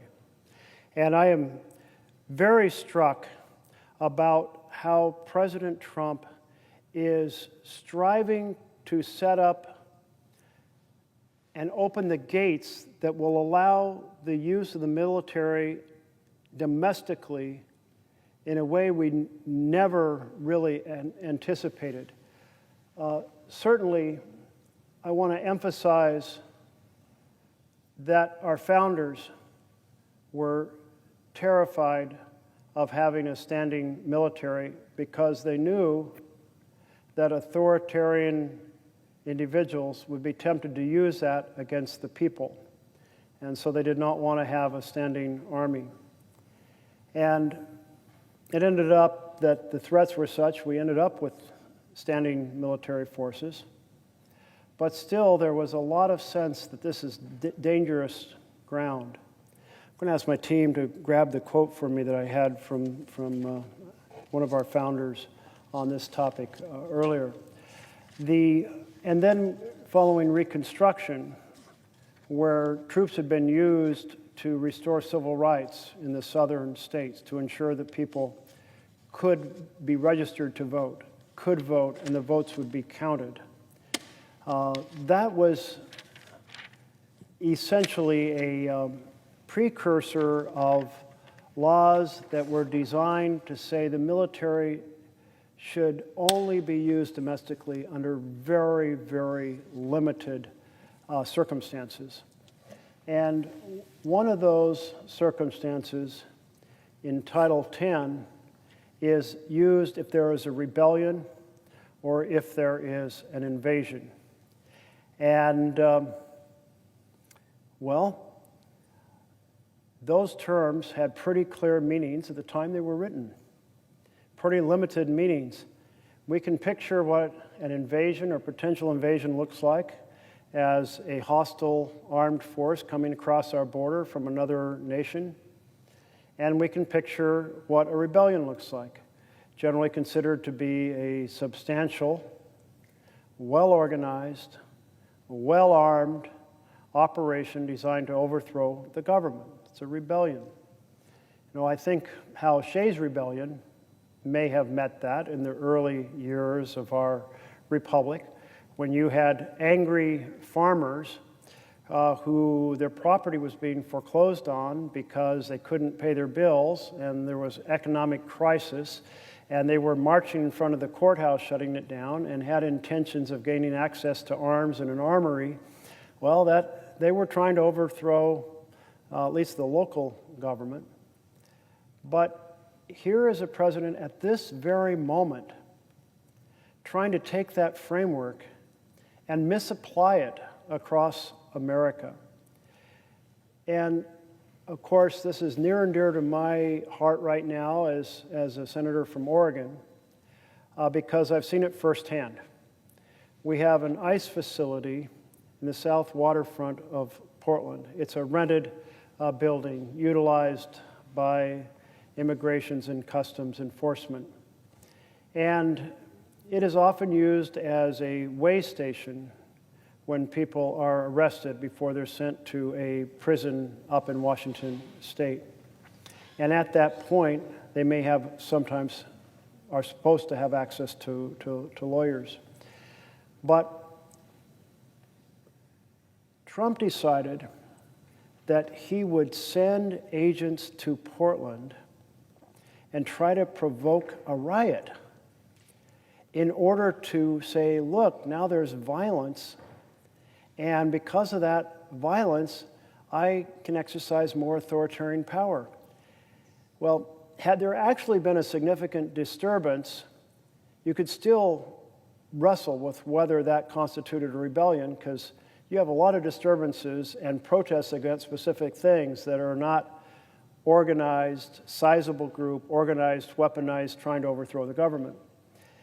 But in fact, it was incredibly peaceful in front of the ICE building. And a few months earlier, there had been some protests and some confrontations. There had been a couple dozen arrests, but nothing out of what the local police could handle, and certainly nothing that led to that definition of a sizable, organized, weaponized group trying to overthrow the government. But in the recent time, it had been very, very peaceful. So peaceful, in fact, that a group of the Federal Protective Services agencies came out and asked the crowd to move back roughly 3 blocks. And they did, without confrontation with the agent. The agents said, move back, they did. And behind the line of agents across the road were videographers. And the videographers were there for what happened subsequently, which was after they'd been moved back 3 blocks and there was no interaction, no hostile actions, no fights. On command, the agents threw down flashbangs, and flashbangs, they sound like gunfire, and you see light going off. And they threw down grenades, not grenades, tear gas canisters. And the tear gas canisters had smoke billowing all over, and they fired pepper balls. And all of this, then everybody's, kind of the protesters are all running. Well, the videographers are filming it because they wanted to get on film something that looked like a riot, as if to claim that the federal agents were controlling or disrupting a riot. I never imagined that the United States government would fake a riot in order to try to create evidence to convince a judge to allow the federalization of the Oregon National Guard or allow other federalized National Guard from other states to come to Portland. I still am just stunned by this. But there were other provocative acts in which, for example, a woman was standing talking to two officers, and I assume they were Federal Protective Services because those were the main element deployed. And there's no physical contact, there's no failure to follow instructions, there's nothing of that nature. And a third federal agent walks up, holds up a pepper spray, and then just sprays her straight in the face. And it's just like everyone who sees it goes, in shock, because, oh my goodness, how can a federal agent just do a provocative act of walk up? Or you may have heard about the frog demonstration. Well, why did these inflatable frogs become featured? Well, in part it's because of a video online where a federal agent walks up to a frog and sprays pepper spray into the intake. These costumes have a little intake. I assume it inflates them and gives them form. And he sprays it inside, and then, of course, the person trapped inside is trapped in there with the pepper spray. And people have been responding with protests that I can only describe as joy and whimsy.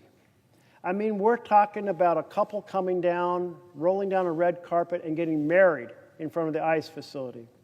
We're talking about the bagpiper on a unicycle. He's called the Unipiper, long a feature of Portland demonstrations, coming down and playing bagpipes for everyone. We're talking about people bringing down their puppy dogs and having signs that say, keep your paws off Portland, or puppy dogs for peace, or so forth. We're talking about women coming down in the morning dressed in pajamas and doing a pajamas and pastries demonstration where they hand out pastries. I mean, joy and whimsy.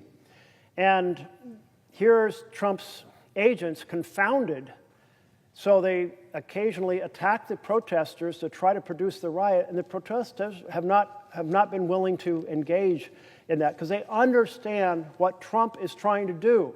He's trying to actually create violent interactions that he can then use to justify authoritarian control. So along comes this district court consideration because Trump proceeded to move to federalize the Oregon National Guard, and the state appealed and said, wait, there's a standard in the law. There has to be either an invasion or there has to be a rebellion. And so they both presented their facts, and then the decision came out with the judge came out at the district court, a temporary restraining order. And that temporary restraining order said that the presentation from the government was, quote, untethered to the facts, and went through the history of the definition of a rebellion, definition of invasion, no such thing exists, so no, you can't federalize, temporary restraining order, which was then appealed to the Ninth Circuit. The Ninth Circuit had a panel of 3 judges, and they did just come out yesterday, I believe it was yesterday, with their decision. And those 3 judges ruled 2-1 that they were disagreeing with the district judge. And I thought that what they presented represents a very dangerous moment for America, because one of the 3 judges said everything the district judge wrote was accurate. The other 2 said, well, the district judge considered the level of violence, but if the judge had looked back several months, there were a couple dozen arrests, and maybe that would have changed the calculation, looking back in time to a previous period. But even that was easily managed by the Portland police. They said, second, normally we would accept a definition that was based on what was the understanding of the word rebellion at the time the law was written, but we think a more flexible definition of rebellion might be merited. And then finally, really the key part of this was these 2 of the 3 judges said, we just think more deference should be given to the administration's view of the situation.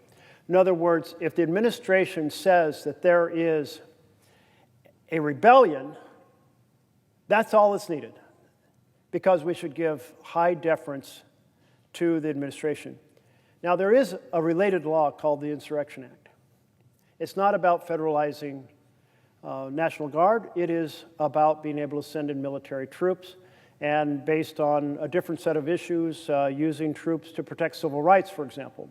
And this law was invoked when, for example, protecting children's ability to go to school in the South. Well and good. Protecting civil rights. That law does have in the law a statement related to the deference to the president. But Title 10, federalizing the National Guard, there's no such difference. If the judgment of our courts is that a president, no matter how detached from the facts, untethered to reality, says there is a rebellion and can therefore send in troops against peaceful protesters, they have flung the door open to using the military not to protect the United States, but to support an authoritarian president who wants to be able to bring forces to bear on Americans exercising their freedom of dissent. So that is an extraordinarily scary moment. And right now we're still in that moment because there's several developments that may yet occur. The first development is that there may be a larger panel in the Ninth Circuit. You have a small panel, but sometimes when it's a very significant issue to the country, and this is a very significant issue in my mind, a huge issue, they put together what they call an en banc panel. In this case, the Ninth Circuit, it's the Chief Justice and 11 other justices chosen at random. So 12 justices bring their collective experience and understanding to bear. That may happen, it may not. They have to decide. They have to hold a vote of the judges. And then you have also a related case in the Seventh Circuit involving Chicago. And Chicago, Illinois, they went through the same process. Both the district and the circuit court found, like the district judge in Oregon, that there was not a case to be made under Title 10 to federalize troops, National Guard, or to allow other federalized National Guard in. That has now been appealed to the Supreme Court. And the Supreme Court has been doing these shadow docket decisions, where without a full hearing of the facts, they make a ruling based on where they think they might end up if they heard a full hearing of the facts. It's been used far more under the last couple years than at any time before. And if the Supreme Court echoes the 2 judges from the Ninth Circuit and says the law sets a standard But you know what? The standard doesn't matter. It sets a standard. There has to be a rebellion, has to be an invasion. Standard doesn't matter as long as the president says there's a rebellion, there's a rebellion. And that there is no longer then any control over law against an authoritarian president. That's my fear of what's going to happen. And I'm particularly fearful because we have seen this court already hand enormous power to the president. One of those key decisions was Trump versus the United States of America. And in that key decision, they were being asked the question, is the president above the law? If the president commits a crime in the course of something that is documented as an act of the government, can the president be prosecuted? And the court, I thought, would say, well, of course it can be prosecuted because our founders were absolutely terrified of having a king who was above the law. And by the way, they were also terrified of having a chief executive who would use military forces against their own citizens. Which brings me to James Madison quote from the Constitutional Convention in 1787. He said, "A standing military force with an overgrown executive will not long be safe companions to liberty." And what does he mean by that? He means that if you have an ambitious, authoritarian-style president, that's the overgrown executive, who has at his disposal a standing military force, liberty will soon be a victim, because that's what they had witnessed. The founders had witnessed in the kingships of England time and time again. A king can use the military against his own citizens at his whim. And that's what we're in danger of right here in the United States of America, right now, with the decisions that are unfolding in real time. Thank you, Senator, for your answer, and thank you for what you're doing and standing on up right now and shining a light on this in this incredibly dark time, especially as your own constituents are fearful about what comes next. I think now more than ever, it's important for us to be honest with the American people, about the true state of the fragility that reminds us that we cannot take this for granted. And I think, your work right now, being able to draw that attention is all important. So again, I'm grateful for your time and continue to urge you to use your voice right now to speak out and continue to do so with strength. Well, I so appreciate my colleague from New Jersey coming down to share this conversation. And in your original question, you posed the question, what must we do to restore our democracy in the moment? And the alarm bells that I'm ringing are that the situation demands intense action. And in the book that I'm reading to the nation tonight, How Democracies Die, and later, sometime, I hope to read this book tonight too on tyranny, it basically says there has to be a fierce reaction in the year that the authoritarian starts to dismantle the Constitution. Well, this is the year. That is, Trump may have had certain aspirations in his first term, but he also had cabinet members that stopped him a lot of the time, including regarding the more use of the military and domestic affairs. But now those cabinet members have been replaced by cabinet members who can best be described as amateurs and loyalists. And they are not pushing back when the president seeks to roll over the top. They know that this presidential train, this authoritarian train, is being directed by Russell Vought. Russell Vought's clear philosophy is laid out in Project 2025. The president says, yes, this is the direction I want to go. And so everybody has to be a part of that effort or get out of the way. I must say I was stunned when the Secretary of Labor puts what I think was described as a 60-foot banner on the side of the Department of Labor as if we are North Korea, honoring, I don't know, the dictator, if you will. So in the absence of a cabinet to exercise restraint, we are seeing the aggressive strategy to suppress information through the media that the president doesn't like. He's had several suits against different newspapers. One of those suits, he's asking his own Justice Department to settle the suit and pay him, the president, the proceeds. But he's also using the power of the FCC to issue licenses and to oversee mergers to suppress potential negative information coming from networks. He wants to control what comedians say on evening TV. This is not the United States of America. This is a different world of authoritarian control. He wants to tell the universities how they can teach and what philosophies they have to present. And how does he do that? He says you will lose your research funding. Well, research grants going to universities have been an enormous gold star for America.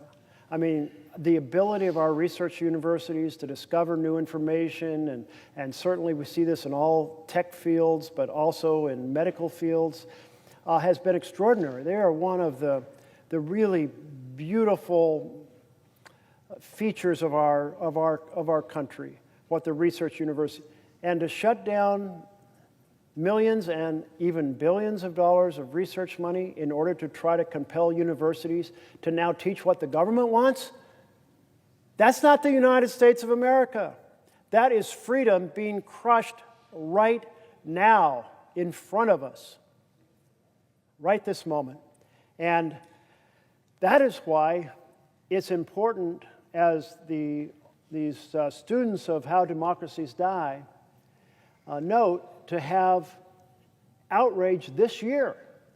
And what they observe is that if there is not outrage, then a lot of citizens are like, well, is this really unusual? Because they're raising kids, they're going to work, they're engaged in their communities, but they aren't students of politics and maybe aren't following the federal so much, and they aren't really sure of exactly when the Constitution applies and exactly what the president will do. If there's not outrage, like maybe this is not so bad.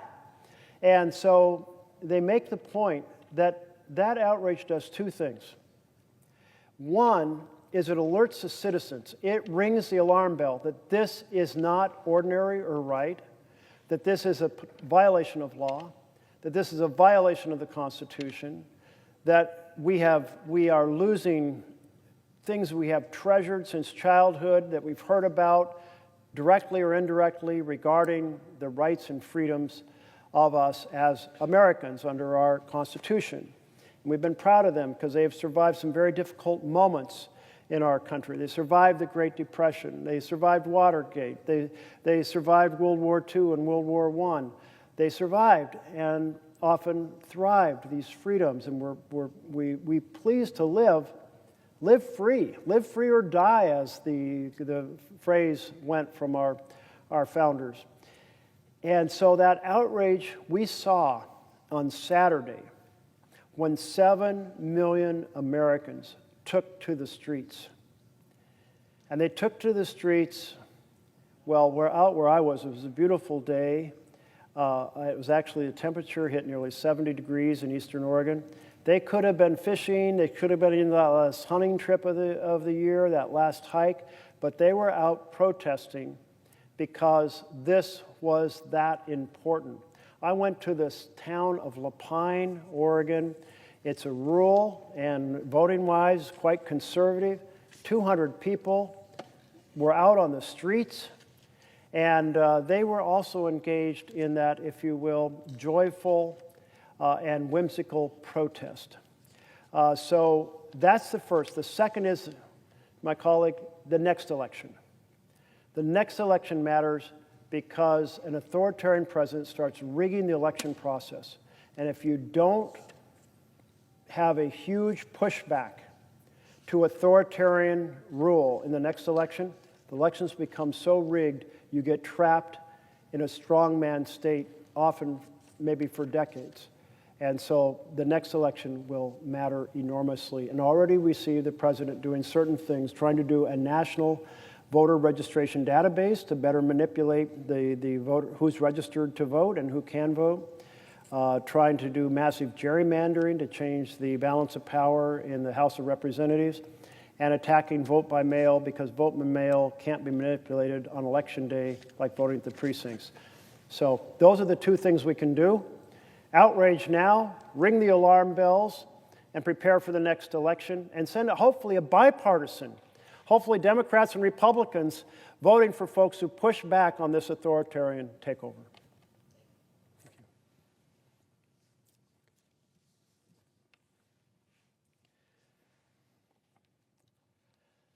So I've much appreciated my colleague from New Jersey coming to ask that question, because isn't that the key question?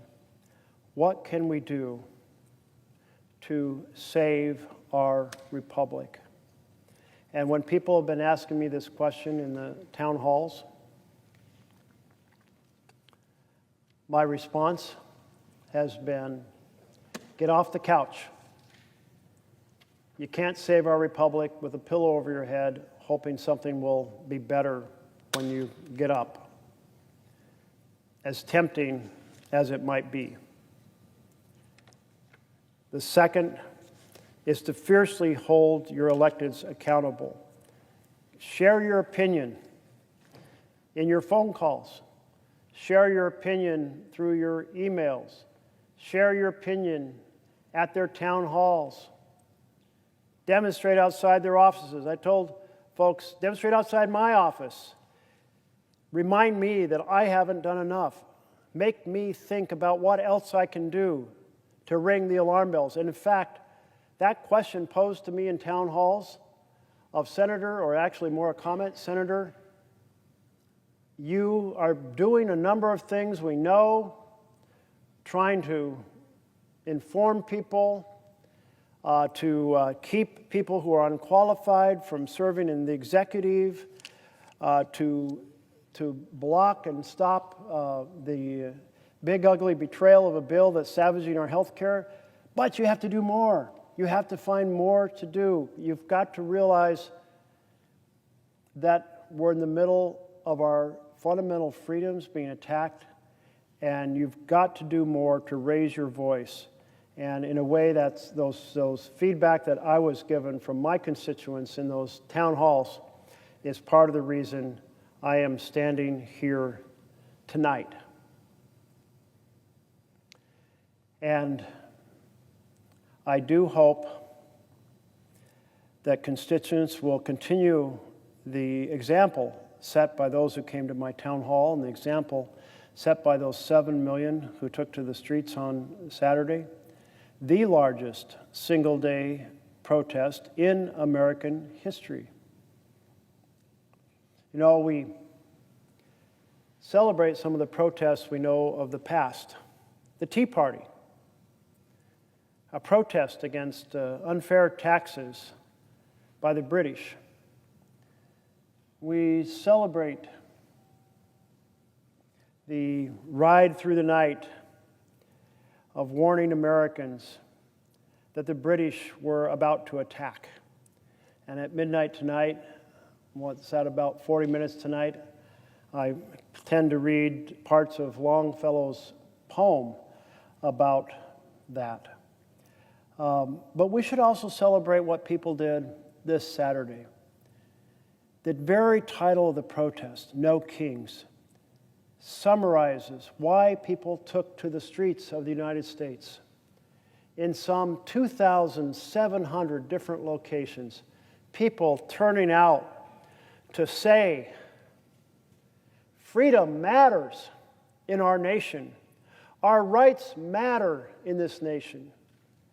Never should a government seek to deploy the military against peaceful protesters, to try to create a riot, to try to justify an expansion of authoritarian power. Never should that happen.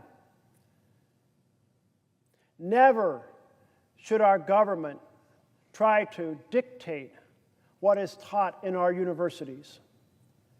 Never should our government try to tell our newspapers what they can print, or our networks what shows they can air, or which comedians they can have on their shows. Never should the Department of Justice be weaponized to try to take down, arrest, convict, imprison people because they have been targeted as the top of the list of President Trump's enemies list. Never should that happen here in the United States of America.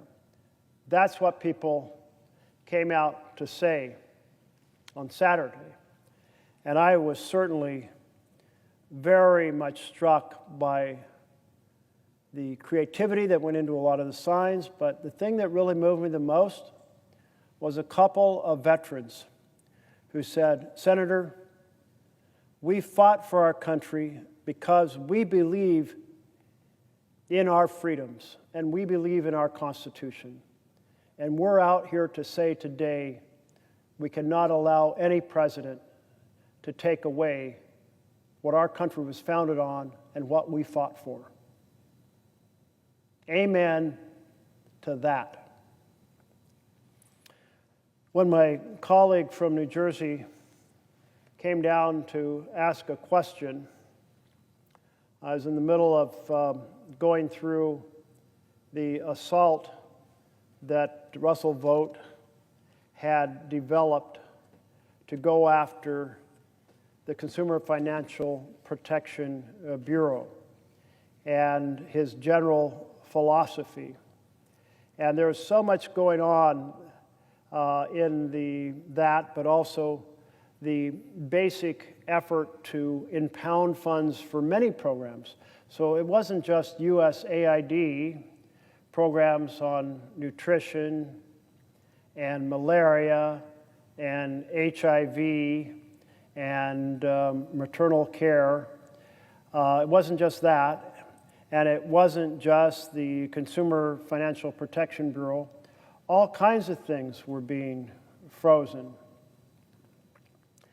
You know, one of the things that was observed was that back in 2022, partly in response to Vought having frozen funding to Ukraine under the first President Trump, Congress passed a law requiring the Office of Management and Budget to disclose its apportionments on a public website. Now, apportionments basically mean how much money is going in different payments out to the agencies or the programs that have been funded. And the reason you would want those posted is because then you know the administration isn't essentially stealing the power of the purse by slow walking the distribution of funds or freezing the distribution of funds or impounding the funds. You have the ability, kind of an alert system to make you aware of what's going on.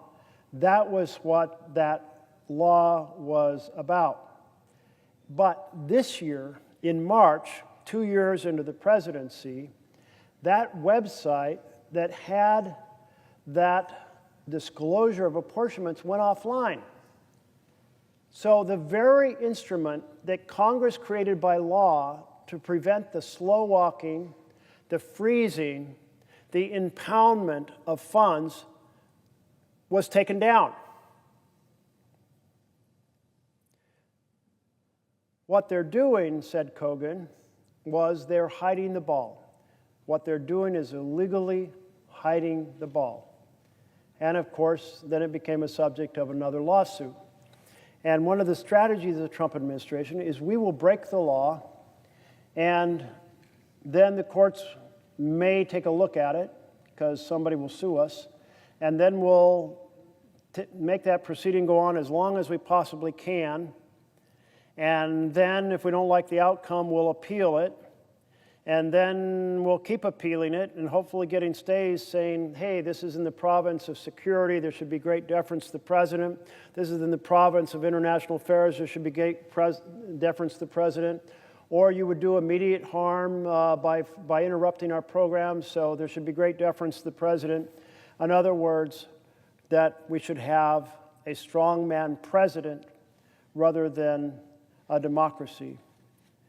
When Vogt was asked about this question of taking down the website, he declined to comment. A person familiar with the thinking said that Vogt saw Elon Musk and Doge as a force multiplier, and Doge's actions, such as the cancellation of government contracts, mass layoffs, seizures of buildings from agencies, don't amount to illegal impoundment under the Nixon-era law. At his confirmation hearing in early April, Trump's nominee for OMB director, Eric Ueland, told a Senate committee that Vogt intends to formally ask Congress to approve at least some of the budget cuts via what's known as a rescission. Now, rescission, that's a fancy word for canceling a previously established law that says you must fund a certain agency at a certain level. That's a rescission. I don't like the word. I mean, how do in conversations with folks who haven't lived in the budget world, so let's just call it a program cancellation. So Vogt wants to cancel what's in the law without changing the law. But wait, it's in the law. The executive is supposed to follow the law. So instead of canceling the funding outright, the president just slow walks the distribution of funds, or, quote, freezes the distribution of funds, and then, in order to avoid a lawsuit, takes down the website that is the place where he's supposed to have put up how much is distributed when, so that people can know that he's actually following the law. So hide the fact you're breaking the law, slow walk the funds, and then say, well, this might really not be an impoundment because we may still spend these funds by the end of the year. Well, all the time you're doing exactly what the Supreme Court said should not be done. You're stealing the power of the purse. And then Mr. Vogt came up with another idea, and that's that he actually would submit a formal request for Congress to undo the spending. And that's where the actual word rescission comes in. It's a formal request for Congress to undo the spending. And what the law says, that if that's submitted to Congress, Congress can, if it has, say, 10 elements, Congress can vote affirmatively to support the undoing the spending for all 10 of the elements or some portion of them. And if it passes the House and the Senate, that funding for that program, because it's been changed in law, is officially canceled. So rescission is a proposal to cancel the spending. But now it gets even more interesting, because there were things the president wants to cancel that he knows he can't get the votes for here in the Senate or in the House, even though that all that's required is a simple majority vote. So how can the president try to pull off a semi-legal appearing dance to cancel programs under the formal proposal being sent to Congress if Congress won't vote to do so? And so he said, here's what we'll do. The law says there's a 45-day grace period. Once a proposal to undo funding, that's the rescission request, has been sent to Congress, 45-day grace period in which the president doesn't have to distribute the funds. And then, this is the brilliant idea, that Mr. Vogt advocated for. We will send that request within 45 days of the end of the financial year, the fiscal year. It ends on September 30th. So if we send this request by mid-August, that would be 45 days out from the end of the financial year or fiscal year. And there's a 45-day grace period saying that we don't have to actually take action. Then poof, along comes the end of September, October 1st, and the funding which was authorized to be spent in that fiscal year can now not be spent because the fiscal year has ended. Let me try to explain it a little differently. Imagine you're Cinderella, and you're in the carriage, and you're told that carriage will no longer be a carriage at midnight. It will turn into a pumpkin. And so you want to make sure that you utilize that carriage as much as you need it before midnight, because otherwise you're in trouble. And think of it like this then, the carriage, the spending bill that authorizes a program, that's the carriage. But at midnight, the end of the fiscal year, it turns into a pumpkin. You're no longer in the year for which that funding was assigned, and that funding authority evaporates. That was Russell Vogt's idea. Submit the provision to ask for Congress to vote to support canceling programs, knowing that they wouldn't cancel them, but the grace period would take you to midnight, and poof, the funding for that program would evaporate because it was intended to be used in that fiscal year. That's essentially a strategy to steal the power of the purse. It is the core of Trump and Vogt's vision of an authoritarian state.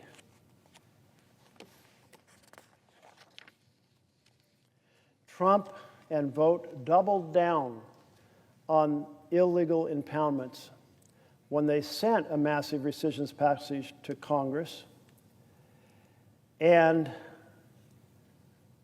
they worked to undo it in the manner that I have been describing.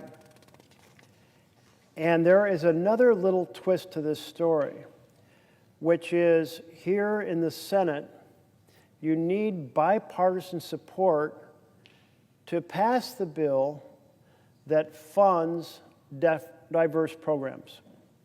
And we have 12 spending bills.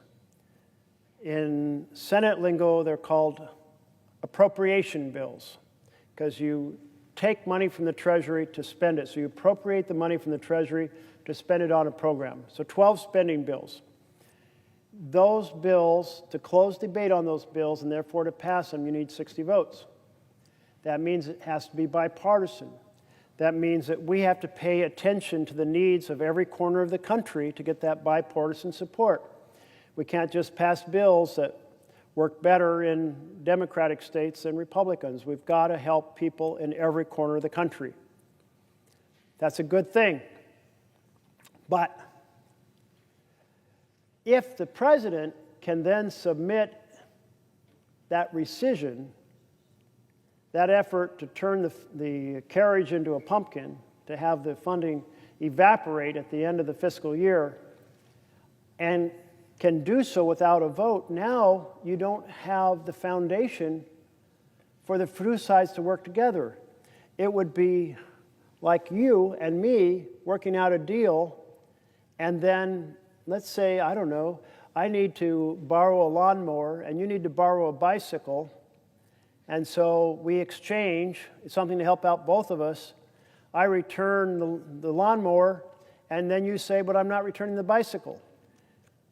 That is what a submission to this body involves under rescission, because the bipartisan deal can be undone on a partisan basis. A supermajority of 60 needed to pass the bill and therefore requiring bipartisan cooperation, but a simple majority required to undo the deal. So if a rescission is submitted that primarily attacks the programs that are of more concern to one party than another, then how are the two parties to trust each other? This is why, even though rescissions have been in the law since 1974, presidents haven't used them. They've said, look, the law was written, it's been signed, we're going to assign the money to the programs in the very fashion that the law was passed. That's what we're going to do. Now, the next year, the president may say, if you don't do X, Y, and Z, I'm not going to sign the spending bill. And so there's more influence put on the next year rather than undoing the previous year, because next year the president has proactive authority to engage and try to steer how things come about.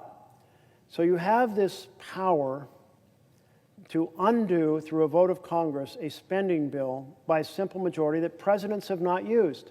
Have not used because they focus on the next year. Okay, that year's kind of set, it's been passed, it's been signed, let's focus on the next year.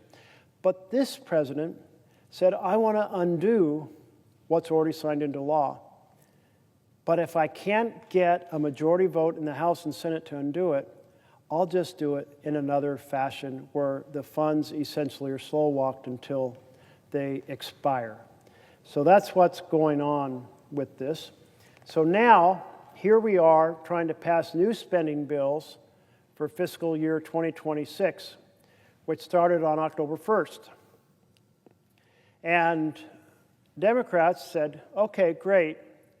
Let's put a clause into this bill because we're making a deal. Programs that you think are important for your states, programs we think are important to our states, programs important to all our states, but maybe a mix of philosophies about the best way to accomplish something.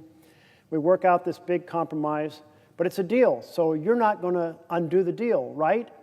And so we will put into this law that the 1974 Rescission Act, it's not actually called a Rescission Act, but rescissions were in the 1970 Budget Impoundment and Control Act. We will put in a provision, say these particular bipartisan deals cannot be undone by a partisan vote. So one party cannot bail after a bipartisan deal is made. Seemed pretty reasonable to me because if you're really exercising a deal between two parties, the deals are saying we'll stand behind this deal. But here's the frustration. Because President Trump wants to undo the deals, kind of have that line item veto through Russell Vogt's clever strategy of slow-walking funds until they evaporate at the end of the fiscal year. Because the president wants that, my Republican colleagues are refusing to put in language that protects the deal. It's like that exchange I was referring to. I lend you a bicycle, you lend me a lawnmower, we agree to return them. I return the lawnmower and you say, no, I changed my mind, I'm keeping the bicycle. I'm saying, but we had a deal. And you're like, yeah, but hey, too bad. Well, that doesn't exactly engender trust for the next bipartisan deal if one side says, but I'm not actually compelled to honor this. That's what is giving us so much trouble over actually getting spending bills passed for the fiscal year that we're in already. And that's why we're in the middle of a conversation about a continuing resolution. And the continuing resolution that was proposed by the Republicans proceeded to say, hey, remember that very partisan continuing resolution we passed in March? We want to continue doing that very partisan thing and expect you to sign on to it. And the Democrats responded and said, well, no, There's only once in our history been a partisan continuing resolution. That was in March, but we're not doing that again. And in fact, we're going to help save you from the huge mess you made on health care. We will work with you, but you've got to fix these tax credits that you changed and are doubling the price of health care on the exchange, making health insurance unaffordable to millions of families. And while we're at it, let's fix what you did to Medicaid, because that is going to be even more devastating. You hid that to go into effect after the next election. It's that bad. That should be fixed as well. But we'll help save you from yourselves. Let's fix these two attacks on health care that are so egregiously destructive to the American family. And we'll get this continuing resolution done. And by the way, we need to put into it that the programs that are in the continuing resolution cannot be unilaterally undone by the President of the United States slow-walking the funds and letting them evaporate on the last day of the fiscal year. And my Republican colleagues have come across, literally walked across this chamber and said, you know, we know this was a big mess up. We want to fix it. But let's just reopen the government first and then discuss how to fix it.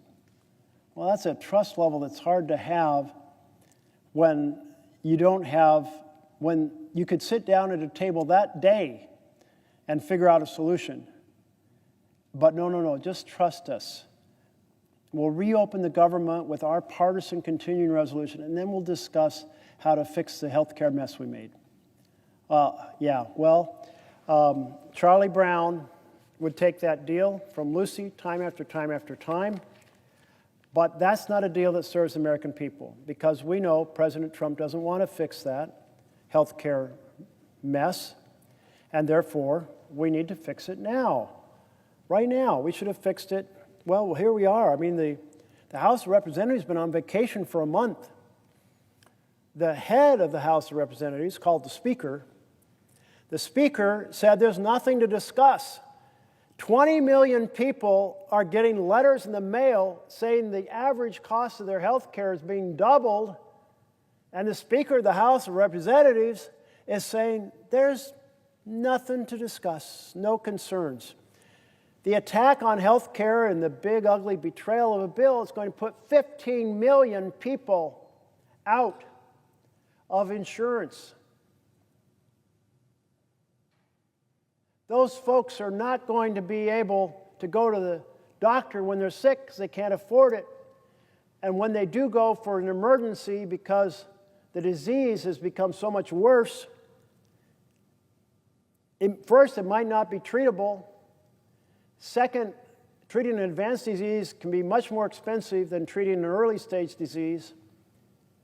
And third, the treatments might be in the emergency room, which is the most expensive place of all to treat something. So, in addition to all that, because the folks don't have insurance, they can't pay the bill, and the revenues plummet for both the hospital and the clinic. And that means that they cut their programs and affect health care for everyone. So, here we are in the government shutdown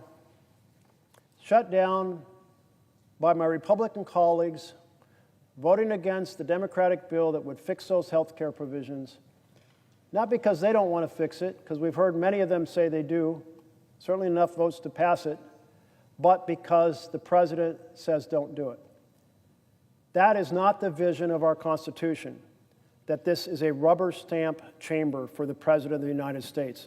Participating in a rubber stamp for the President is to undermine the very architecture of the checks and balances, the separation of powers, designed to prevent us from sliding into an authoritarian state. So that's the situation we are in right at the moment. We have the authoritarian strategy by the president against our fundamental freedoms. We have Russell voted OMB, stealing the power of the purse, illegal and unconstitutional. We have a rubber stamp congressional majority that won't even sit down and discuss issues, even though the very function of a legislature is to discuss issues and try to find a path that both sides can agree to. So that kind of sums up this section. And I think now I'm going to turn to chapter 2.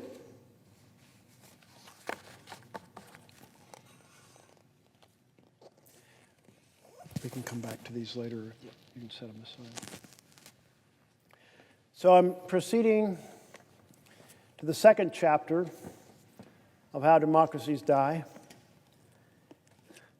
So I'm putting up this poster to remind folks that these are words that I'm sharing from these scholars' understanding of the challenges across the planet and the challenges that we face here in America. So the chapter is titled Gatekeeping in America. In the plot against America, American novelist Philip Roth builds on real historical events to imagine what fascism might have looked like in pre-war America. An early American mass media hero, Charles Lindbergh, is the novel's central figure. He skyrockets to fame with his 1927 solo flight across the Atlantic, and later becomes a vocal isolationist and Nazi sympathizer. But here is where history takes a fantastic turn in Roth's hands. Rather than fading into obscurity in this novel, Lindbergh arrives by plane at the 1940 Republican Party convention in Philadelphia as a packed hall finds itself deadlocked on the 20th ballot. Cries of Lindy, Lindy, Lindy erupt for 30 uncontained minutes on the convention floor, and in a moment of collective fervor, his name is proposed, seconded, and approved by acclamation as the party's nominee for president. Lindbergh, a man with no political experience but unparalleled media savvy, ignores the advice of his advisors and campaigns by piloting his iconic solo aircraft, Spirit of St. Louis, from state to state, wearing his flight goggles, high boots, and jumpsuit. In this, and this is in the novel, describing the novel, in this world turned upside down, Lindbergh beats Franklin Delano Roosevelt, the incumbent, to become president. And Lindbergh, whose campaign is later revealed to be linked to Hitler, goes on to sign peace treaties with America's enemies. A wave of anti-Semitism and violence is unleashed. Many Americans have found parallels between the 2016 presidential election and Roth's work of fiction. The premise: an outsider with dubious democratic credentials comes to power with the aid of a foreign nation, cannot help but resonate. But the comparison raises another striking question. Given the severity of the economic crisis in the 1930s America, why didn't this happen here in the United States? In real life, why didn't it happen here? The reason no extremist demagogue won the presidency before 2016 is not the absence of contenders, nor is it the lack of public support for them. To the contrary, extremist figures have long dotted the landscape of American politics. In the 1930s alone, as many as 800 right-wing extremist groups existed in the United States. Among the most important figures to emerge during this period was Father Charles Coughlin, an anti-Semitic Catholic priest whose fiery nationalist radio program reached up to 40 million listeners a week. 40 million a week, wow.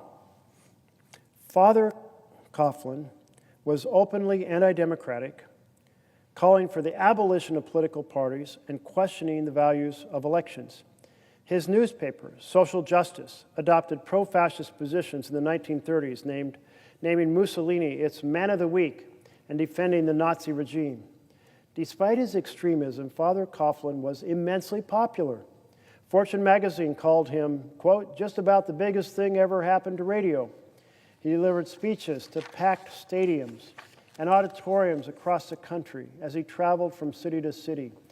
Fans lined his route to see him passing by. Some contemporary observers called him the most influential figure in the United States after Roosevelt. The Depression also gave rise to Louisiana Governor and Senator Huey Long, who called himself the Kingfish. Long was described by the historian Arthur Schlesinger as the great demagogue of the day, a man who resembled a Latin American dictator, a Vargas or a Perón. The Kingfish was a gifted stump speaker, routinely flouted the rule of law. As governor, Long built what Schlesinger described as, quote, the nearest approach to a totalitarian state the American Republic has ever seen, end of quote, using a mix of bribes and threats to bring the state's legislature, judges, and press to heel. Asked by an opposition legislator if he had heard of the state constitution, Long replied, I'm the Constitution just now. Newspaper editor Hodding Carter called Long the first true dictator out of the soil of America. When Franklin Roosevelt's campaign manager, James Farley, met Mussolini in Rome in 1933, he wrote that the Italian dictator, quote, reminded me of Huey Long. Long built a massive following with his call to redistribute wealth. In 1934, he was said to have received more mail than all other senators combined, more even than the president. By then, his share, our wealth movement, had more than 27,000 cells across the country and a mailing list of nearly 8 million names. Long planned a presidential run, telling a New York Times reporter, quote, I can take this Roosevelt, I can out-promise him, and he knows it. Roosevelt viewed Long as a serious threat, but was spared when Long, terribly, was assassinated in September 1935. America's authoritarian tendency persisted through the post-World War II Golden Age.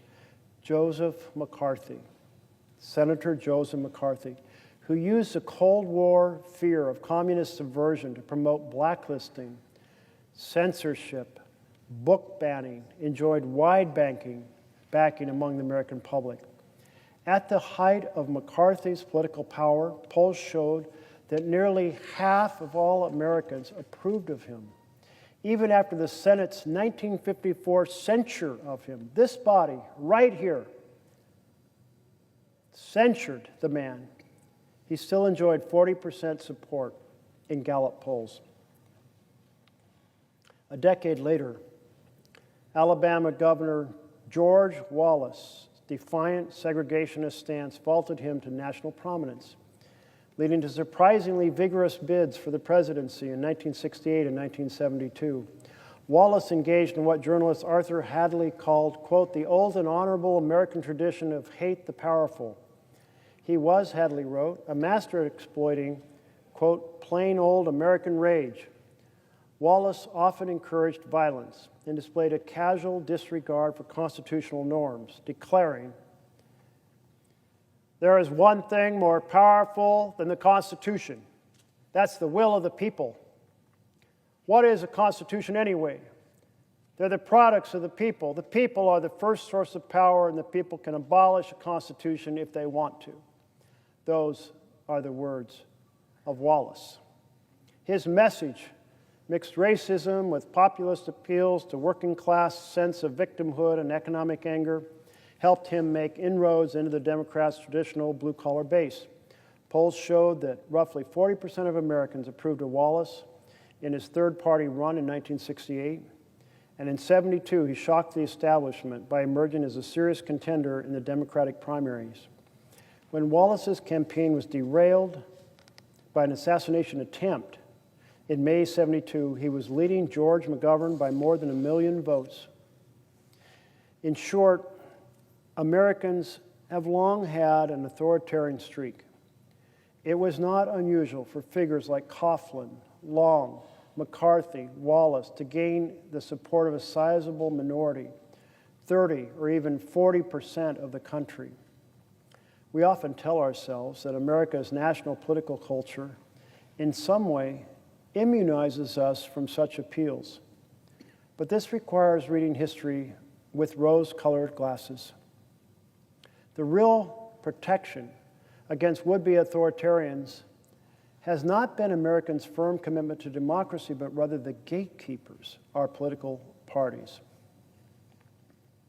On June 8, 1920, as Woodrow Wilson's presidency was winding down, Republican delegates gathered to choose their nominees in the flag-draped but poorly ventilated Chicago Coliseum, where the withering heat reached over 100 degrees. After 9 ballots over 4 days, the convention remained undecided. On Friday evening, in Suite 404, on the 13th floor of the nearby Blackstone Hotel, Republican National Committee Chairman Will Hayes and George Harvey, the powerful publisher of Harvey's Weekly, hosted a rotating group of U.S. senators and party leaders in the original, quote, smoke-filled back room. The old guard, as journalists called them, poured themselves drinks, smoked cigars, talked late in the night about how to break the deadlock to get a candidate the 493 delegates needed for the nomination. The leading contender on the convention floor was Major General Leonard Wood, an old ally of Theodore Roosevelt, who had generated popular enthusiasm in the primaries and dominated the ballot earlier in the week with 287 delegates.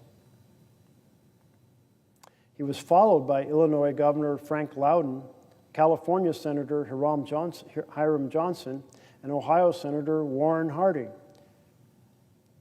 Ohio Senator Warren Harding was trailing in a distant 4th place with only 65 1/2 delegates. From the convention floor, reporters wrote, quote, "Nobody is talking Harding. He is not even considered as among the most promising dark horses," end of quote. But as reporters heard rumors about the discussions taking place at the Blackstone, the most motivated of them found their way to the 13th floor of the hotel and quietly gathered in the hallways outside Suite 404 to catch a glimpse as leading senators, including Henry Cabot Lodge of Massachusetts, McCormick of Illinois, Phipps of Colorado, Calder of New York, former Senator Crane of Massachusetts, and others came and went.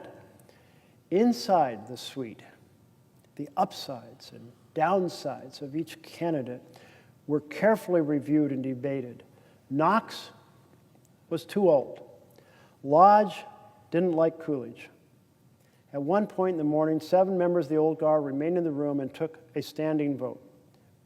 Called in at 2:11 a.m. by George Harvey, a stunned Harding was informed that he had been selected.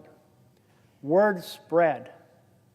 By the next evening, on the 10th ballot, and to the great relief of the sweltering delegates, Warren Harding received an overwhelming 692 1/2 convention delegates amid rousing cheers.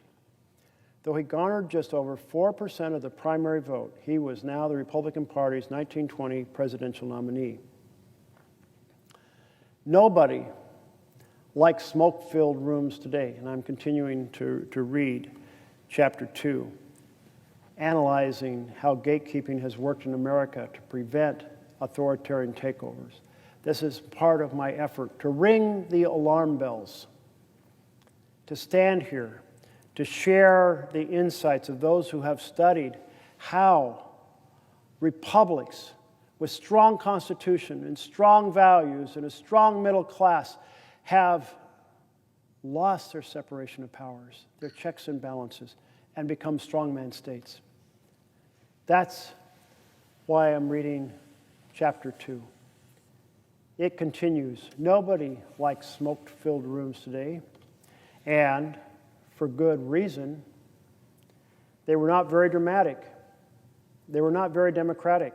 Candidates were chosen by a small group of power brokers who were not accountable to party rank and file. Now, the hour of midnight is approaching. And with that, I'm going to do a pause here. Be happy to keep filling you all in later about this analysis of America's history, world history, and what one has to be aware of if you want to save our republic. We'll return to that. But here at midnight, is it midnight already? How did that happen? Excerpts from Paul Revere's Ride. This was Henry Wadsworth Longfellow's 1860 poem. I won't read the whole thing, but I'll read some of it. Listen, my children, and you shall hear of the midnight ride of Paul Revere. On the 18th of April in 75, hardly a man is now alive who remembers that famous day and year. And lo, as he looks on the belfry's height, a glimmer and then a gleam of light. He springs to the saddle, the bridle he turns, but lingers and gazes till full on his sight a second lamp in the belfry burns.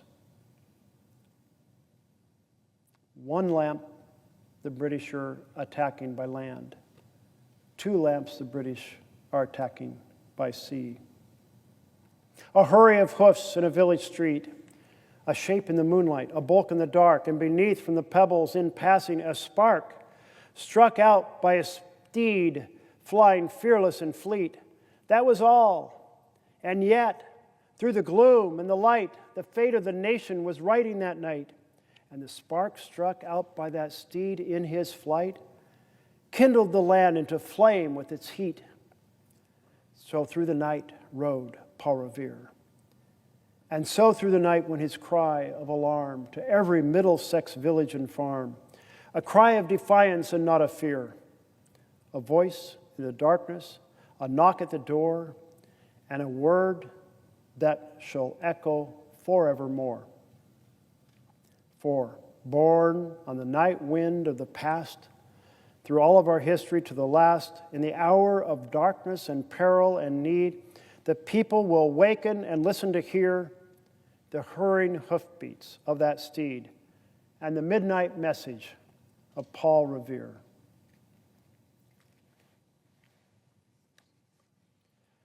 My father was a mechanic. He grew up in a household that I believe early on did not have a radio, let alone, certainly didn't have television. And his mother would bring the family together and they would read poems. And my father learned just by hearing them any number of poems that he would recite as I was growing up. Something would trigger that. And I can imagine him now, my dad, the mechanic, hearing about the situation we are in with the threat to our republic and thinking back to how the colonies were threatened by the British.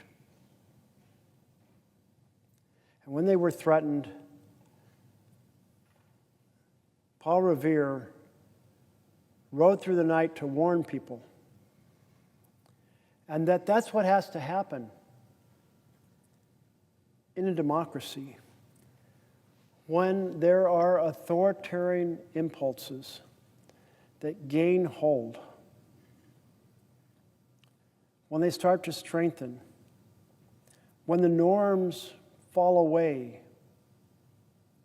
and when direct attacks are made on our freedoms, then each of us has a responsibility as a citizen to join together to cry out the warning to the rest of America. Our nation is in trouble.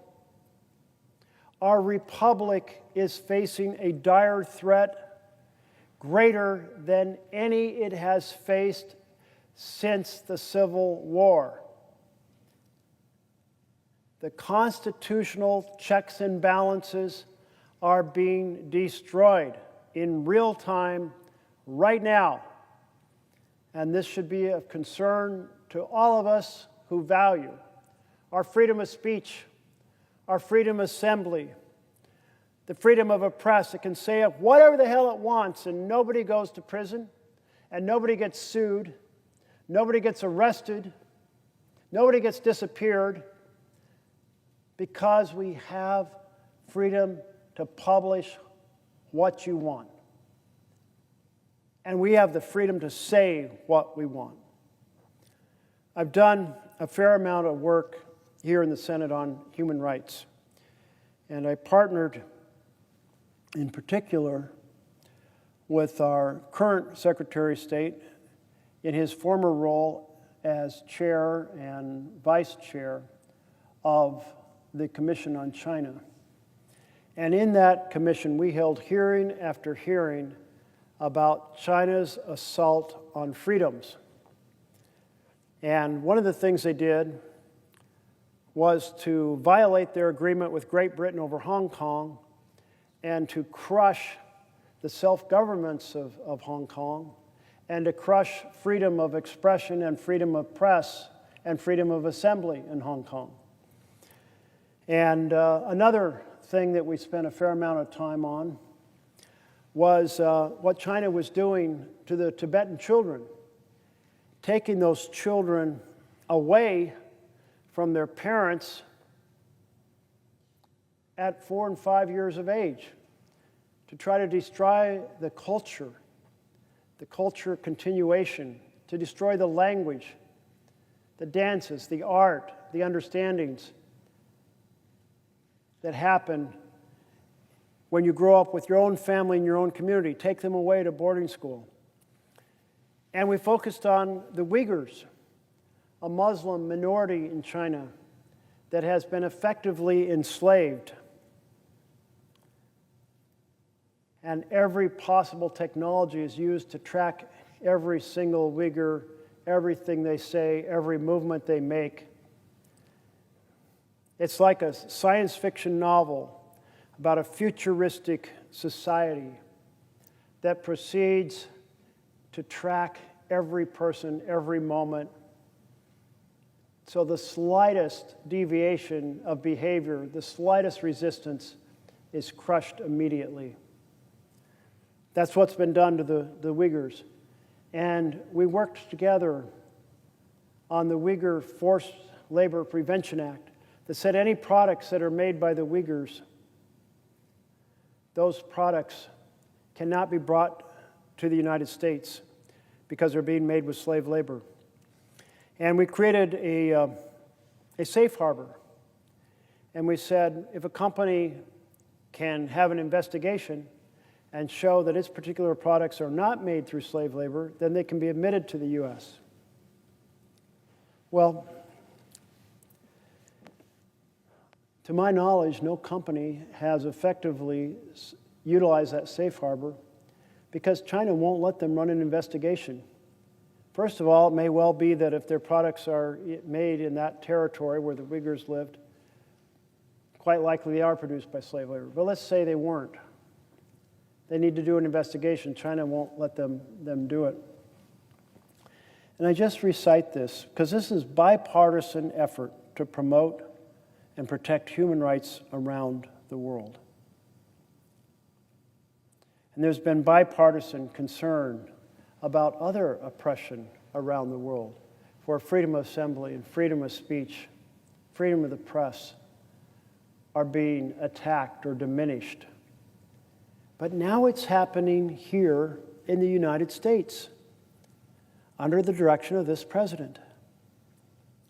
He's trying to tell universities what they can teach, and networks what they can air, and citizens how they can protest. Why, if there's bipartisan support for defending human rights around the world, why isn't there bipartisan support for defending human rights right here at home? Because what Paul Revere did wasn't Democratic or Republican. He was a patriot, letting his communities know they were under attack so they could prepare to respond and fend off that attack. And that's what we need now.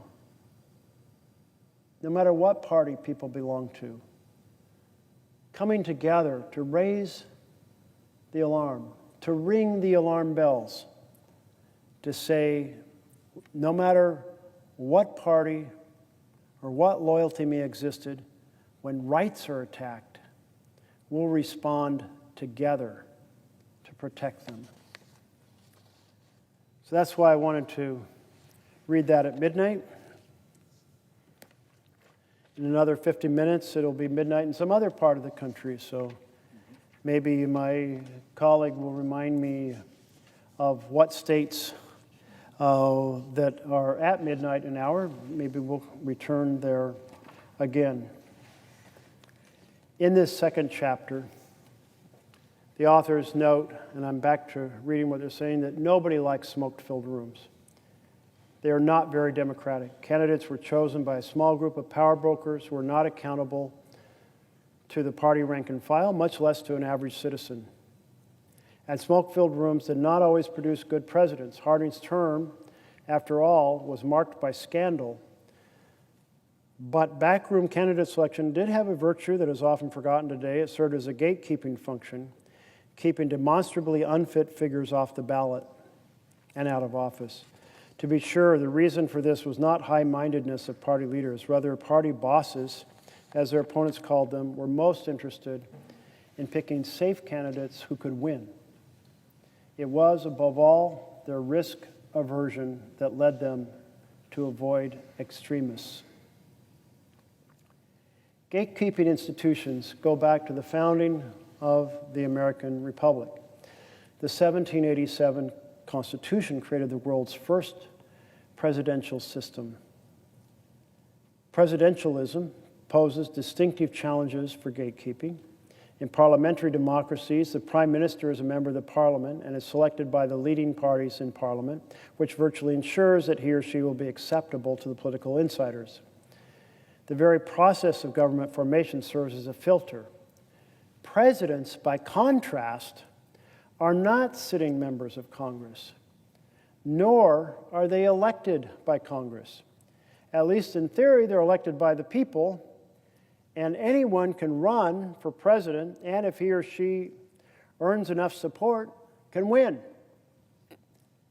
Our founders were very concerned with gatekeeping.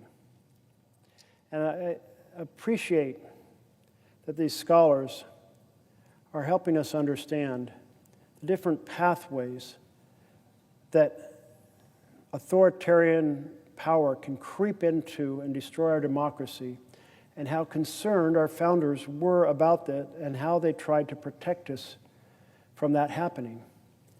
They were deeply concerned with gatekeeping. In designing the Constitution and electoral system, they grappled with a dilemma that in many respects remains with us today.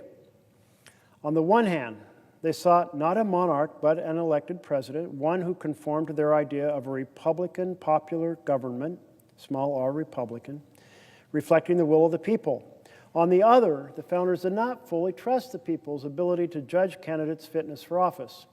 Alexander Hamilton worried that a popularly elected presidency could be too easily captured by those who would play on fear and ignorance to win elections and rule as tyrants. History will teach us, Hamilton wrote in the Federalist Papers, that, quote, of those men who have overturned the liberties of republics, the great number have begun their career by paying an obsequious court to the people, commencing demagogues and ending tyrants, end of quote. So here are our founders, already observing that efforts to create republics around the world have fallen to authoritarian powers, already concerned. So this is not just something new to us, not something that just happened a couple hundred years later. No, it was a problem the founders saw from the beginning. For Hamilton and his colleagues, elections required some kind of built-in screening device. Continuing with the description here of these scholars, the device the founders came up with was the Electoral College. Article 2 of the Constitution created an indirect election system that reflected Hamilton's thinking as he expressed it in Federalist Paper number 68. The immediate election should be made by men most capable of analyzing the qualities adapted to the station and acting under the circumstances favorable to deliberation, and to do a judicious combination of all the reasons and inducements which were proper to govern them. In other words, a group would be elected, the Electoral College, that would make sure that the person who went to the presidency had the character and the knowledge suitable to the task.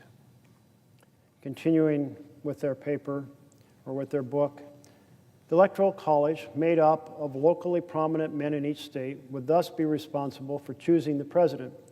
Under this arrangement, Hamilton reasoned, the office of president would seldom fall to the lot of any man who is not in eminent degree endowed with the requisite qualifications.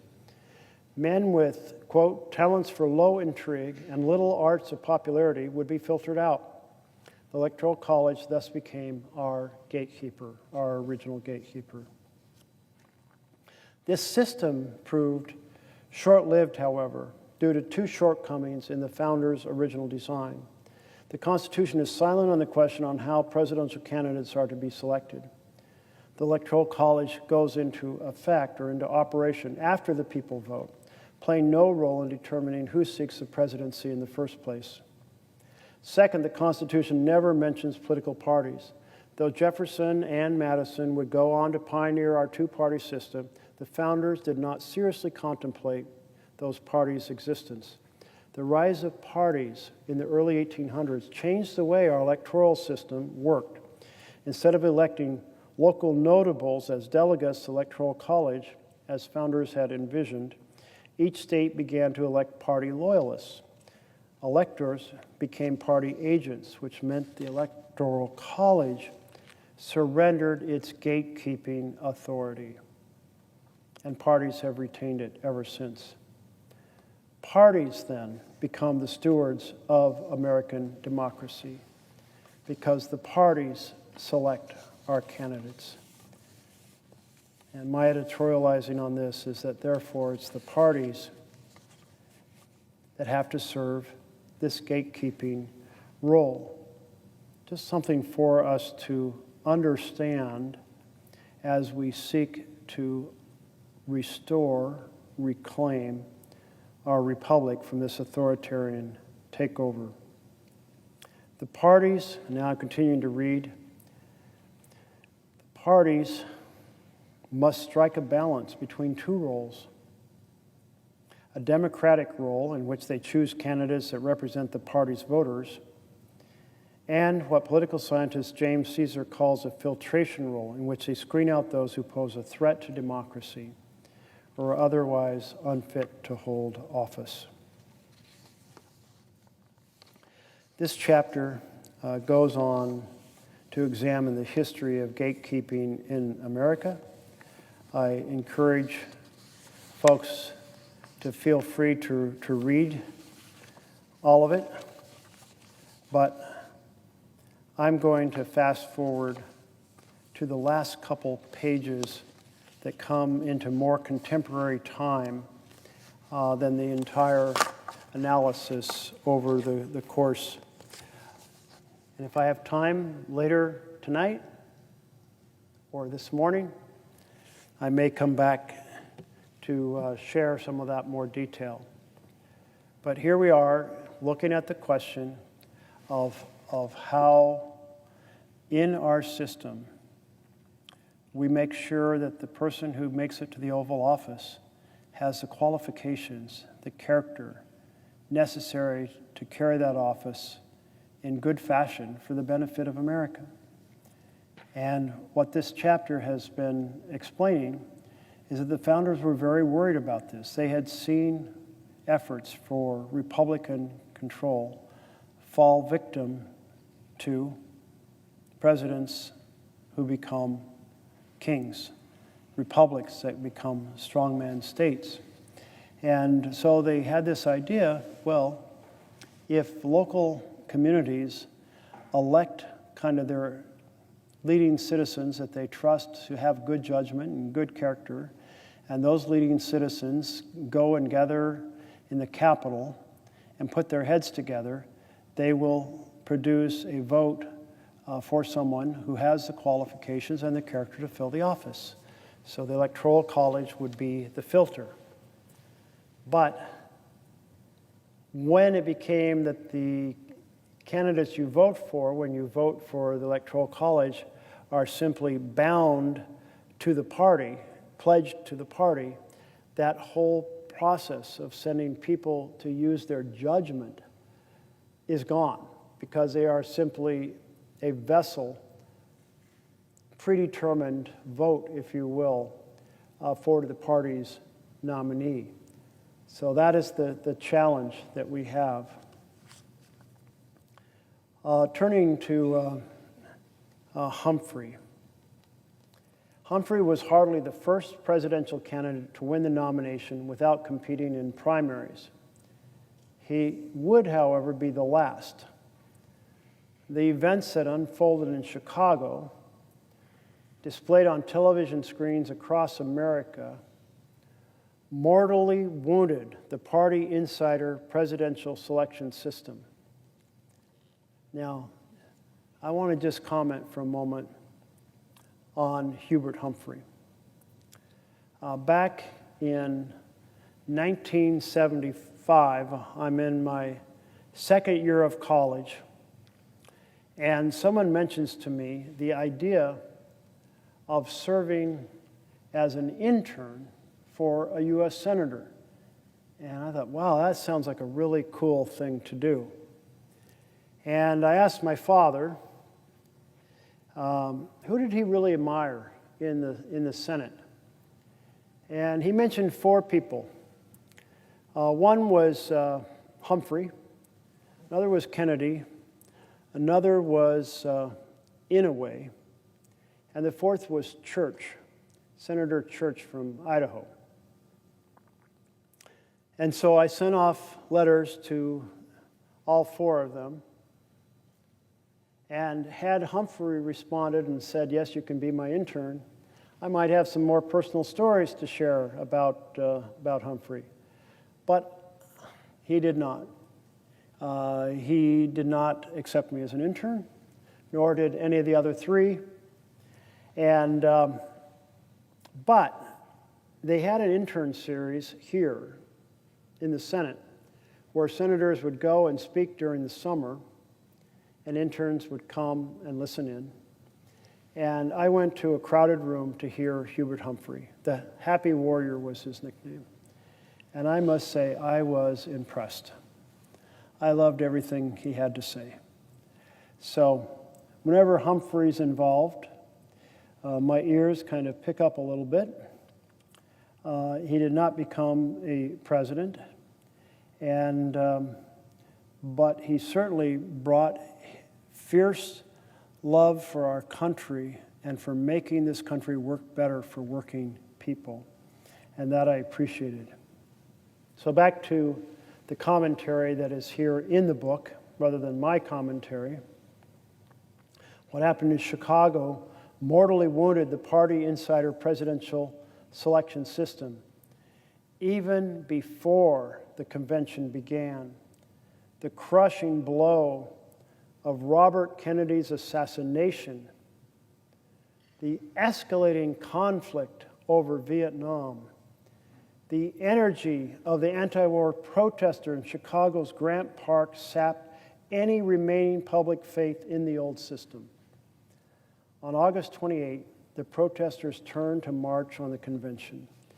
Blue helmeted police attacked protesters and bystanders, and bloodied men, women, and children sought refuge in nearby hotels. The so-called Battle of Michigan Avenue then spilled over into the convention hall itself.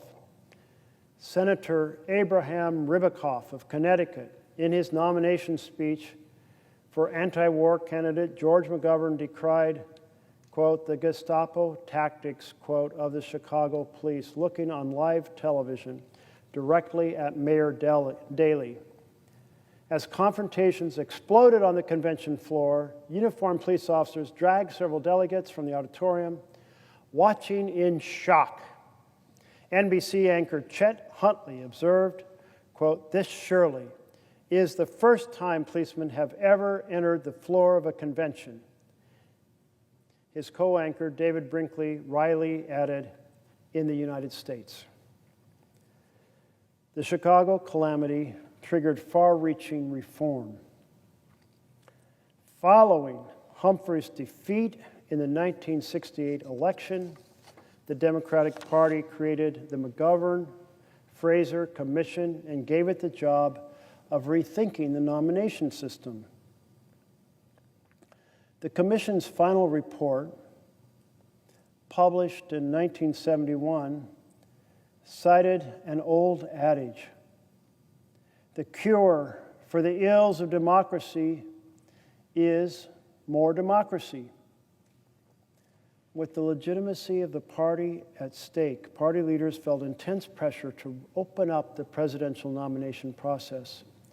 As George McGovern put it, unless changes are made, the next convention will make the last look like a Sunday school picnic.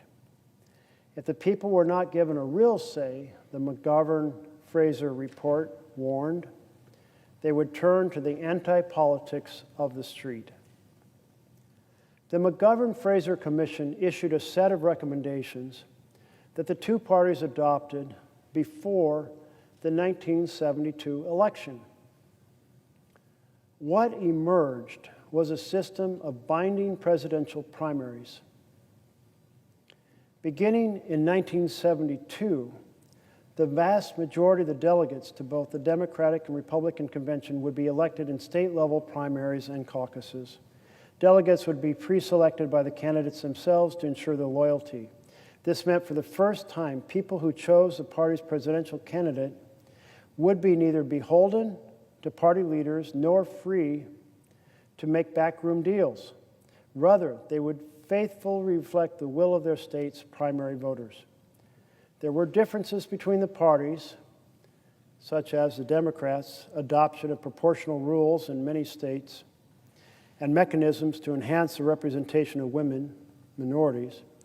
But in adopting binding primaries, both parties substantially loosened their leaders' grip over the candidate selection process, opening it up to the voters instead. Democratic National Committee Chair Larry O'Brien called the reforms the greatest goddamn changes since the party system.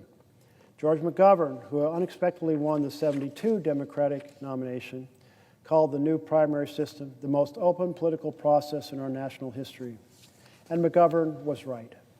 The path to the nomination no longer had to pass through party establishment. For the first time, the party gatekeepers could be circumvented and beaten.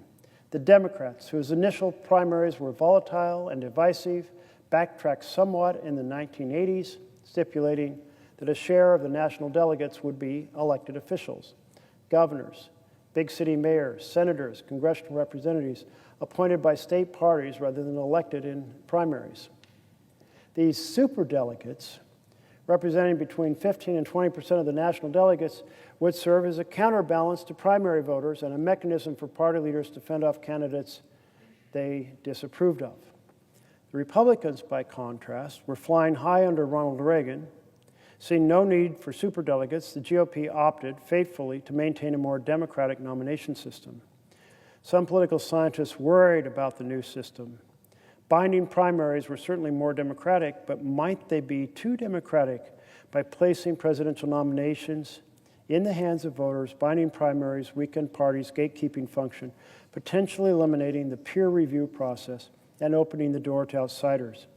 Just before the McGovern-Fraser Commission began its work, two prominent political scientists warned that primaries could, quote, lead to the appearance of extremist candidates and demagogues who, unrestrained by party allegiances, have little to lose by stirring up mass hatred or making absurd promises. Initially, these fears seemed overblown. Outsiders did emerge. Civil rights leader Jesse Jackson, ran for the party nomination in 1984 and 1988. Southern Baptist leader Pat Robinson, television commentator Pat Buchanan, Forbes magazine publisher Steve Forbes all ran for the Republican nomination in various years, 1988, 92, 96, 2000, 96, but they all lost. Circumventing the party establishment was, it turned out, easier in theory than in practice. Capturing a majority of delegates required winning primaries all over the country, which in turn required money, favorable media coverage, crucially, people working on the ground in all states. Any candidate seeking to complete the grueling obstacle course of U.S. primaries needed allies among donors, newspaper editors, interest groups, activist groups, state-level politicians such as governors, mayors, senators, and congressmen. In 1976, Arthur Hadley described the arduous process as the invisible primary. He claimed that this phase, which occurred before the primary season, was, quote, where the winning candidate is actually selected. Members of the party establishment, elected official activists, allied interest groups were thereby not necessarily locked out of the game. Without them, Hadley argued, it was nearly impossible to win either party's nomination. And for a quarter of a century, Hadley was right. That concludes the second chapter. And I've always, my whole political instinct has been to make everything as democratic as possible. I'd like to see the direct election of presidents. But in this moment, as we face an authoritarian takeover, I think we have a responsibility to ponder not just how we fix it, but how we prevent it from happening again. And it's interesting to hear through the observations of these scholars the filtering role that has been played in various setups over the course of our history, trying to establish a system in which the person who did finally make it into the Oval Office had the character and the qualifications to execute the responsibilities effectively for the benefit, the collective benefit of our nation. Trump is violating free speech and free press.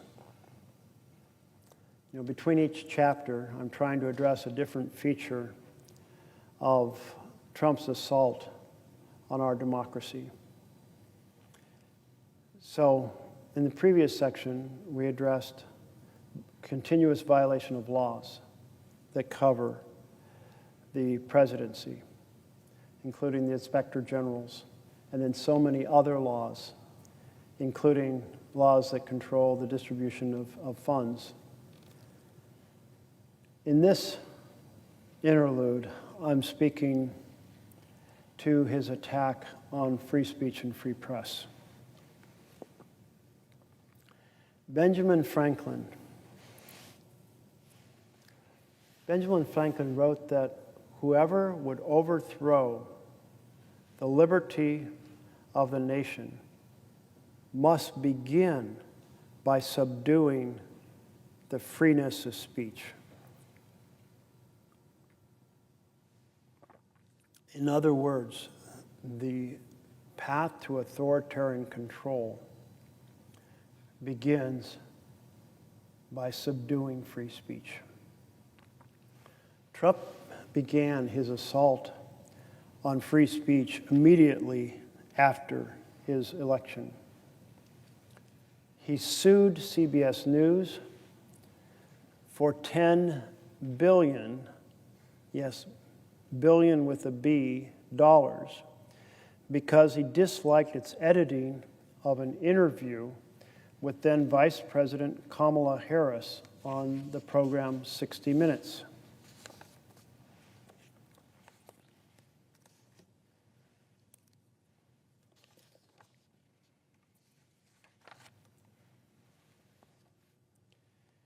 In April, Bill Owens, the executive producer of CBS's 60 Minutes, resigned, citing encroachments on his journalistic independence in the face of mounting pressure from Paramount, which is CBS's parent company. A reported possible source of that pressure was Sherry Redstone, Paramount's controlling shareholder, who was reportedly eager to secure the Trump administration's approval of a multi-billion-dollar sale of Paramount to Skydance.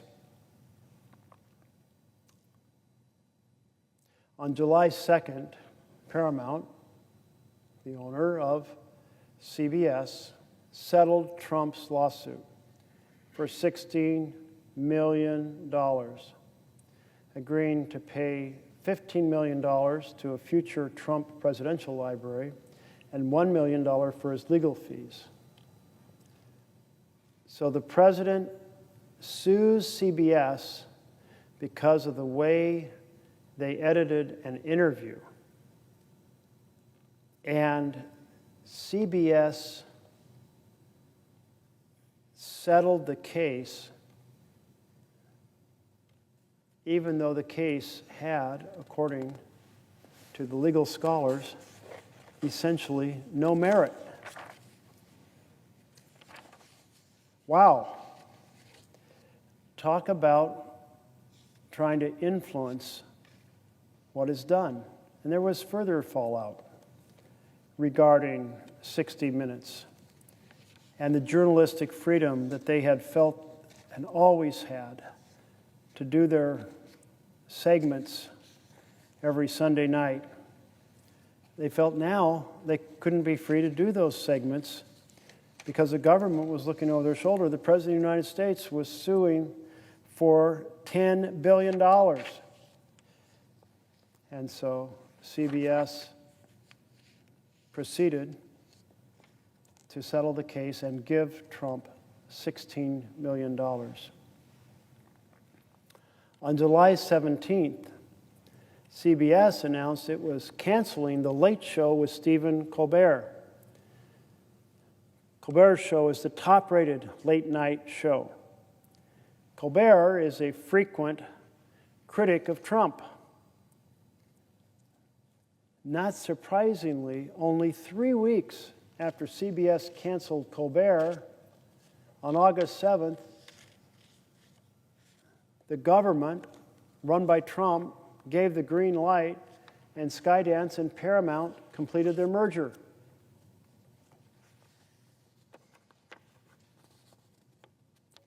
This is unheard of stuff.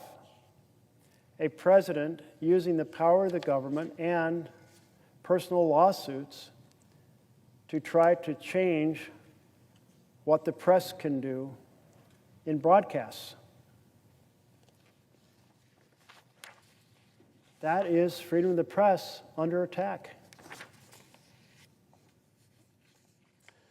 A similar story occurred at ABC. In 2024, Trump sued ABC News because George Stephanopoulos said on air that Trump had been found liable for rape instead of saying he'd been found liable for sexual assault in the E. Jean Carroll lawsuit. Well, rather than challenging Trump's lawsuit in court, which experts expected ABC would win,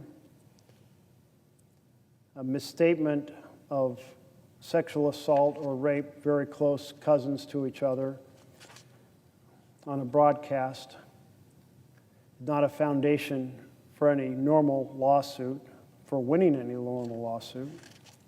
So experts expected ABC would win. But ABC, like CBS, bent the knee under this presidential pressure and agreed to a similar settlement like CBS, paying Trump, in this case, $15 million toward a future Trump presidential library and $1 million for his legal fees. But this bending of the knee by ABC This acquiescence to Trump didn't protect ABC.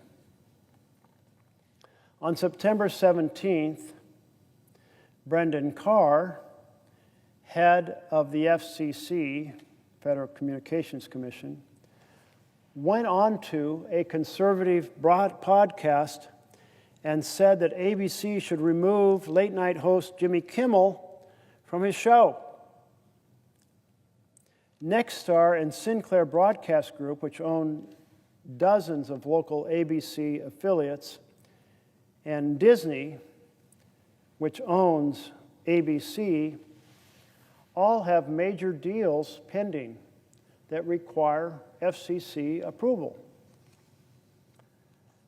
On that podcast, Carr threatened them, Brendan Carr, the head of the FCC, saying, quote, "We can do this the easy way, or we can do this the hard way, like a mob boss."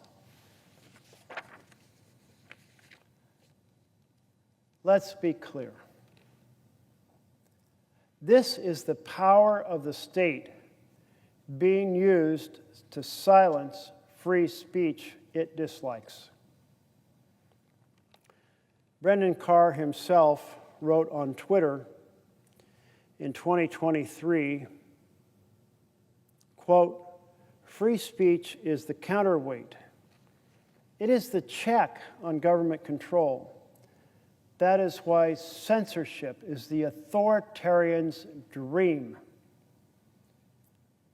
I couldn't have said it better myself. And yet this man, Brendan Carr, who talked about free speech as a counterweight, now in that powerful position where he can control licenses and mergers, proceeds to use that power to control what our networks air. How did he slide from being a champion of free speech into being an instrument of authoritarian suppression of free speech? These tactics mirror other authoritarian approaches to silencing dissent. Here is reporting by the Associated Press from Hungary, where another authoritarian regime is using similar tactics. This is a PBS article titled "Trump's Moves Against Media Outlets Mirror Authoritarian Approaches to Silencing Dissent," from September 18th of last month. Since taking office in January, President Donald Trump has waged an aggressive campaign against the media unlike any in modern U.S. history, making moves similar to those of authoritarian leaders that he has often praised. On Wednesday, Trump cheered ABC's suspension of Jimmy Kimmel's late-night show after the comedian made remarks about the assassination of activist Charlie Kirk. Trump said, "Congratulations to ABC for having the courage to do what had to be done." It was the latest in a string of attacks against news outlets and media figures that Trump believes are overly critical of him. Trump has filed lawsuits against outlets whose coverage he dislikes, threatened to revoke TV broadcast licenses, and sought to bend news organizations and social media companies to his will. The tactics are similar to those used in other countries who have chipped away at speech freedoms and independent media while consolidating political power, including Hungarian Prime Minister Viktor Orbán, a close Trump ally whose leadership style is revered by many conservatives in the U.S. Trump's approach to governing has drawn comparisons to Orbán, who has been in power since 2010.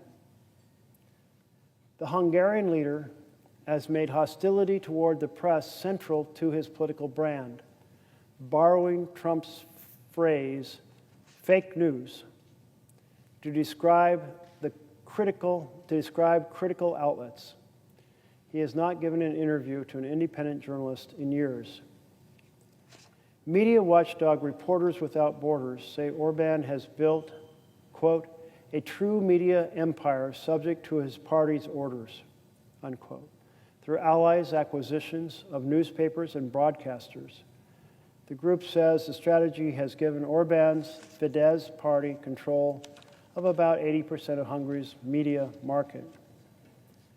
In 2018, Orban's allies donated nearly 500 news outlets they had acquired to a government-controlled conglomerate, a group that included all of Hungary's local daily newspapers.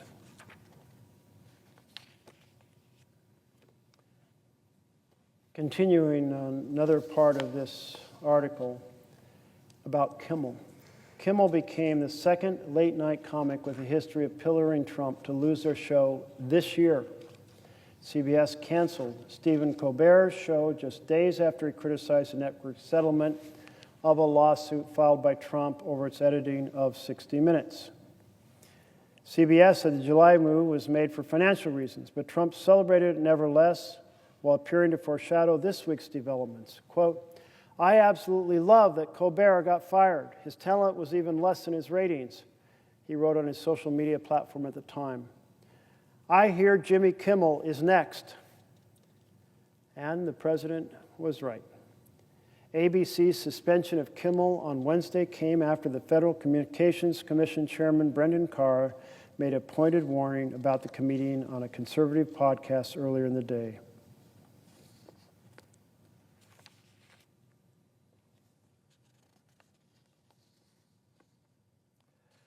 So, the attack on freedom of press is in full swing.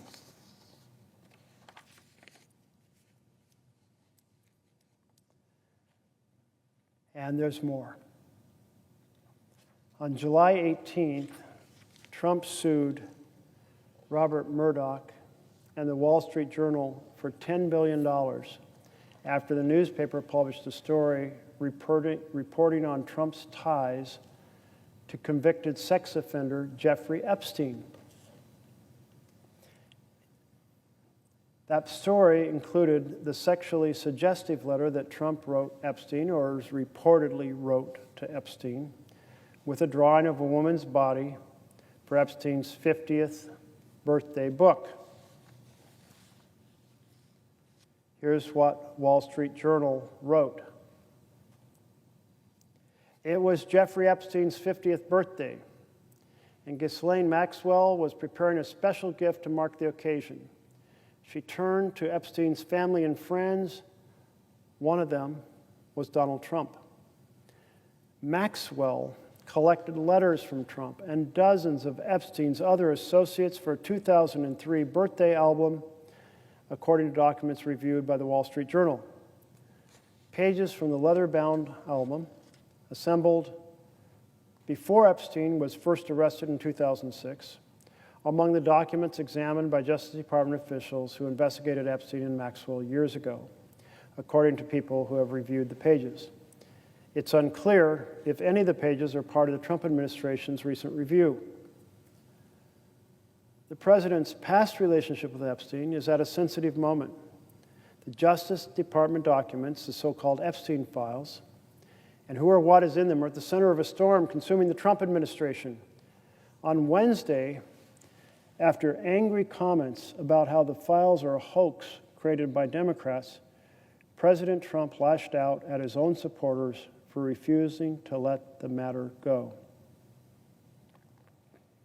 The letter bearing Trump's name, which was reviewed by the Wall Street Journal, is body, like others in the album.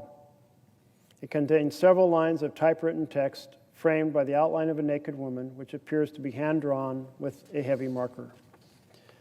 A pair of small arcs denote the woman's breasts, and the future president's signature is a squiggly Donald below her waist. The letter concludes, "Happy birthday, and may every day be another wonderful secret." In an interview with the Journal on Tuesday evening, Trump denied writing the letter or drawing the picture. "This is not me. This is a fake thing. It's a fake Wall Street Journal story," he said. "I never wrote a picture in my life. I don't draw pictures of women," he said. "It's not my language. It's not my words." He told the Journal he was preparing to file a lawsuit if it published an article. "I'm going to sue the Wall Street Journal just like I sued everyone else," he said. Allegations that Epstein had been sexually abusing girls became public in 2006, and he was arrested that year. Epstein died in 2019 in jail after he was arrested a second time and charged with sex trafficking conspiracy. Justice Department officials didn't respond to requests for comment or address questions about whether the Trump page or other pages of the birthday album were part of the agency's recent documents review, and the FBI declined to comment. The existence of the album and the contents of the birthday letters haven't previously been reported. The album had poems, photos, and greetings from business people, academics, Epstein's former girlfriends, and childhood pals, according to documents reviewed by the Journal and people familiar with them. Among those who submitted letters were billionaire Leslie Wexner and attorney Alan Dershowitz. The album contained a letter from a now-deceased Harvard economist, one of Epstein's report cards from Mark Twain Junior High School in Brooklyn, and a note from a former assistant included an acrostic with Epstein's name. "Jeffrey, oh Jeffrey, everyone loves you, fun in the sun, fun just for fun, remember, don't forget me soon, you rock, you are the best." The longtime leader of Victoria's Secret wrote a short message that said, "I wanted to get you what you want, so here it is." I don't think I'll read the rest of this paragraph. You can imagine what that leader was referring to. Dershowitz's letter included a mock-up of Vanity Unfair magazine cover with mock headlines.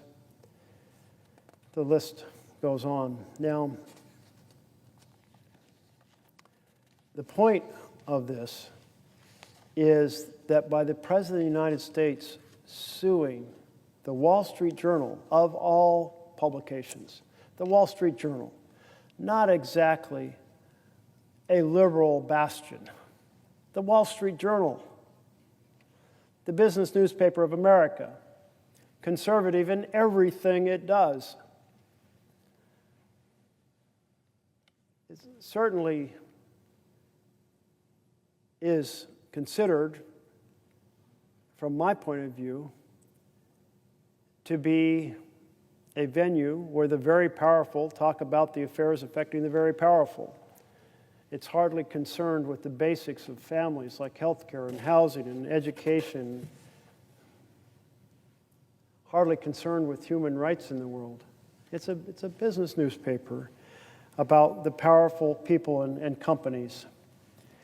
So this was not some lefty paper, if you will, some liberal paper that Trump is suing. And when the President of the United States launches a huge lawsuit, I think it was $10 billion, I believe,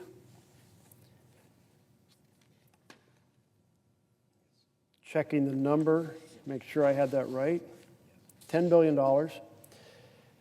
Wow, that's a whopper, even for an establishment as large as the Wall Street Journal. That's an intimidating factor. If you're in the press and you know that ABC has been sued and settled, CBS has been sued and settled, the Wall Street Journal, for disclosing a story, is sued for $10 billion, you get a little careful about what you think of putting in your newspaper. This is intimidation. This is not freedom of the press. This is the corruption of freedom of the press. Now, at this moment, there is a discharge petition over in the House of Representatives. And in the House, under their rules, if you get a certain number of signatures, you can get a bill voted on. debated and voted on the floor.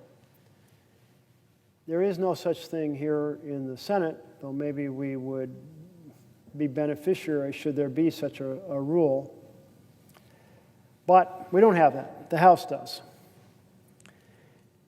And that petition is short one signature to be able to discharge. And it so happens that there was an election, and in that election, the candidate who won is a Democrat and has pledged that when she is sworn in to the House of Representatives, she will sign that petition. That petition is to hold a vote on releasing the Epstein files. The House of Representatives left town in part to escape having to vote on disclosing the Epstein files. Because the President of the United States doesn't want them to vote. Now, that's not the way it should work under our Constitution. The collective opinion of the House about what they should do should prevail. They shouldn't simply just be a rubber stamp for the opinion of the President. So they have been out for a month, partly to avoid swearing in the winner of a by-election who, when sworn in, will provide a signature that could lead to a House vote on the Epstein files. Now, here in the Senate, we had a vote. There was a place in the amendment tree that was free. So the minority leader thought it was important that we vote on releasing the Epstein files. So he filed my bill, as it turns out, as an amendment so that we would vote on it. And he called it up. So we did have a vote here. Only the vote wasn't directly on the amendment. It was on the motion to table the amendment. Nevertheless, it reflected the disposition. And more or less, it was a party line vote. Every Democrat voted against tabling so that we would, in fact, consider that Epstein file bill directly. And almost all Republicans voted to table. In other words, they wanted to kill this amendment rather than vote on it. And so we've had the vote in the Senate. I'd like to still see us have a vote directly, because if there is, in fact, evidence of crimes involving assaults and rapes on underage women in America, people should be held accountable. I would think 100 senators would say, if there is evidence of individuals who were involved in the rape of teenage girls, they should be held accountable. But the majority of the Senate decided not to hold the president accountable. And the president filed a $10 billion lawsuit over the release of just a single page of a drawing that he did for Epstein's 50th birthday book. That's how worried the president is about his association with Epstein. Trump has gone after a government-funded meeting as well. Do we have the list of states? Thank you. But before I turn to that, the assault on PBS and NPR, I want to note that the clock is turning midnight in Alabama and Arkansas and Illinois and Iowa and Louisiana and Minnesota and Missouri and Mississippi, Oklahoma and Wisconsin, a great swath of American states. And since it's turning midnight for the second time in America, first time here on the East Coast, I'll turn again to this excerpt from Paul Revere's Ride. And do you have the full poem as well? Listen, my children, and you shall hear of the midnight ride of Paul Revere. On the 18th of April in 75, hardly a man is now alive who remembers that famous day and year. And lo, as he looks on the belfry's height, a glimmer and then a gleam of light, he springs to the saddle, the bridle he turns, but lingers and gazes till full on his sight a second lamp in the belfry burns. The second lamp indicated attack by the British was coming from the sea. A hurry of hoofs in the village street, a shape in the moonlight, a bulk in the dark, and beneath from the pebbles in passing a spark, struck out by a steed flying fearless and fleet. That was all, and yet through the gloom and the light, the fate of the nation was riding that night, and the spark struck out by that steed in his flight kindled the land into flame with its heat. So through the night rode Paul Revere, and so through the night went his cry of alarm to every Middlesex village and farm, a cry of defiance, not of fear, a voice in the darkness, a knock on the door, a word that shall echo forevermore.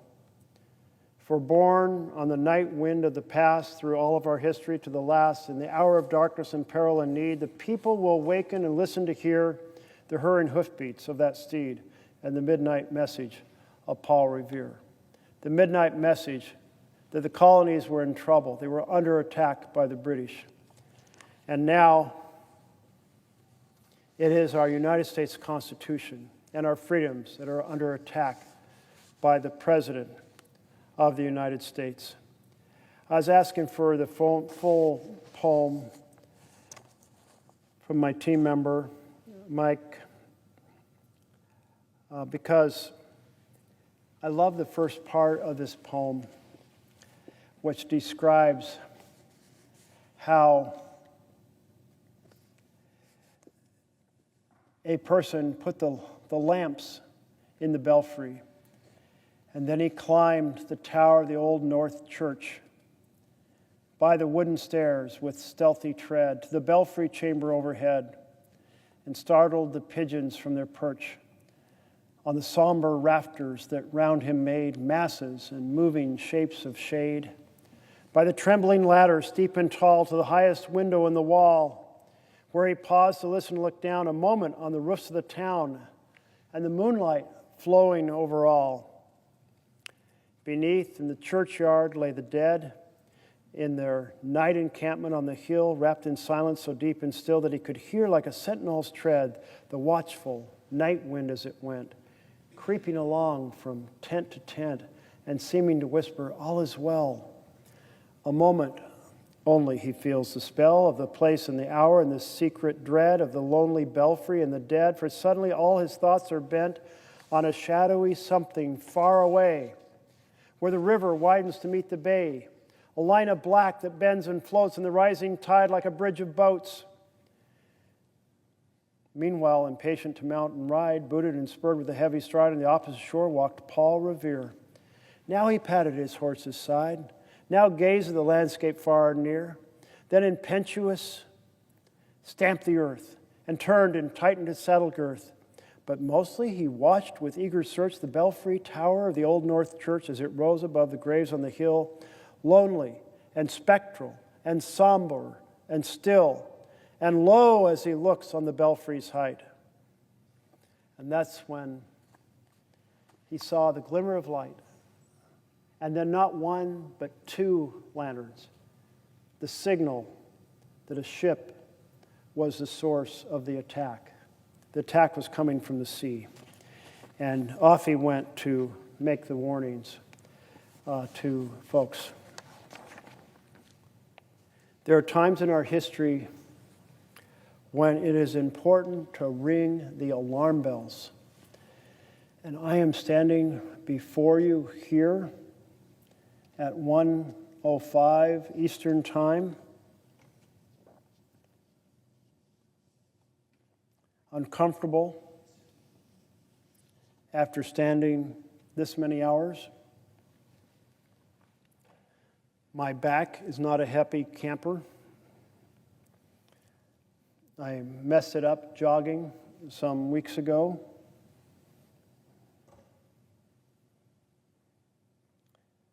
But I'm going to stand here for some time more to do all I can to ring the alarm bells, to sound the alarm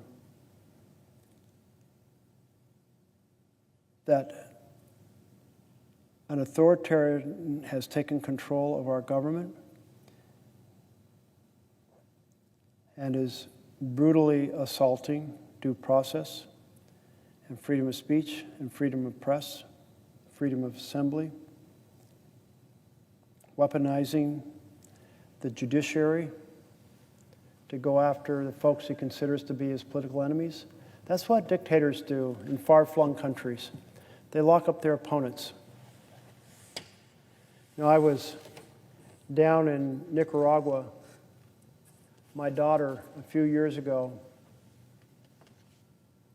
She was working for the summer, guiding treks through the volcanoes in that country. And while I was there was an election approaching. And what was happening? The president of the country, Daniel Ortega, was coordinating the imprisonment of those who might run against him. Nothing quite intimidates you from running for president like the existing president locking you up. Campaign over. No election held. And now we have a president with an enemies list who is targeting those he's disagreed with, those who have criticized him, for special strategy of persecution and prosecution. That is not the way we do things in America. That is injustice, not justice. It's a huge assault against the value that every child hears when they hear the law applies to the rich and powerful here, and it's administered with integrity, not with political vengeance. But here we are now, just like those countries far-flung with dictators, where the government targets its political enemies and goes after them. And of course, Trump goes after government-funded media as well as the broadcast media. On May 1st, he issued an executive order slashing funding for PBS and NPR. Now, the president doesn't have a line item veto, can't do that, but he did it. In this case, he did submit a request to Congress to approve his cuts. And I would say, unfortunately, it did get a majority vote in the House and Senate. So at least that piece, that attack, was done according to the law. Unlike these other lawsuits, which were kind of extortionist. On September 30th, the Corporation for Public Broadcasting ceased operating. In March, Trump began to dismantle the Voice of America, which was created to counter propaganda from authoritarian governments during the Second World War. Why in the hell is the President of the United States dismantling a voice that counters propaganda from authoritarian governments? We think of liberty's torch held high, Statue of Liberty, beacon to the world, but it has some deeper meanings to Americans. Welcome to the land of freedom. Welcome to the land of opportunity. Not welcome to the land of authoritarian control. And as a beacon, as a light to the world, represents what we stand for and have stood for in so many corners of the globe, leading to such enormous respect and admiration for our country. But here is the President of the United States dismantling the voice of America, which stood up for freedom around the world. Voice of America had become a powerful check on disinformation from authoritarian regimes, broadcasting in 49 languages to 360 million people every week. And now that powerful voice has been silenced. Authoritarians around the world celebrated these cuts, including the Chinese government, which quickly took over the radio frequencies. And let's not forget that on February 12th, Trump removed the Associated Press from the White House press pool because they refused to change the name of the Gulf of Mexico to the Gulf of America, controlling who can be in the press pool at the White House. So ABC attacked, CBS attacked, Wall Street Journal attacked, Voice of America attacked, Public Broadcasting attacked, Associated Press attacked. That's what an assault on freedom of the press looks like. Even the world's richest billionaires who own social media platforms and claim to champion free speech have fallen in line, to the point of literally falling in line behind Trump at his inauguration. To understand why, we only need to think back to 2016. At a rally in Fort Worth, Texas, in 2016, Trump threatened Jeff Bezos, who owns Amazon and the Washington Post, with an antitrust action, saying, if I become president, oh, do they have problems. They're going to have such problems.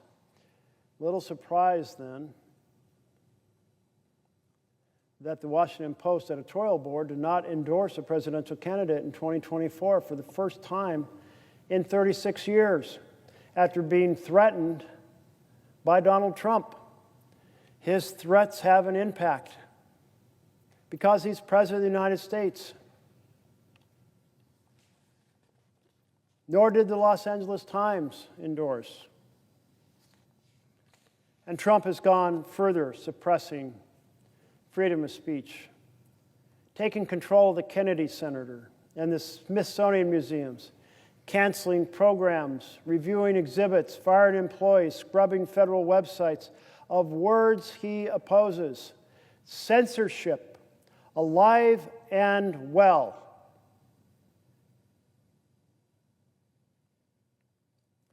And then, egregiously,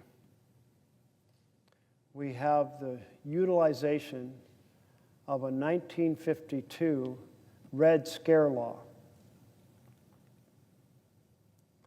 That law said the Secretary of State, if he didn't like what someone said or views that were held and thought that person might be a risk to the United States, could deny the visa.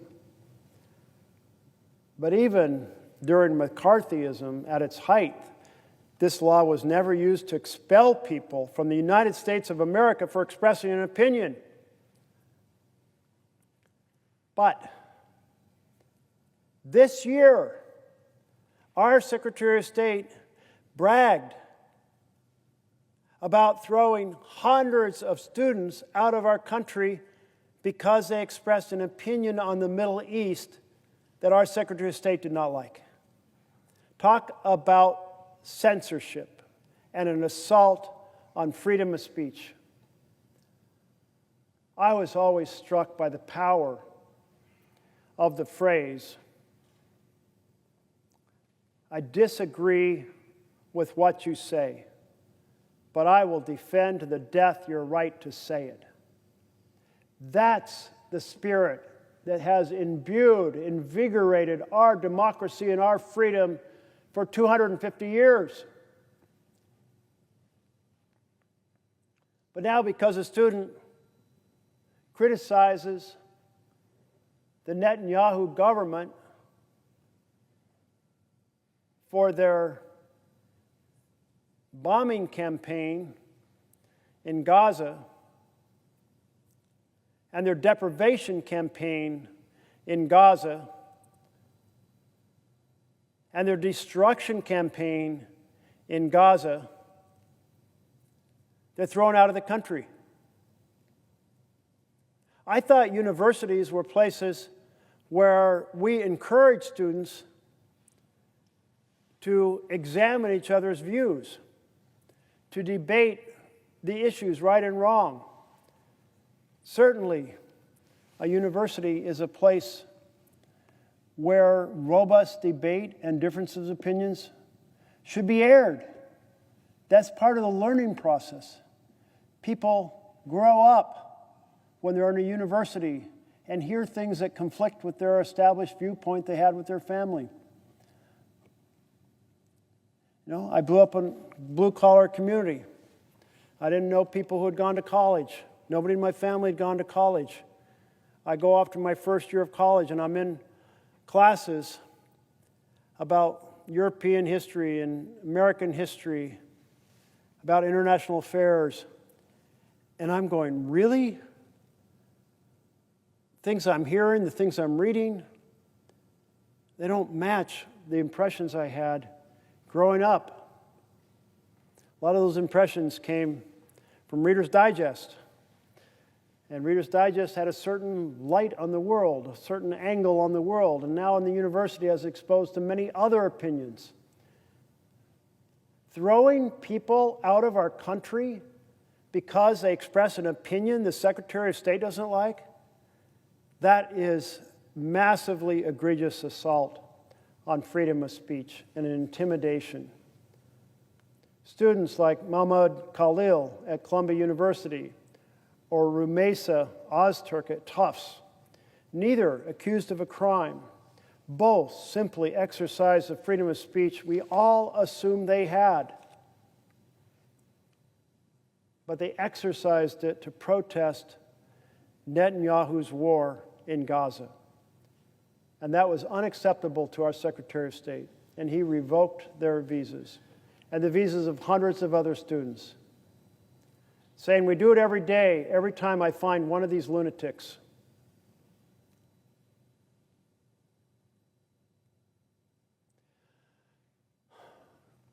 There's a lot of people I disagree with, but it's kind of just a cheap shot to dismiss their viewpoints by calling them a lunatic. They often have a whole set of arguments that are worth hearing and worth understanding. And that's what should be happening in the process of learning, the process of education, not throwing people out because they air a view you disagree with, that one person in our government, the Secretary of State, disagrees with. That law, we should get rid of it. We should have 100 senators here saying, amen, we're getting rid of that law. It says an alien can be excluded if the Secretary of State personally determines the alien's admission to the United States would compromise a compelling U.S. foreign policy interest. It doesn't even sound like that law authorizes someone being expelled from the United States.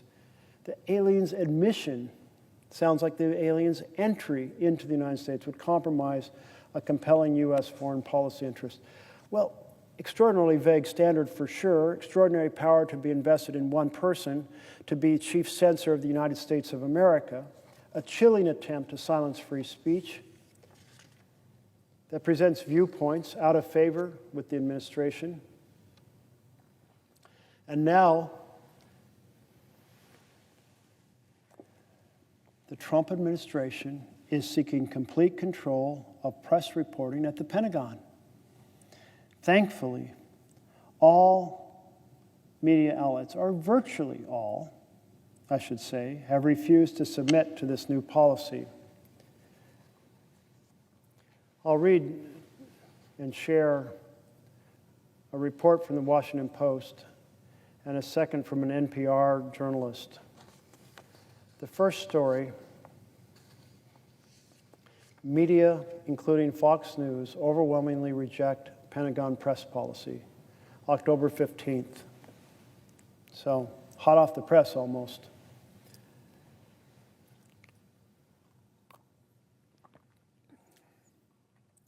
Fox News, along with ABC, CBS, NBC, did not sign the Defense Department's press policy by Tuesday's deadline, having earlier in the day denounced the new regulations in a joint statement that included CNN, which previously said it would not sign.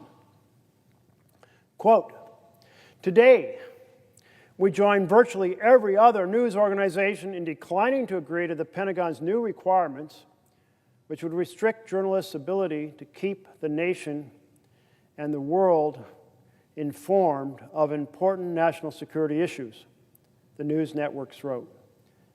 Quote, "The policy is without precedent and threatens core journalistic protections.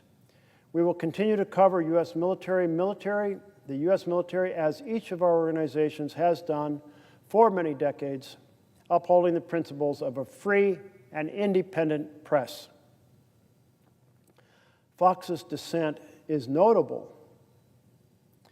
considering the Trump-friendly views of many of its opinion hosts. And I'm just continuing to read what's written here in this article, whose ranks previously included Defense Secretary Pete Hegseth.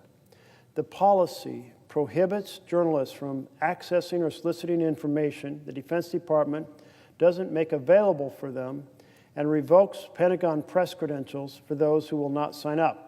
The new rules have drawn an anguished chorus of detractors across the ideological spectrum since they were announced last month. Censorship. Plain and simple. Reporters being told they cannot ask questions. They can only report the information that is handed to them in a press release. Well, so much for any story that matters. Press releases just toot the department's own horn. They're certainly not going to lay out the stories that Americans need to hear about. You know, I worked for 2 years in the Pentagon for Secretary Weinberger. Secretary Weinberger was President Reagan's Secretary of Defense, and I was hired as a presidential fellow. And I had the privilege in that role of interviewing about 50 offices throughout the building and then arranging to work for different offices, often for 3 to 4 months, and then rotating. So I worked a lot of different roles. My first assignment was to serve as the desk officer for Jordan for the Defense Security Assistance Agency. And the reason for that is one desk officer had previously covered Lebanon and Jordan, but then the tower the Marines were housed in Lebanon was blown up. A lot of Marines died. And in that moment going forward, Lebanon required whole attention. And yet Jordan, we were trying to get involved in the Middle East peace process. So and there was an upcoming meeting to discuss military aid, and someone needed to staff and prepare. So that was my role in that first assignment. I was in a bunch of different assignments, most of them involving strategic nuclear policy. But one of the assignments was to be a budget analyst for a research and engineering section. And the way this worked is every program got a budget review. And I was assigned a long list of programs, and then I would hold a little hearing in which the colonel or whoever was in charge of that program would come in and would look through all the financial records and determine, is this program making sense? And I'd write up what was called a program budget decision, a PBD. And that program budget decision basically said things like, no, we can cut this program by X because they're carrying over funds. Or we can cut this program or eliminate this program because it's no longer serving the purpose it was intended. In fact, they didn't actually use the funds the previous year, or so on and so forth. But in the course of that, I saw a huge amount of waste in the Pentagon programs. And at that time, there were tons of stories being written about waste in the Pentagon. They still, to this date, can't account for the money that's given to them. You hear people on both sides of the aisle saying, even after all these years and all these requirements, that they have a vastly improved auditing system to be able to track where the money goes, they still can't do it. They still don't do it. And none of those stories would be written if you were just reporting on a press release, because they weren't flattering stories. And you had journalists asking questions about this and that and asking for documents and trying to get to the bottom of what was really going on. And all of that is what Pete Hegseth is trying to suppress. It's assault on freedom of the press. Many TV networks joined many other outlets in saying no. And now I'm reading the story again from Scott Nover, including the Post, Washington Post, the New York Times, the Wall Street Journal, the Associated Press, Reuters, Bloomberg News, the Atlantic. Right-wing outlets including Newsmax, the Washington Times, the Daily Caller, and the Washington Examiner also declined to sign, along with a raft of defense-related trade publications. As of Tuesday's 5 p.m. deadline, only the MAGA-friendly One America News said it would sign the policy. Well, that's certainly an egregious attack on freedom of the press. Ring the alarm bells. It's not one misunderstood event. It's ABC. It's CBS, it's the use of licenses and mergers to compel, lawsuits to compel, it's Wall Street Journal, it's NPR, it's the Voice of America, and then it's all of these other news agencies being asked to stop doing basic reporting on military affairs. This is a page that has all of the groups that refused to sign and the one that did. One America News signed, and approximately 35-ish organizations refused.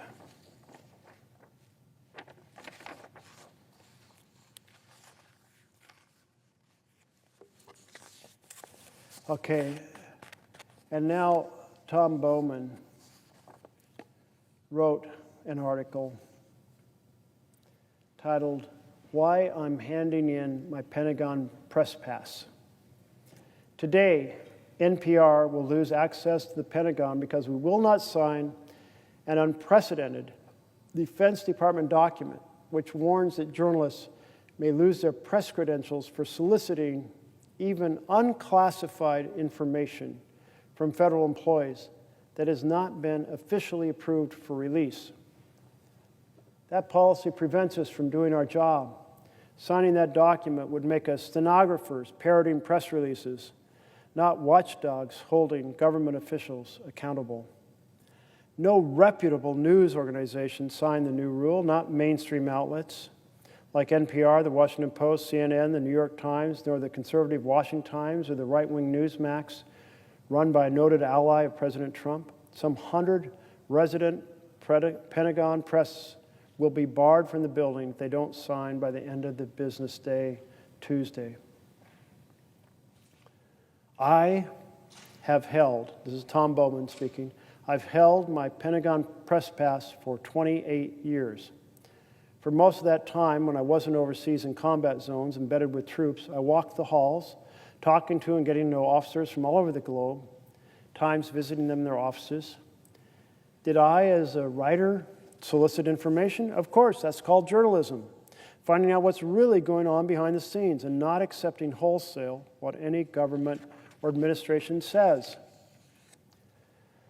I remember how then Defense Secretary Donald Rumsfeld was ecstatic after the fall of Baghdad in 2003, insisting that it showed the success of the U.S. invasion. Not long after, I ran into an officer at the Pentagon who told me, "No, Tom, it's not a success. Saddam Hussein's supporters are attacking our supply lines.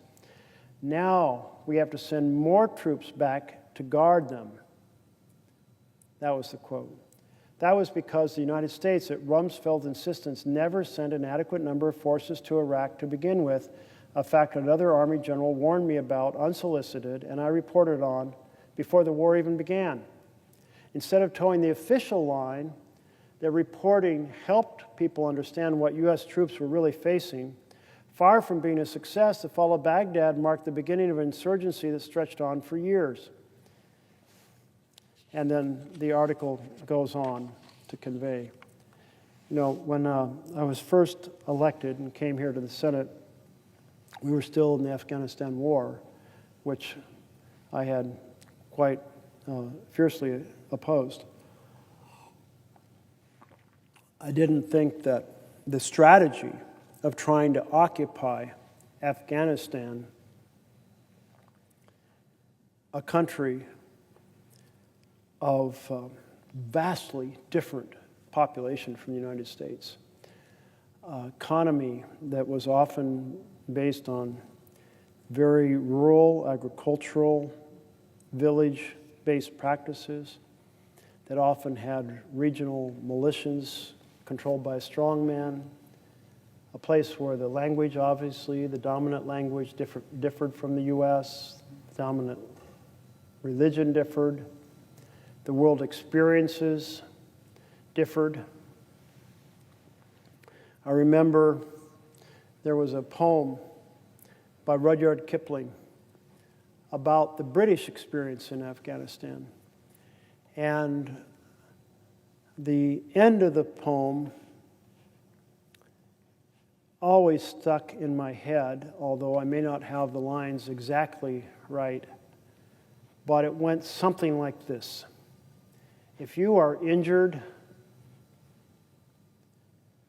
and lying on the Afghanistan plain,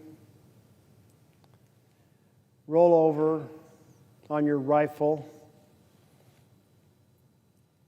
and blow out your brain before the women come out and carve up what remains. Something like that. But the essence of it was the British were unwelcome in Afghanistan. The Afghani people prided themselves on having expelled foreign group after foreign group after foreign group over the centuries, including the Russians. I went up to the bridge in the northern part of Afghanistan where the last Russian forces had retreated back into Russia out of Afghanistan. We needed reporters to tell us what the hell was really going on in Afghanistan. Because when you visit there, you got the rosiest story.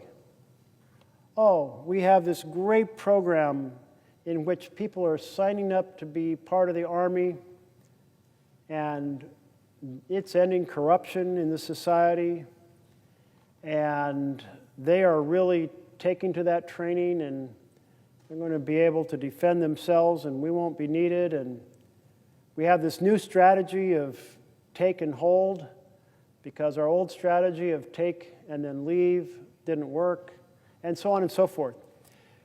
Reporters are essential to understanding the defense enterprise. The idea the Department of Defense is trying to shut down reporters and only have them issue the happy face press releases, that is a terrible insult to the American people. It's a terrible transgression of freedom of the press. So, not okay. Well, there's been quite a list of assaults by this government on freedom of press. When I was seated in the rotunda for the president's inauguration, his inaugural speech, just down the hall from here, Trump claimed in that speech to have, and I quote, brought free speech back to America. But the opposite is the case. This president has launched an unparalleled assault on freedom of speech and freedom of the press, and is doing all he can with every lever available to intimidate and silence his critics. But let me pause for a moment and return to why we are in a government shutdown. And in one word, healthcare. Republicans have shut down the government to continue the strategy of slashing Americans' health care.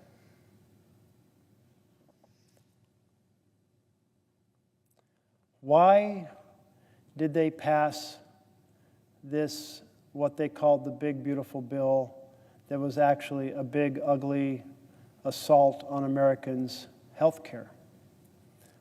Why did they do it? Well, the short answer is to help fund tax breaks for billionaires. Why did they proceed to lay out a vast reduction in Medicaid that would be implemented after the next election because they thought a lot of people would be upset by it? Well, because it helps fund tax breaks for billionaires. Why did they cut nutrition programs for children? Well, because it's tax breaks for billionaires. And because all those cuts weren't enough to fund all the tax breaks they wanted to give, the bill also increases the national debt by $30 trillion over the next 30 years. Hardly a monument to fiscal responsibility. It's a families lose, billionaires win proposition. In Oregon, the average cost of buying health care on this exchange is forecast to increase by some 68%.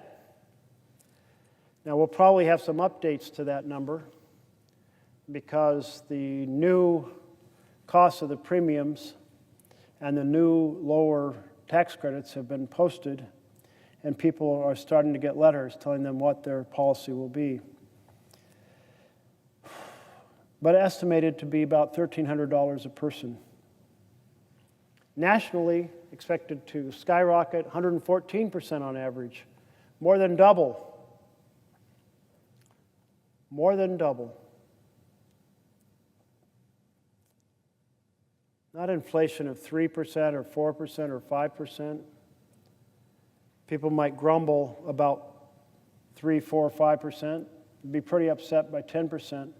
But 68% or 114%, a doubling, more than doubling, that's an issue for families. And that's what's being done, slashing those credits. And people will be hurt. People will go without insurance. And their modest health care problems will become big health care problems. And their trips to the emergency room to address those big healthcare problems will be more expensive, both because of the emergency room and because the problem is now much larger. And the fact that they don't have insurance to pay the bill means there'll be a lot less revenue for those clinics and hospitals. The Shep Center estimates 300 plus rural hospitals will be forced to close by the drop in revenue from the attack on healthcare, including the attack on Medicaid. It's a red carpet for the billionaires. It is red tape for America's families. Make it hard to sign up for health care. I believe health care is so fundamental that it's a right. In any nation that seeks to provide a foundation for its families to thrive, basic health care is a given. And the health outcomes are better in virtually every other advanced nation around the world, developed nation around the world. They spend less and they have better health outcomes than our system.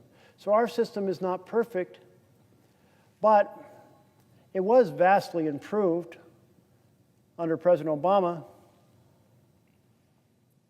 It was improved because we said folks who are not eligible for Medicaid should be eligible, like people with disabilities and veterans. And we said the level at which you're eligible should be expanded upwards because the people outside of Medicaid are still too poor to buy insurance. And then we said, but middle-class insurance was too expensive, so we should provide some tax credits to help people buy those policies. And we should put it up on an exchange so people compare those private policies so they can pick the best policy for their family. In April of 2009, I'm a new senator. I'm here, and somebody hands me a copy of a piece written by Frank Luntz. And he was an advisor to the Republican Party. And what this said was, regardless of what Democrats propose under the Obama administration and the Democratic majority to improve health care, we will try to stop it. And we have done focus groups to find out the most effective way to stop it.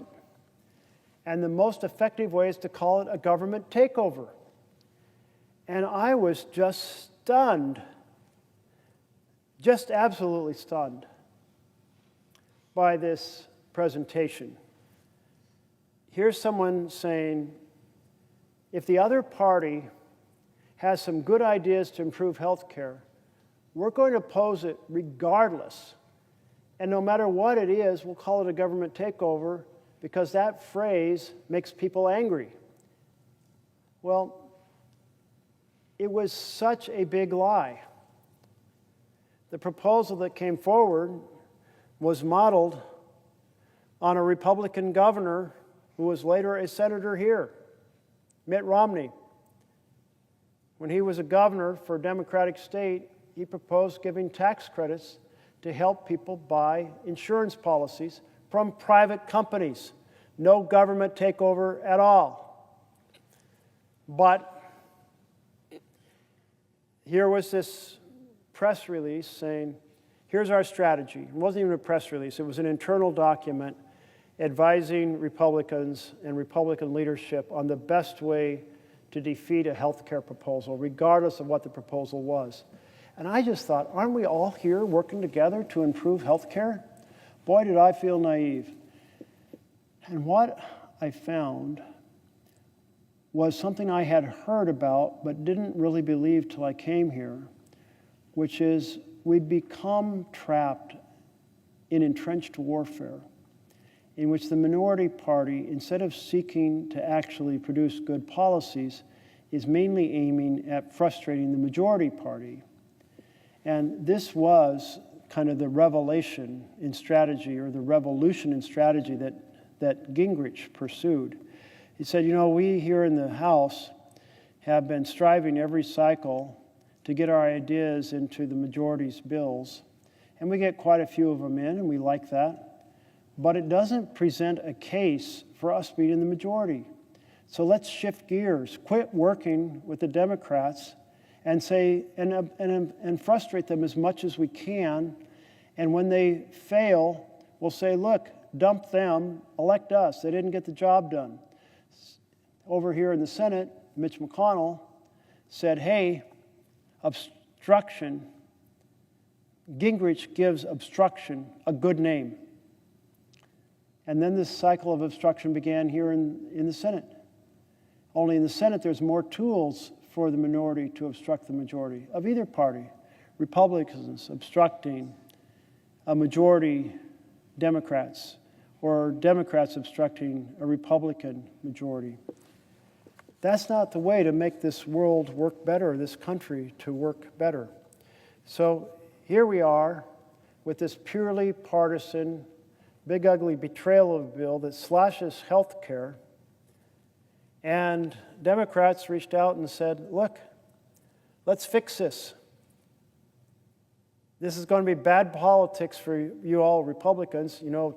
75%, actually I think it was 78%, of the folks who are on the policies are in states Trump won on the exchange, are in policies on the exchange. So it isn't Democrats saying, hey, the bulk of the folks are in blue states, so we're going to propose something. No, the idea is to help anyone afflicted by this egregious attack on health care, because we want families to thrive. We don't want families lose, billionaires win, slash programs that are fundamental to families, to give even bigger trust funds for billionaires to pass on to 5 generations into the future. That's not going to make America better. Enable families to thrive. And health care is one of the foundations. One of the questions becomes, what is the connection between this bill and Trump's authoritarian takeover? The key is that when you have an authoritarian takeover, you listen to the billionaires. Do we have that picture still of the billionaires? Of the billionaires lined up behind the president at the inaugural address, the swearing in. Not champions for health care and housing and education and infrastructure investment and good paying jobs, but instead, folks like Elon Musk and Jeff Bezos and Mark Zuckerberg, the billionaires. And so an authoritarian government listens to billionaires. They have power. And they pass a bill giving even more money and power to the billionaires, slashing the programs for the people. That's the connection between the authoritarian strategy of President Trump, his inclinations, his violations of the separation of powers, violation of the checks and balances. It's a connection between that authoritarianism and the bill that was passed, what Trump called the big, beautiful bill, and many of us called the big, ugly betrayal. Why do we call it a betrayal? Because Trump campaigned on helping families. But that bill slashed programs to help families to fund tax breaks for billionaires. That bill slashed nutrition to fund tax breaks for billionaires. That bill added $30 trillion to our debt over the next 30 years to fund tax breaks for billionaires. Authoritarian government stops caring about what serves the people of the United States of America and starts producing bills designed to help billionaires at their expense. That is the connections. It's a families lose, billionaires win, authoritarian takeover of America, and every red-blooded patriot in this country who values our freedom needs to make sure they hear the alarm bells ringing and ring the bells themselves so we can have a families thrive and billionaires pay their fair share agenda. in its place. The third chapter of this book, How Democracies Die, lays out a little bit more about the American story. On June 15th, 2015, I'm just reading straight from the book here, real estate developer and reality TV star Donald Trump descended an escalator to the lobby of his own building, Trump Tower, to make an announcement. He's running for president. At the time, he was just another long-shot candidate who thought his wealth and celebrity might give him a chance at the very least, allow him to bask in the spotlight for a few months, like fellow businessman Henry Ford a century earlier. Trump held some extremist views. His most recent experience with politics had been as a birther, questioning whether President Barack Obama was born in the United States. To the extent that leading media and political figures took him seriously, it was to denounce him. But the primary system opened up the presidential nomination more than ever before in American history. And openness is a double-edged sword. In this new environment, a wider range of politicians, from George McGovern to Barack Obama, would now compete seriously for the presidency. But the window was now also open to true outsiders, individuals who hadn't held elective office. In the 23 years between 1945 and 68, under the old convention system, only a single outsider, Dwight Eisenhower, publicly sought the nomination of either party. By contrast, during the first 2 decades of the primary system, 1972 through 1992, 8 outsiders ran, 5 Democrats and 3 Republicans, an average of 1.25 per election. And between 1996 and 2016, 18 outsiders competed in one of the 2 parties' primaries, an average of 3 per election. The post-72 primary system was especially vulnerable to a particular kind of outsider, individuals with enough fame or money to skip the invisible primary. Now, the invisible primary, as we talked about earlier, is the fact that in order to run, you have to put a lot of money together, so it means you have to reach out to a lot of folks across America and ask for their support, ask for the support of mayors and county commissioners and governors and senators and House members and other people with deep pockets to contribute to your campaign. That's the invisible primary. The editorial page writers, you reach out to them all to try to say, hey, listen to my message, it matters, I would be a good choice, please get involved, please help, please write a favorable story about me. That's the invisible primary. In other words, those who can skip the invisible primary are celebrities, affluent celebrities. Although conservative outsiders Pat Robinson, Pat Buchanan, Steve Forbes did not manage to overcome the effects of the invisible primary during the 80s and 90s, their relative success provided clues on how it might be done. Forbes, an extraordinarily wealthy businessman, was able to buy name recognition, while Robertson, a televangelist who founded the Christian Broadcasting Network, CBN, and Buchanan, a television commentator and early Republican proponent of white nationalism, were both colorful figures with special media access. Although none of them won the nomination, they used massive wealth and celebrity status to become contenders. But in the end, celebrity contenders, outsiders, had fallen short. And so on the early summer afternoon, in the gilded lobby of the Trump Tower, there seemed to be no reason to think things would be different. To win the nomination, Trump would have to compete in an intricate web of caucuses and primaries against 16 other candidates.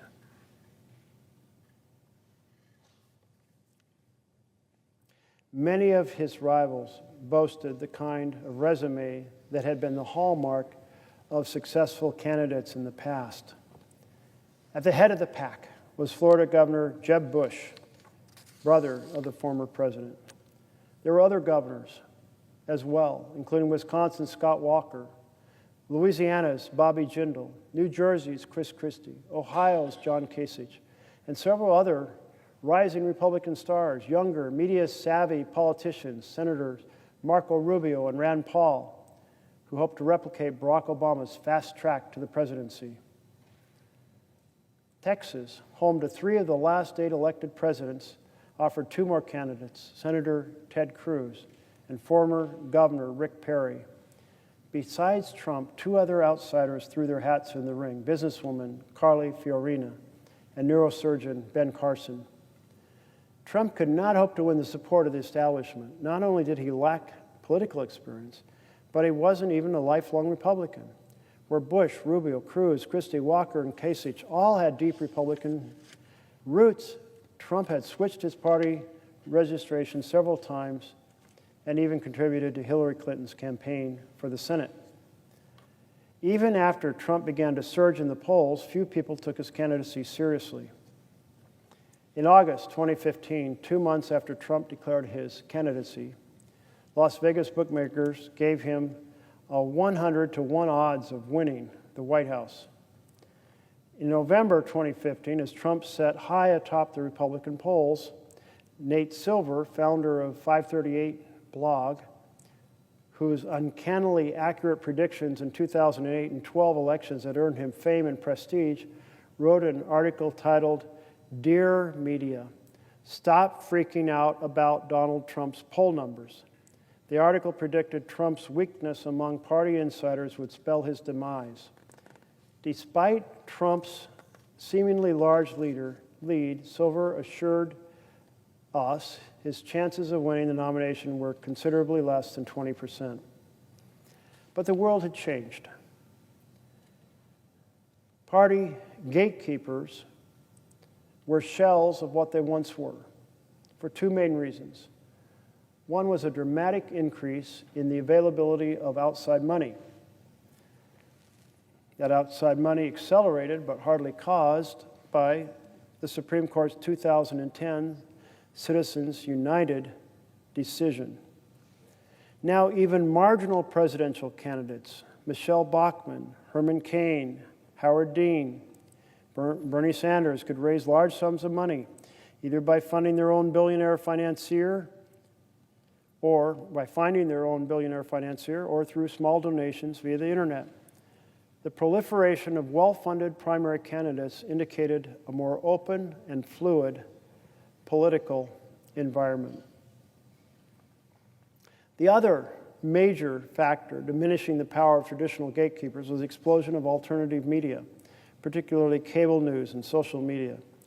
Whereas the path to national name recognition once ran through relatively few mainstream channels favoring establishment politicians, the news media environment made it easier for celebrities to achieve wide name recognition and public support practically overnight.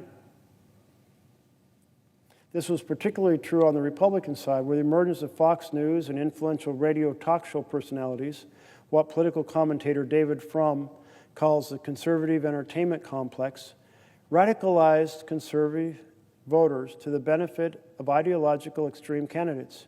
This gave rise to such phenomena as Herman Cain, the former Godfather Pizza CEO and radio talk host, who rocketed to the top of the Republican polls in late 2011 before flaming out because of scandal. In short, the nomination process was now wide open. So this chapter lays out how in our modern system, the filters that were first envisioned by our founders, which was that people would elect local leaders that they trusted and admired to go to the Electoral College, and the Electoral College would make sure that the person in the White House was a person of character and qualities that suited the office, the responsibilities of the office, the demands of the office. Well, that was wiped out when the electors became bound to the party. And still, there was another factor that served as a bit of a filtering mechanism, and that's what the authors are calling the invisible primary.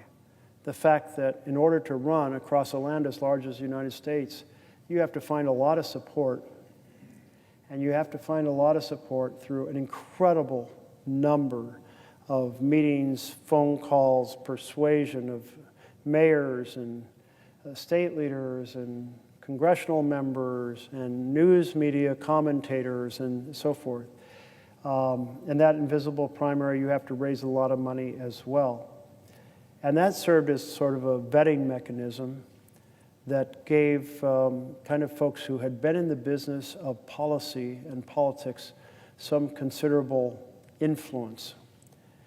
But the modern system in Citizens United, which allows massive donations, unlimited in size, allows anonymous donations, as long as those donations go not directly to the candidate, but to someone supporting a parallel campaign for the candidate. Now, I'm going to come back to this question of how Citizens United has proceeded to change the dynamics of American politics. But it is now 12 o'clock somewhere, and that somewhere, midnight, is Mountain Time, midnight on Mountain Time, in Colorado, in Montana, New Mexico, Utah, Wyoming, Idaho, and Arizona. Basically all but the West Coast now. And so, it's midnight again. Let's turn back to Paul Revere's Ride once again, and the poem by Henry Wadsworth Longfellow. And before I was reading excerpts, I think I'll just read the whole poem this time round.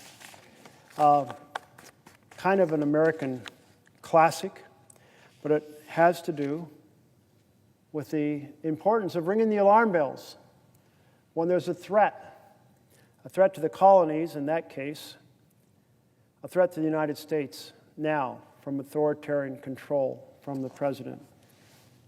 So this is the poem that Henry Wadsworth Longfellow wrote about the ride of Paul Revere. This one, Kleenex. Clean it. Listen, my children, and you shall hear of the midnight ride of Paul Revere. On the 18th of April in 75, hardly a man is now alive who remembers that famous day and year. He said to his friend, if the British march by land or sea from the town tonight, hang a lantern aloft in the belfry arch of the North Church Tower as a signal light, one if by land and two if by sea. And I, on the opposite shore, shall be ready to ride and spread the alarm through every Middlesex village and farm for the country folk to be up and to arm.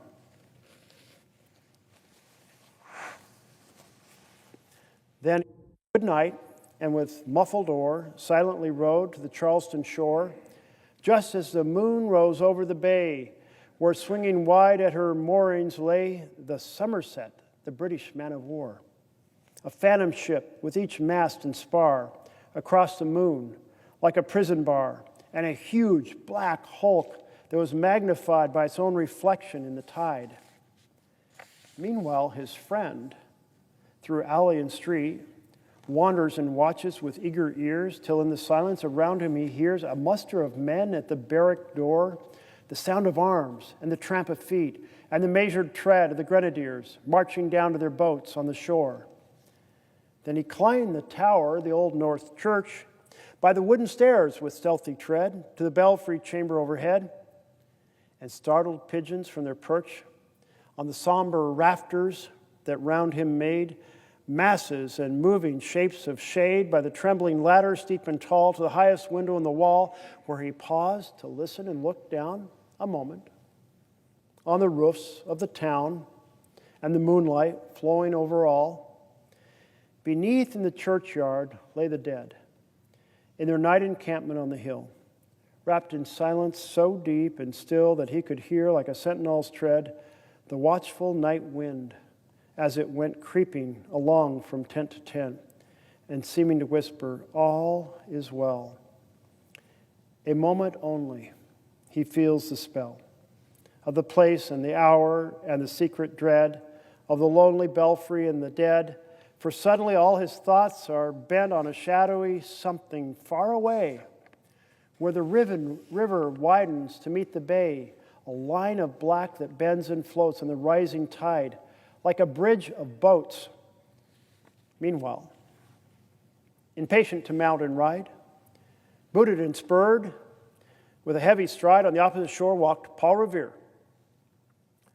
Now he patted his horse's side, now gazed at the landscape far and near, then impetuous stamped the earth, and turned and tightened his saddle girth. But mostly he watched with eager search the belfry tower of the Old North Church as it rose above the graves on the hill, lonely and spectral and somber and still. And lo, as he looks at the belfry's height, a glimmer and then a gleam of light.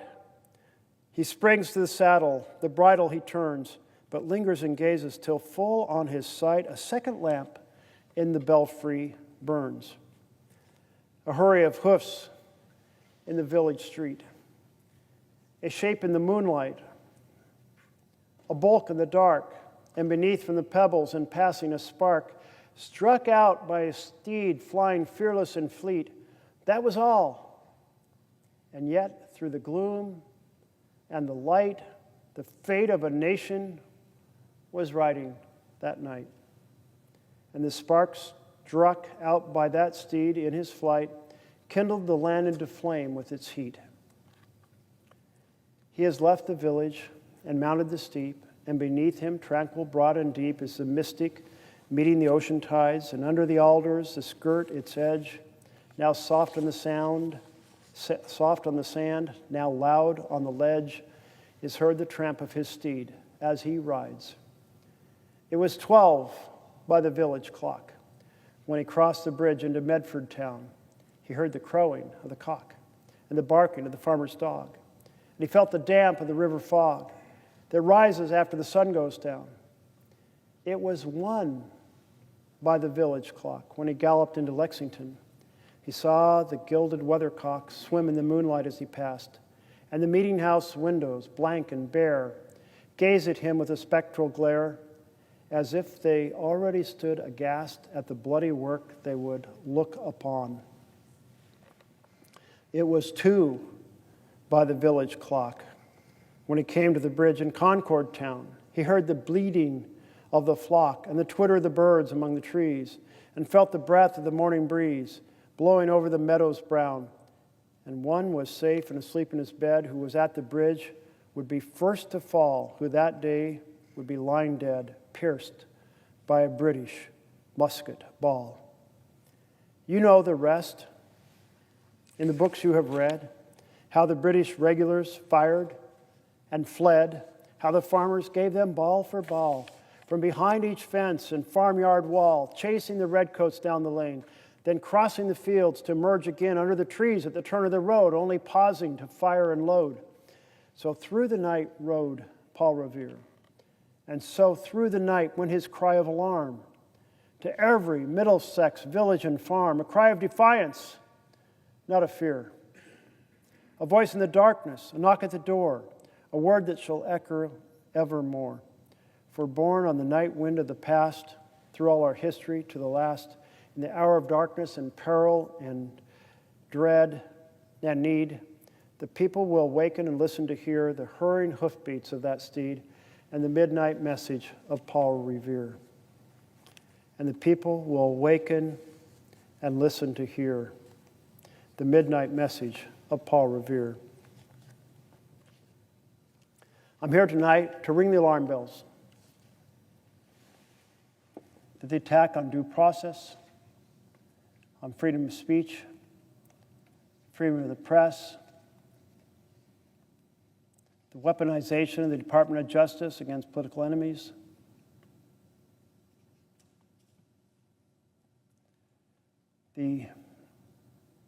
assault on our fundamental constitutional separation of powers, particularly the power of the purse, and the effort to direct the military into our towns to assault peaceful protesters. This is the work of an authoritarian government, featuring all the basic features when a republic has lost its checks and balances.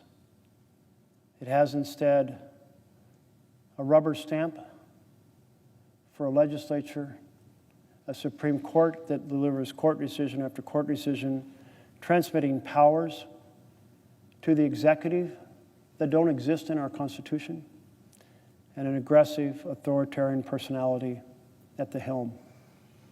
We are in deep trouble. Ring the alarm bells. Hear the alarm bells. When folks in my town halls ask what they can do, I said, get off the couch. You can't save our republic with a pillow over your head. Fiercely hold your electeds accountable. Press them with your messages on the phone, with your messages in the email, with your messages at the town halls, with your demonstrations in the street. Demonstrate outside their office. Let them know you want us to defend our republic against this authoritarian takeover. And join affinity groups, because to be angry and alone is to be depressed. But to be angry and organized with others is to be energized and effective. And the only way you stop an authoritarian takeover is for citizens to be energized and effective. And those folks at my town hall, they challenged me. They said, you're not doing enough. Look what happened last week with the assault on our networks, with the president trying to shape and intimidate what they can say and who they can have on their programs, and even what comedians can be there at night if the comedians are insulting the president. The president doesn't like that, and they need to behave because their licenses, their broadcast license, their mergers are in trouble. So ABC and CBS bent the knee. How can this be happening? Do more. Call it out. Here's the president attacking public broadcasting, shutting down the Voice of America, which has been our voice to counter disinformation around the world since it was founded, with a particular emphasis on making sure that the disinformation from authoritarian governments around the world was countered with truth. A light to the world, to so many populations who could never get the truth from their own government, but could get the truth from the Voice of America. The attack on the Wall Street Journal threatened $10 billion lawsuit because they published a picture allegedly drawn by President Trump that President Trump didn't want publicly disclosed.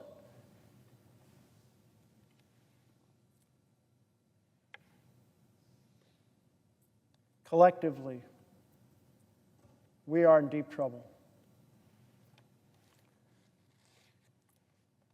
When Paul Revere wrote,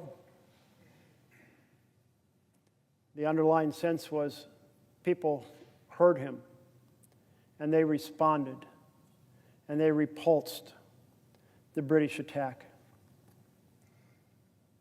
Now we need Americans to make sure that they hear the voices expressed 7 million strong at 2,700 locations across the country on Saturday, saying we do not have a king.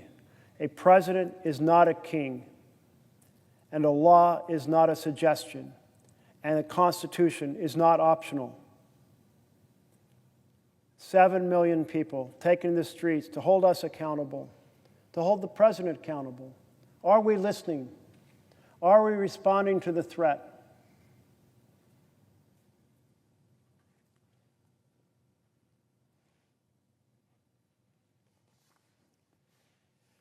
So I'm going to skip through the balance of this chapter, which lays out essentially what I was describing, and that is that the circumstances had changed about the way presidential candidates are selected, which gave a lot of room to have candidates who would not have been eligible before because they didn't carry, if you will, the life experience or the character suitable to serving in the Oval Office.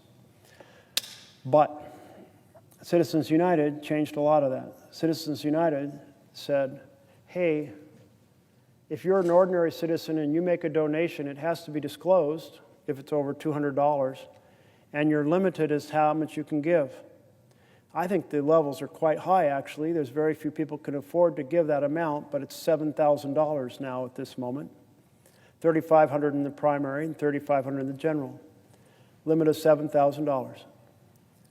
And disclosure. But if you give it to the friend of the candidate to run a parallel campaign, you can give unlimited sums and you can give it secretly. So what do we see in the last election? Well, we saw, for example, executives from the crypto community put $40 million into an Ohio Senate race because the incumbent was the chair of the banking committee, and the crypto community did not think that that individual, that senator, had been attentive enough to their desires. And so $40 million. Can you imagine? I mean, think about this from the normal point of view of Americans. If you're going to raise $1 million in 3 months, 90 days, you won't do it even if you get on the phone and you raise $10,000 every night. You'll still only have $900,000, and a couple hundred of that will be spent on the costs of fundraising. So just imagine. I mean, who in America thinks they can sit on a phone and raise $10,000 a night? It's absurd. Like, it's an absurd amount of money. But that's for $1 million. Here, a couple executives put $40 million into a race. And although they weren't required to disclose who they were, they wanted the world to know. So a crypto bill flew through this chamber because senators are terrified that they'll be the next target of Citizens United money, just like our former colleague from Ohio was a target. Massive money like that, massively corrupting. And the argument of the Supreme Court, oh, if you give the money directly to the candidate, well, yes, there can be limits because we can see how that could be influence the candidate. But if you give it to the friend of the candidate, well, the candidate isn't directly receiving the money from you, so they're not influenced. So therefore, no countervailing interest in our democracy to put a limit on donations done to the friend of the candidate to run a parallel campaign. It is a completely bogus argument. Nobody who's operated in the real world of politics thinks that if you give massive money to their friend to run a parallel campaign, somehow they're not aware of it and potentially influenced by it. So at the end of this chapter, they summarize the 4 warning signs of authoritarian power in the context of the early Trump 1 administration. Remember, this was written in 2018. So the first question or sign, concern about identifying authoritarian power was, does the candidate, or in this case, the president, successful candidate, reject the Constitution or express a willingness to violate it? Do they suggest a need for anti-democratic measures such as canceling elections, violating or suspending the Constitution, banning certain organizations, restricting basic civil or political rights? Do they seek to use or endorse the use of extra-constitutional means to change the government, such as military coup, violent insurrections, or mass protests aimed at forcing a change in the government? Do they attempt to undermine the legitimacy of elections, for example, by refusing to accept credible electoral results? And they proceed to go through and restate each of these four foundations that should make you worry that you're headed for an authoritarian takeover. Number two was the denial of legitimacy of political opponents. Do they baselessly describe their partisan rivals as criminals whose supposed violation of the law or potential to do so disqualifies them from full participation in the political arena? Well, lock her up. The cry, lock her up, answers that question. Number three, toleration or encouragement of violence. Have they tacitly endorsed violence by their supporters by refusing to unambiguously condemn it and punish it? Have they praised or refused to condemn other significant acts of political violence, either in the past or elsewhere in the world? Well, yes, again and again for Mr. Donald Trump. Think about how he tacitly encouraged violence against his capital. And many of us currently in the Senate were here at the moment that the mob, urged on by Trump, assaulted this Capitol, called for the death of the vice president, and tried to interrupt the counting of the ballots. The fourth, readiness to curtail civil liberties of opponents, including media. Have they supported laws or policies that restrict civil liberties, such as expanded libel or defamation laws, or laws restricting protest, criticism of the government, or civic or political organizations? Have they threatened to take legal or punitive action against critics in rival parties, civil society, or the media? Have they praised repressive measures taken by other governments, either in the past or elsewhere in the world? Well, yes and yes and yes. Have they threatened to take punitive action against critics? Trump has his list of enemies. He's said publicly he intends to weaponize and is weaponizing the Judicial Department to go after them. Has he praised repressive measures?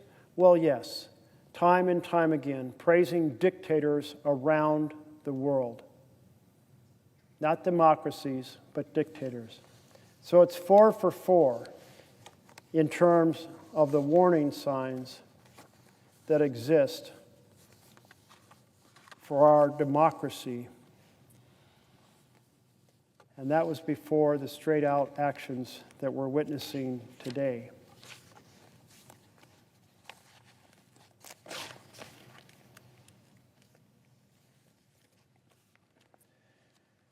As I noted, after I kind of summarize what the experts have laid out,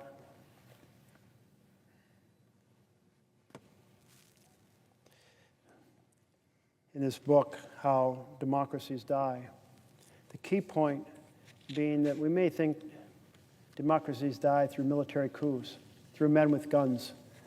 And yes, many democracies did die that way. But now, the way they're dying around the world is not men with guns. It's elected leaders who erode the boundaries of the checks and balances of the Constitution. That's the version in which we've seen republic after republic after republic slide into a strongman authoritarian state, and that's exactly what we're in the middle of right now here in the United States. So I addressed free speech. I addressed the violation of laws governing the executive. I addressed free press. But let's talk about how Trump is violating due process. Earlier, I noted how Secretary Rubio has used a McCarthyist 1952 law to silence the freedom of speech for foreign students who disagree with the administration over foreign policy. There was no due process for the students that Rubio disfavored, just as there was no due process for the Venezuelan immigrants Trump sent to El Salvador. Trump ignored the Supreme Court's 9-0 order to facilitate the return of Kilmar Abrego Garcia. Ignoring the Supreme Court's order is a huge, huge flag that we are deep into the authoritarian takeover of our country. Due process, the words, may sound like legal mumbo-jumbo, but it is the guardian of our freedom. That before you can take away my freedom, you have to proceed in a certain fashion that gives me the ability to defend myself and not be simply tossed into a van and deported from the country or tossed into a prison cell. You must follow step by step. That's the due process, and that's what protects my freedom. The guardian of our freedom, due process, keeps any one of us from being locked up by an offended strongman. I want to read two pieces about the threats to due process and what they could mean for all of us. The first is titled, "The Emergency is Here." It's an Ezra Klein editorial or opinion piece,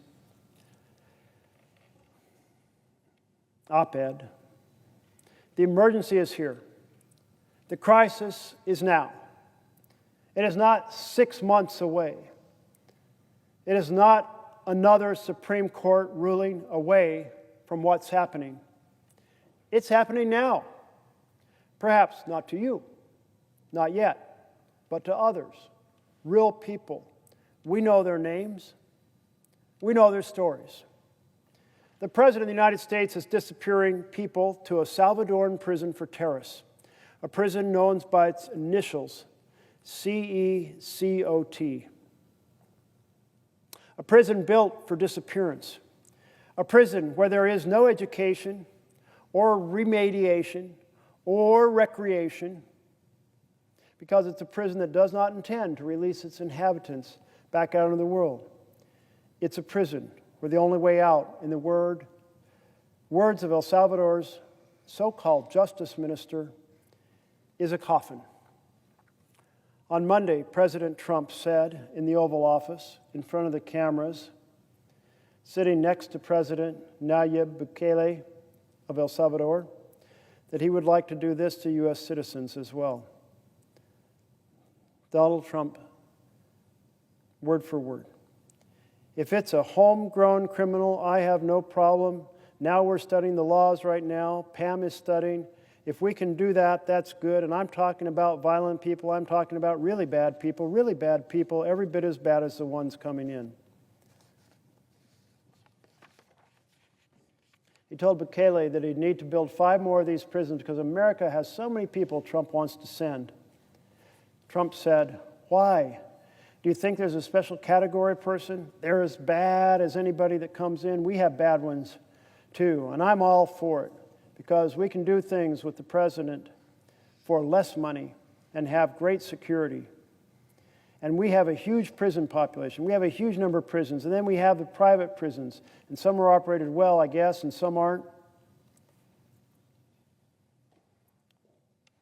The Trump administration held the view that anyone they send to El Salvador is beyond the reach of American law.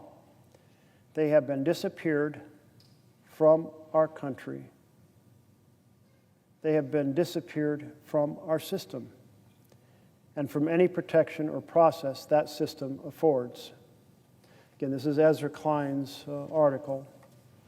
In our prisons, prisoners can be reached by our lawyers and by our courts and by our mercy. In El Salvador, they cannot. Names, stories. Let me tell you one of their names, one of their stories, as best we know it. Kilmar Armando Abrego Garcia is from El Salvador. His mother, Cecilia, ran a pupuseria in San Salvador. A local gang, Barrio 18, began extorting the business, demanding monthly and then weekly payments. If the family didn't pay, Barrio 18 threatened to murder Kilmar's brothers Caesar or rape their sisters. Eventually, Barrio 18 demanded Caesar join their gang, at which point the family sent Caesar to America. Then Barrio 18 demanded the same of Kilmar, and in Kilmar, at age 16, was sent to America too. This was around 2011. This was what we mean when we say he entered illegally, a 16-year-old fleeing the only home he's known, afraid for his life. Abrego Garcia's life here seems to have been a life, and not an easy one. He lived in Maryland. He worked in construction. He met a woman. Her name is Jennifer, a U.S. citizen. She had 2 children from a past relationship. One had epilepsy. The other had autism. In 2019, they had a child together. That child, now 5, is deaf in one ear and also has autism. Jennifer was pregnant in 2019 on the day Abrego Garcia dropped off one kid at school, dropped off another at the babysitter, and drove to Home Depot to find construction work. He was arrested for loitering, asked if he was a gang member. He said no. He was put into ICE detention. The story gets stranger from here. About 4 hours after Abrego Garcia was picked up, and that appears to be the first contact he had with local police, a detective produced an allegation, citing a confidential informant, that Abrego Garcia is a gang member. Abrego Garcia has no criminal record, not here, and not in El Salvador. He was accused of being part of a gang that operates in New York, a state where he has never lived. Whoever produced the allegation was never cross-examined. When Abrego Garcia's attorney later tried to get more information, he was told the detective behind the accusation had been suspended and the officers in the unit would not speak to him. Abrego Garcia's partner, Jennifer Stefania Vasquez Sura, said she was shocked when the government said he should stay detained because Kilmar is an M13 gang member. Kilmar is not and has never been a gang member. I'm certain of that, she said. In June of 2019, when Abrego Garcia was still detained, he and Jennifer got married, exchanging rings through an officer separated by a pane of glass. Later that year, a judge ruled that Abrego Garcia could not be deported back to El Salvador because he might be murdered by Barrio 18, that his fear was credible. Abrego Garcia was then set free. Each year since then, he has checked in with immigration authorities. He has been employed as a sheet metal apprentice. He is a member of a union. He was studying for a vocational license at the University of Maryland. His last check-in with immigration authorities was on January 2nd. There has been no evidence anywhere offered by anyone that suggests Abrego Garcia poses a threat to anyone in this country. But on March 12th, Abrego Garcia was pulled over while driving, his 5-year-old in the back seat. He was told his immigration status had changed. On March 15th, in defiance of the 2019 court ruling, Abrego Garcia was flown to El Salvador and imprisoned at CCOT as a terrorist. That's the prison that was described earlier. The only way out is a coffin. The Trump administration, in its own legal filings, has said this was an administrative error. They themselves said they should not have done this, that it was a mistake. This is not just my opinion, and by my opinion, I mean the opinion of Ezra Klein, who's writing this article. I want to read to you from an editorial from the National Review, probably the country's leading conservative magazine. Here is the first sentence. The court fight over Kilmar Armando Abrego Garcia is a most unusual one in that no one denies that the government violated the law in deporting him. This case has made its way to the Supreme Court, and the Supreme Court ordered that the administration facilitate Abrego Garcia's release from custody in El Salvador to ensure that his case is handled as it would have been had he not been improperly sent to El Salvador. I feel I do not have the proper words to describe the next part, how grotesque it all is. The Trump administration does not deny that they deported Abrego Garcia unlawfully. What they deny is that they have the authority to bring him back. That authority, they say, lies with President Bukele. But President Bukele says he cannot send him back. Again, you don't have to take it from me. I want to quote from the National Review, which writes, "This is a ridiculous pretense because the president of El Salvador, Bukele, will clearly do anything we ask. If the Deputy Assistant Secretary of State for Latin America requested he ride a unicycle wrapped in an American flag in San Salvador Central Square, Bukele would probably ask whether it should be a Betsy Ross flag or the traditional stars and stripes. If nothing else, Trump would slap those tariffs he's so fond of on El Salvador. But we are paying Bukele to imprison Abrego Garcia and others. He's not doing this against Trump's wishes.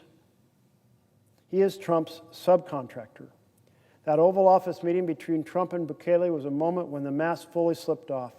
I thought Jon Stewart pinpointed part of its horror when he said that the thing that came through so clearly was how much of Trump and Bukele were enjoying themselves, each of them declaring that there was nothing they could do for Abrego Garcia. No way to allow him his day in court, no way to allow the American legal system to do its job, no way to assess whether he is a danger, no way to follow the clear order of the Supreme Court. And from their perspective, maybe they're right, because here's the scary thing that I think sits at least partially beneath their calculus. Politically, they cannot let Abrego Garcia out, nor any of the other people they sent to CCOT, without due process. Because what if he was released? What if he returned to the U.S.? What if he could tell his story? What if, as seems likely, he has been brutalized and tortured by Trump's Salvadoran henchmen? Well, he can't be allowed to tell the American people that.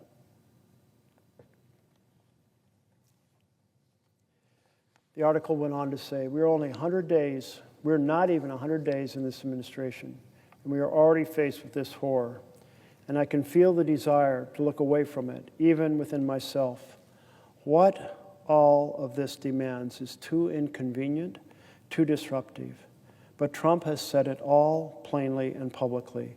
He intends to send those he hates to foreign prisons beyond the reach of U.S. law. He does not care. He will not seek to discover if those he sends into these foreign hells are guilty of what he claims, because this is not about their guilt. It is about his power. And if he is key, meaning Trump is capable of that, if he wants that, then what else is he capable of? What else does he want? And if the people who serve him are willing to give him that, to defend his right to do that, what else will they give him? What else will they defend? This is the emergency. Like it or not, it is here. A second piece from The Atlantic was titled, "A Loophole That Would Swallow the Constitution." If we want to preserve freedom, we better make sure that due process is vigorously defended and restored. By Jonathan Chair, he starts out by saying, if Donald Trump can disappear people to El Salvador without due process, he can do anything.